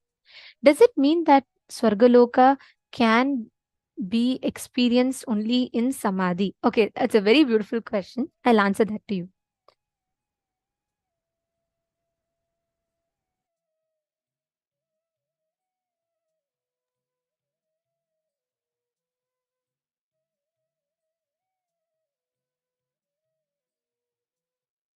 Okay, so that's a very nice question, Aya. Listen very carefully. All the lokas have one physical existence. Like how you have planet Earth, just above us, we have the Bhuvar Loka. Bhuvar Loka's existence might be a little different. Like how the ecosystem of Jupiter, the ecosystem of Mercury is different. They all have physical bodies that exist, but their ecosystem is a little different. Now, beyond the known visible universe, the next layer right on top of it is the Bhuvar Loka. But the Bhuvar Loka, Swamiji says, is more like a mandala. It's more like a, just like a, like an either, a space. Above that is Swarga Loka. And Swarga Loka is a physical plane of existence. There are beings that exist, and our Shastras have very clear, definitive definitions for each of these planes. So it is existing physically. And that physical plane has a psychological impact in your inner space. Because there's a same, like how we have a Sanjay Oriya here, you're talking to me right now. There is a Sanjay Oriya that exists in Swarga Loka with your same face, but the body is different. The body is that of a Devata. And the only thing that connects all the 14 lokas together is the breath. As you breathe now, in all the 14 lokas, you're breathing. And second, because it is connected by your breath, the thought currents that you cherish has an impact in these 14 lokas. If you firmly believe that life is all about, tyaga, I just sacrifice and sacrifice and sacrifice, understand you are strengthening your conscious existence in Tapoloka. In Tapoloka, there's the same Sanjay Oriya that is existing with your face and Rishi body. And you're empowering your existence in that Loka. You understanding? So there are two things. There's one physical plane, and second, the psychological and physiological impact of that physical plane in your existence. So these two together manifest as your reality. So what you entertain, what space you cherish, that space has an impact in the physical existence.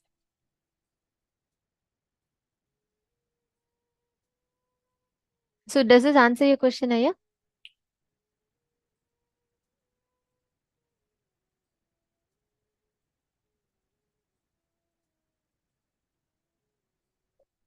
Great. Shane Dinesaya, that's beautiful. I read your message. Listen carefully. Your decision to be ferocious with the self-doubt, your decision to not deny your possibility of success. I have seen this happen so many times. There was one participant who had come for the program much before, quite some time ago. And she really wanted to make wealth. Okay. But her biggest problem was, she said, Ma, I have been, I really want to make wealth, but wealth is never happening to me. When I spoke to her a little bit in the program, she then said, I was like trying to understand what exactly is the problem. She wants to manifest wealth. She has resources. I asked, okay, then did you reach out to people to create the resources?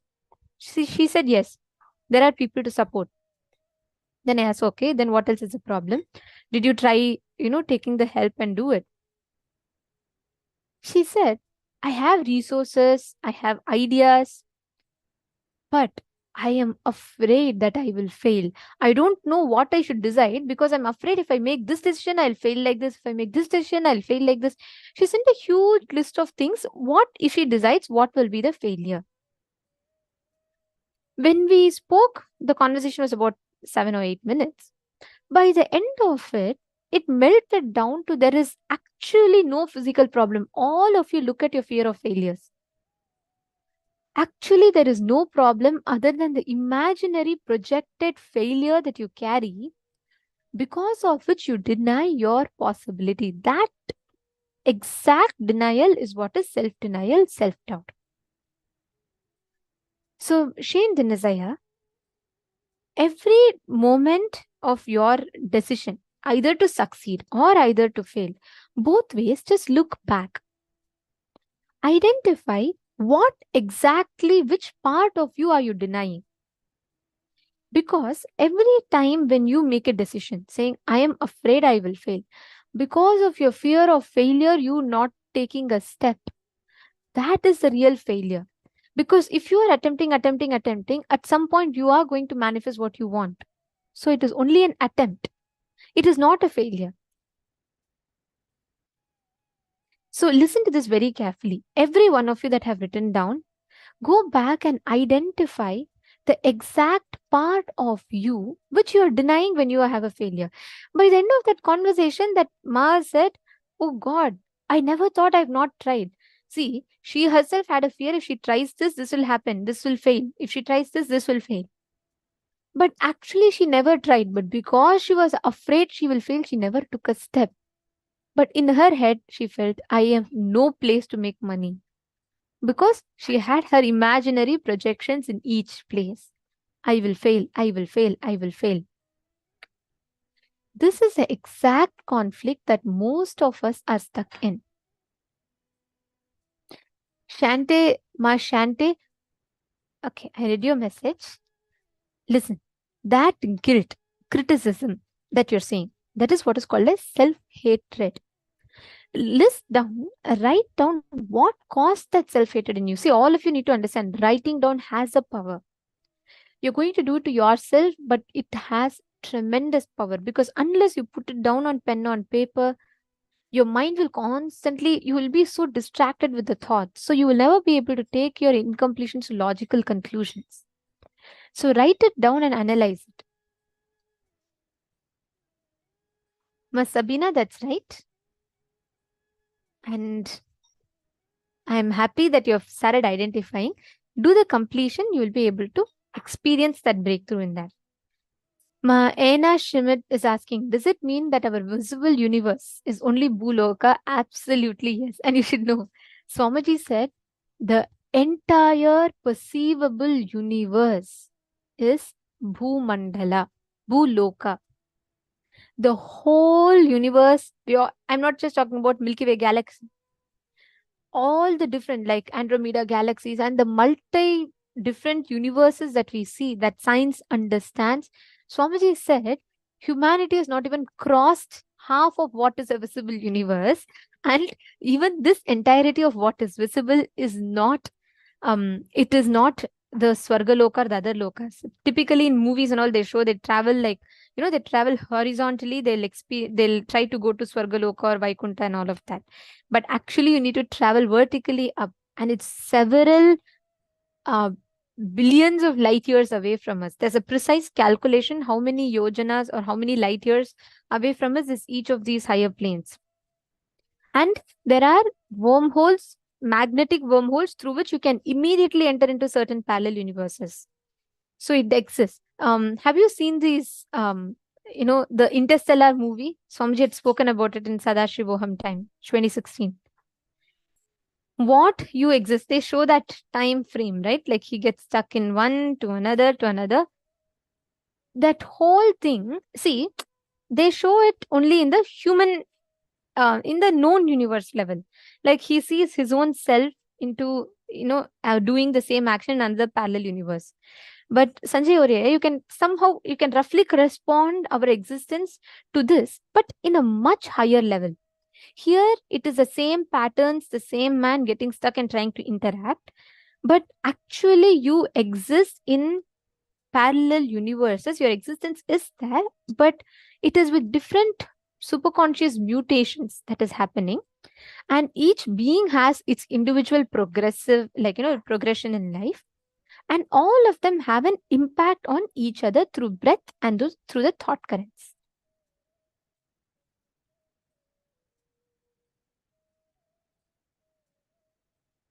Okay, great.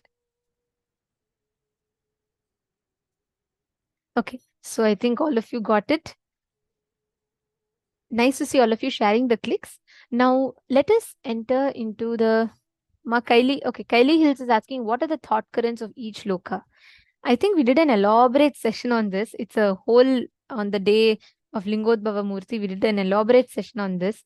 Maybe you should come one more time and attend, because it's too many things. Swamiji has given too many precise, detailed descriptions.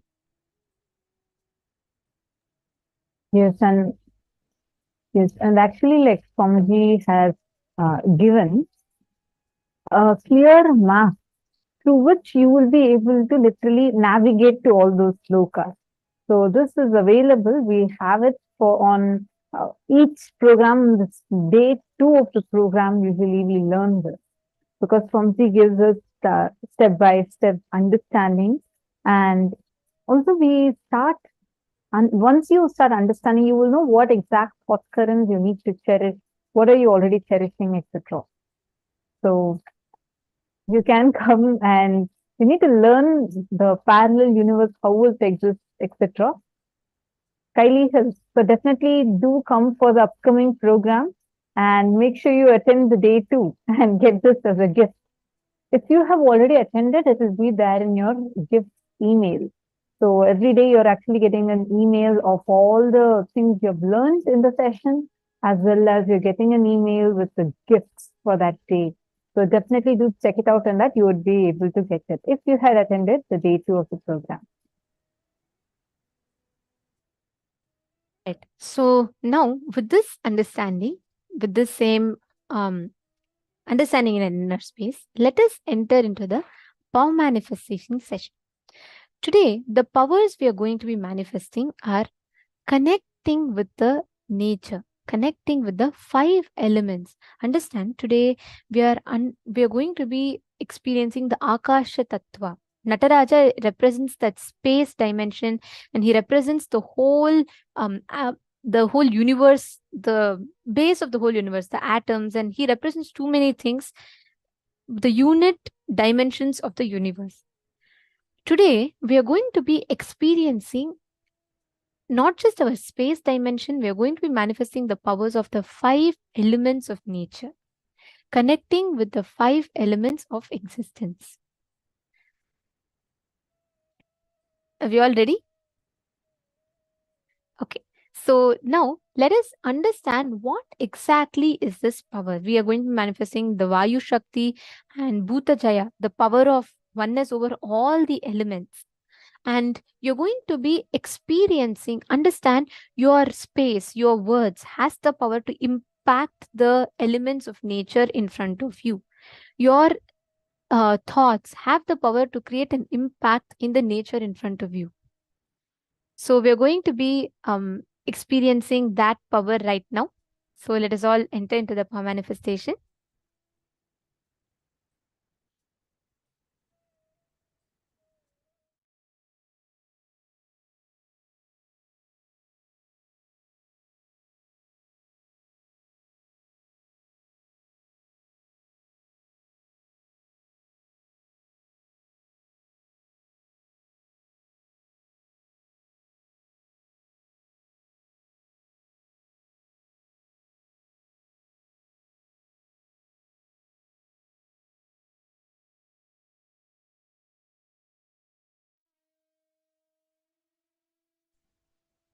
Yes.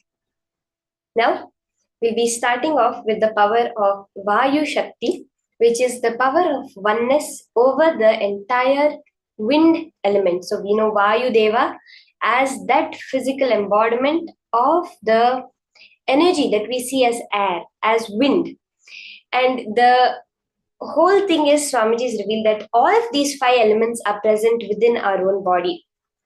The earth element is present as our flesh, our muscles, our bones.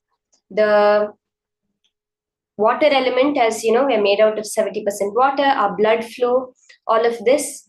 Then we have the fire element, which sits as what we understand as metabolism, but what Hinduism calls the Jataragni, the Agni that is present within the stomach that burns all our food. And Swamiji beautifully reveals, apart from our breathing, the wind element is the air element, is our inner chatter. And ultimately the space element, that part of us which is reflecting Paramashiva directly. So when we are directly manifesting the power of oneness over the Vayu Shakti, we are manifesting the power of oneness over our thoughts. No longer can our thoughts decide what's happening. And by completing with our thoughts, we become complete with the wind element. Swamiji gives a very powerful context for the entire power of Vayu Shakti, which says that the whole power manifestation that happens is not about manipulation over the elements. It is about oneness with the elements. Let's see what Paramashiva reveals as the Shastra Pramana for this power of Vayu Shakti, where he is revealing how this power manifests and what are the effects that we see from this power of Vayu Shakti. We see throughout the history of Hinduism, throughout the Puranas, the various incidents from the life of so many beings where they literally flew in the air. They were able to communicate with Vayu Deva, with the wind god. They were able to even, we hear of Hanuman, who crossed the entire ocean, the Indian Ocean, from the southern tip of India all the way to Sri Lanka just by flying over the ocean. Like this, we hear many, many incidents. And Swamiji also reveals how he would sit and hold the samana. He would go for demonstrations of this power with his guru Raghupati Yogi. And there's a very funny incident I want to narrate, which is the time when we see the photograph of Swamiji sitting in Padmasana at the age of 10 or 12. And at that time, actually, the photograph was supposed to be taken with Swamiji levitating. So Raghupati Yogi had arranged for Swamiji to levitate and then the photographer to take the photograph. And then we have the live sharing of the photographer where he says that suddenly Swamiji started levitating and all the people, all the camera crewmen and all got scared and they ran out of the hall. They ran out of the room. And surprisingly, when they checked the film of the paper, there was no image. It was just the background, the foreground, everything was there, but there was no Swamiji because the frequency was so high. So then finally Swamiji had to settle down and they ultimately took the picture with Swamiji seated on the ground itself.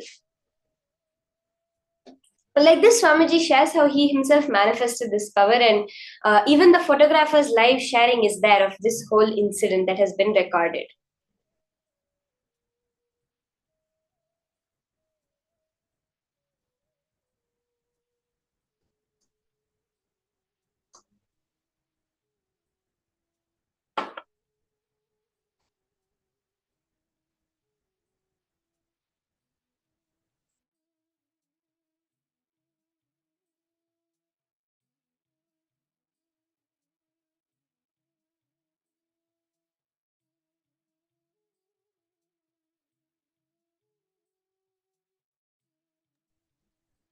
So the context that Swamiji gives for the whole power of Vayu Shakti, where Swamiji says that whole power manifestation science is manifesting oneness, not control over that particular element or that particular devata, that particular object. It is about manifesting oneness with that object.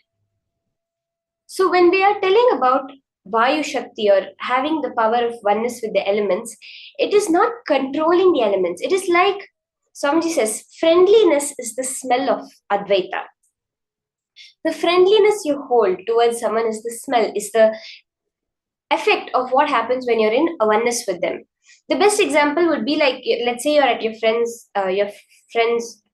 has visited over your house, and you're sitting there and you just you're feeling a bit thirsty, so the bottle is right next to him, so you say, could you pass the bottle?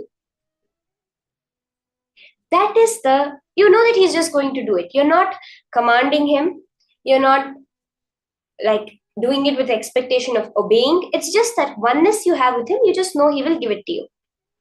Exactly like that. It is not power over the elements. It is when you develop that relationship with it, when you know that that which is you're seeing outside is that being within you, the air element within you, with that space of oneness, when you connect without any manipulation, without any control. Swamiji says, when you try to manipulate the elements, once or twice it may work, but then at the time when you need it most, it will run away. Literally, Swamiji says, Vayudeva will come and sit with you. He will tell you, see, Hanuman was my son, then he did this mess up, so then I had to go, I had to fix it, I had to get the boons for him. Exactly like this, Vayudeva will come and open up to you like a friend when you connect in the space of oneness with him. So now, we are going to be manifesting this power. Let's see the Shastra Pramana, which Paramashiva himself has revealed for this power of Vayu Shakti. The Shastra Pramana is from the Shiva Samhita, verse 3.42, where Bhagavan Paramashiva says, when the yogi, through remaining in Padmasana, yogi Padmasanasthopi, Bhuvamutsrijya vartate Vayu Siddhis Tathaksheya Samsara Dhvanta Nashini, can rise in the air, when remaining in Padmasana, can rise in the air and leave the ground, then know that he has gained Vayu Shakti, the power of wind element which destroys the darkness of the whole world. This is how Paramashiva exactly describes this power of Vayu Shakti, which ultimately you have the complete oneness with Vayu that you can even rise in the air, levitate in the air.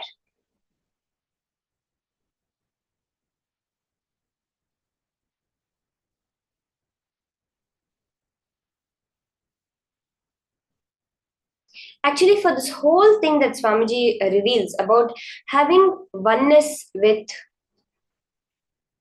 the elements, the Apta Pramana we see is very beautifully incident from the Ramayana itself. We see so many where Hanuman flies here, Hanuman flies there. We have the Vidyadharas, the Charanas who are in the air constantly being described. But very clearly one incident which clearly illustrates how it's oneness that actually gives the real power, not the manipulation or the power over it, is at the time where Lakshmana is wounded terribly in the battlefield. And he needs to be given a certain herb called the Sanjeevani herb before sunrise. So the whole thing is that if the sun rises, then Lakshmana's life will go, he will not be saved. And Hanuman says that, okay, I will fly all the way to the north of India where this certain herb is located and I will get it and come. And as he is flying, so Ravana hears about this whole thing, the enemy of Rama who has kidnapped Sita. He hears about this and he thinks, okay, if Lakshmana dies by tomorrow morning, then Rama will be heartbroken. He will not continue the war and he will leave me and go away. So I have to ensure that Lakshmana dies. And he commands Surya Deva. So through his sheer force of power, just his manipulation over it, he had conquered all the Navagrahas, it is said, all the 9 planets, the 9 planetary position holding that they have on our life. So he commands Surya Deva, the sun god, to start rising. Even though it's actually middle of the night, he commands Surya Deva to rise. And Suryadeva is bound by the power, the manipulation of Rama and of Ravana, and he is forced to rise. At this point, he encounters Hanuman, who is flying in the air, and Hanuman is like, "Why are you rising? It's not the time to rise yet." Suryadeva says, "I'm bound by Ravana. I have no choice. I have to fulfill his command." So then Hanuman says, "Okay, let's do one thing. I will take you and keep you with me for till the time I go and come back. So then you don't have to rise. You're bound by me. You'll not be able to listen to what Ravana has said." But so beautifully, he has a space of oneness with Suryadeva, because Suryadeva is actually his guru, the one who imparted all the knowledge of the Vedas, etc. to him. So in that space of oneness, he actually takes the sun, the Suryadeva, and puts him in his armpit and keeps him there till so that he cannot rise based on the commands of Ravana. He goes, he gets the mountain back, they successfully revive Lakshmana. And then Rama sees Hanuman and he's a little curious. He's like, "Hanuman, there's something shining in your armpit. Do you know what that is?" And Hanuman is like, "Oh, sorry, I forgot. I had kept Suryadeva over there." And he releases Surya to go and rise or in the air. And I feel like this is the such an apt description of how when you have oneness, when with all the power, all the brutal force that Ravana had used to conquer the Navagrahas through war, was not enough to stop Hanuman. Just by a space of oneness, who was able to stop the sun from rising. So that is what I really feel is what we are all going to be manifesting today. So for a start, I want to request everyone to go and near a window or a door to connect with Vayudeva. See, all of these Puranas that we hear, the Ramayana, the Mahabharata, the Itihasas, they are not myths. The modern day narrative has said that anything before Buddha never happened. How can that be? It's like almost saying that your grandfather didn't exist, your father existed and you existed. It's a logic that has no basis. These are the real reality, and this power of oneness is true. It really manifests when you just connect with it. And this is what modern science has just started to glimpse, where we hear stories of, we have this power of attraction, how your intention creates reality. But in the Gurukul, I tell you, it's literally like if we want it to rain, it will rain. It will be a live demonstration where we'll be like, let's say we want to play in the rain. It starts raining during a certain class that we're having. So then we'll tell, "Oh, Indradeva, would you mind coming? Another 2 hours, this class will get over, then we can come and play, just delay." So then Indradeva will stop raining and he will start raining exactly after 2 hours when our class time is over. Like this, even the Vayudeva, if we are sitting in a place, it's really hot, we'll be like, "Vayudeva, can you please give some wind?" It just happens. Because each and every aspect of nature is Prakriti. It is alive, living. We say Bhumi Mata, Mother Earth. Literally as a living entity, not as a, Swamiji says, balls of mud going round and round and round. They are living entities, living beings that can respond to us. We say water as Ganga. We have all the rivers of India. We say we have Ganga, Yamuna, Kaveri, Godavari. Each one is a deity for us. Our whole tradition of Hinduism is oneness based. But in the modern society, living, we have become very insensitive to the nature around us. We forget this to connect back with that from which we came. We live in what they call nowadays concrete jungles. Now we live in what we call as concrete jungles. We have only the artificial man-made things around us, but we forget the source of that itself is nature. So I want all of you to take a few minutes now for this first round. What are we going to be doing is connecting to Vayu. So you can, yes, Ma Krista, you're sharing how that when you were young, you remember when you used to just ask and the wind would blow. That is our nature. Actually, this connecting with the elements, being able to play with them, Ma, is actually our nature. But it's the society's conditioning that we're told that is separate. You are separate. If you go there, you are While we have these movies like Zootopia, etc., where we see that you have to become civilized, and it's you're savage if you're living in the wild, and all these kinds of ideas where they get instilled in our very thinking, that disconnect from nature. So now what we're all going to be doing is opening the window, the door, and just connecting to Vayudeva. Get back in tune with him. Talk to him. Recognize his existence there. 1 or 2 times you do this, he will just start responding to you. Like I was saying, you're feeling even a little warm. Vayudeva, a little bit wind, please. Just he will flow. So spend some time now connecting to Vayu, playing with him. Come, blow towards the left, blow towards the right, blow forwards, blow backwards. Not out of any expectation, not as a business deal. If you do this, I will recognize your existence, I will pay more attention to you. Not with any expectations. Hold that tremendous friendliness, that space of oneness, that is your original nature. You breathe every day of your life, 24/7, 365 days of the year. But we never pay 2 minutes to think about what is that energy keeping me alive. Connect to him. Experience the intense friendliness and oneness with him.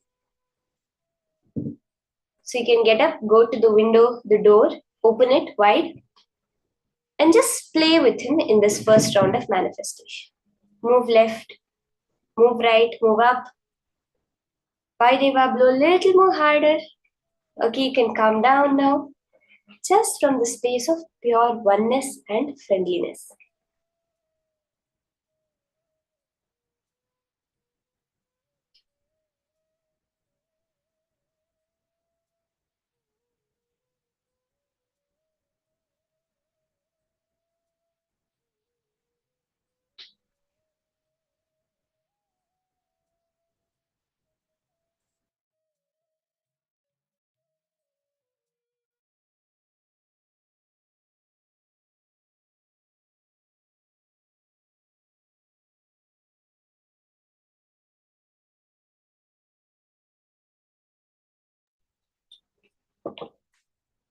Just connect.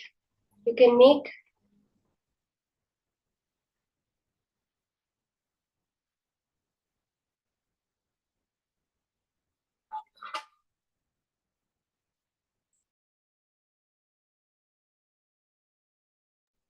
chant the Mahavakya. Just increase the wind around you.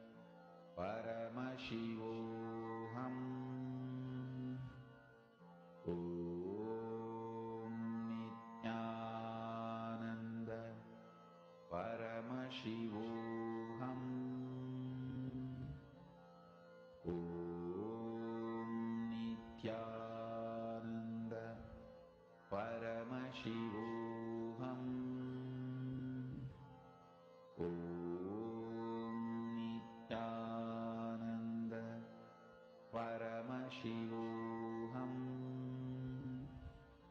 Om Nithyananda Paramashivoham. Om Nithyananda Paramashivoham. Om Nithyananda Paramashivoham. Om Nithyananda Paramashivoham. Om Nithyananda Paramashivoham.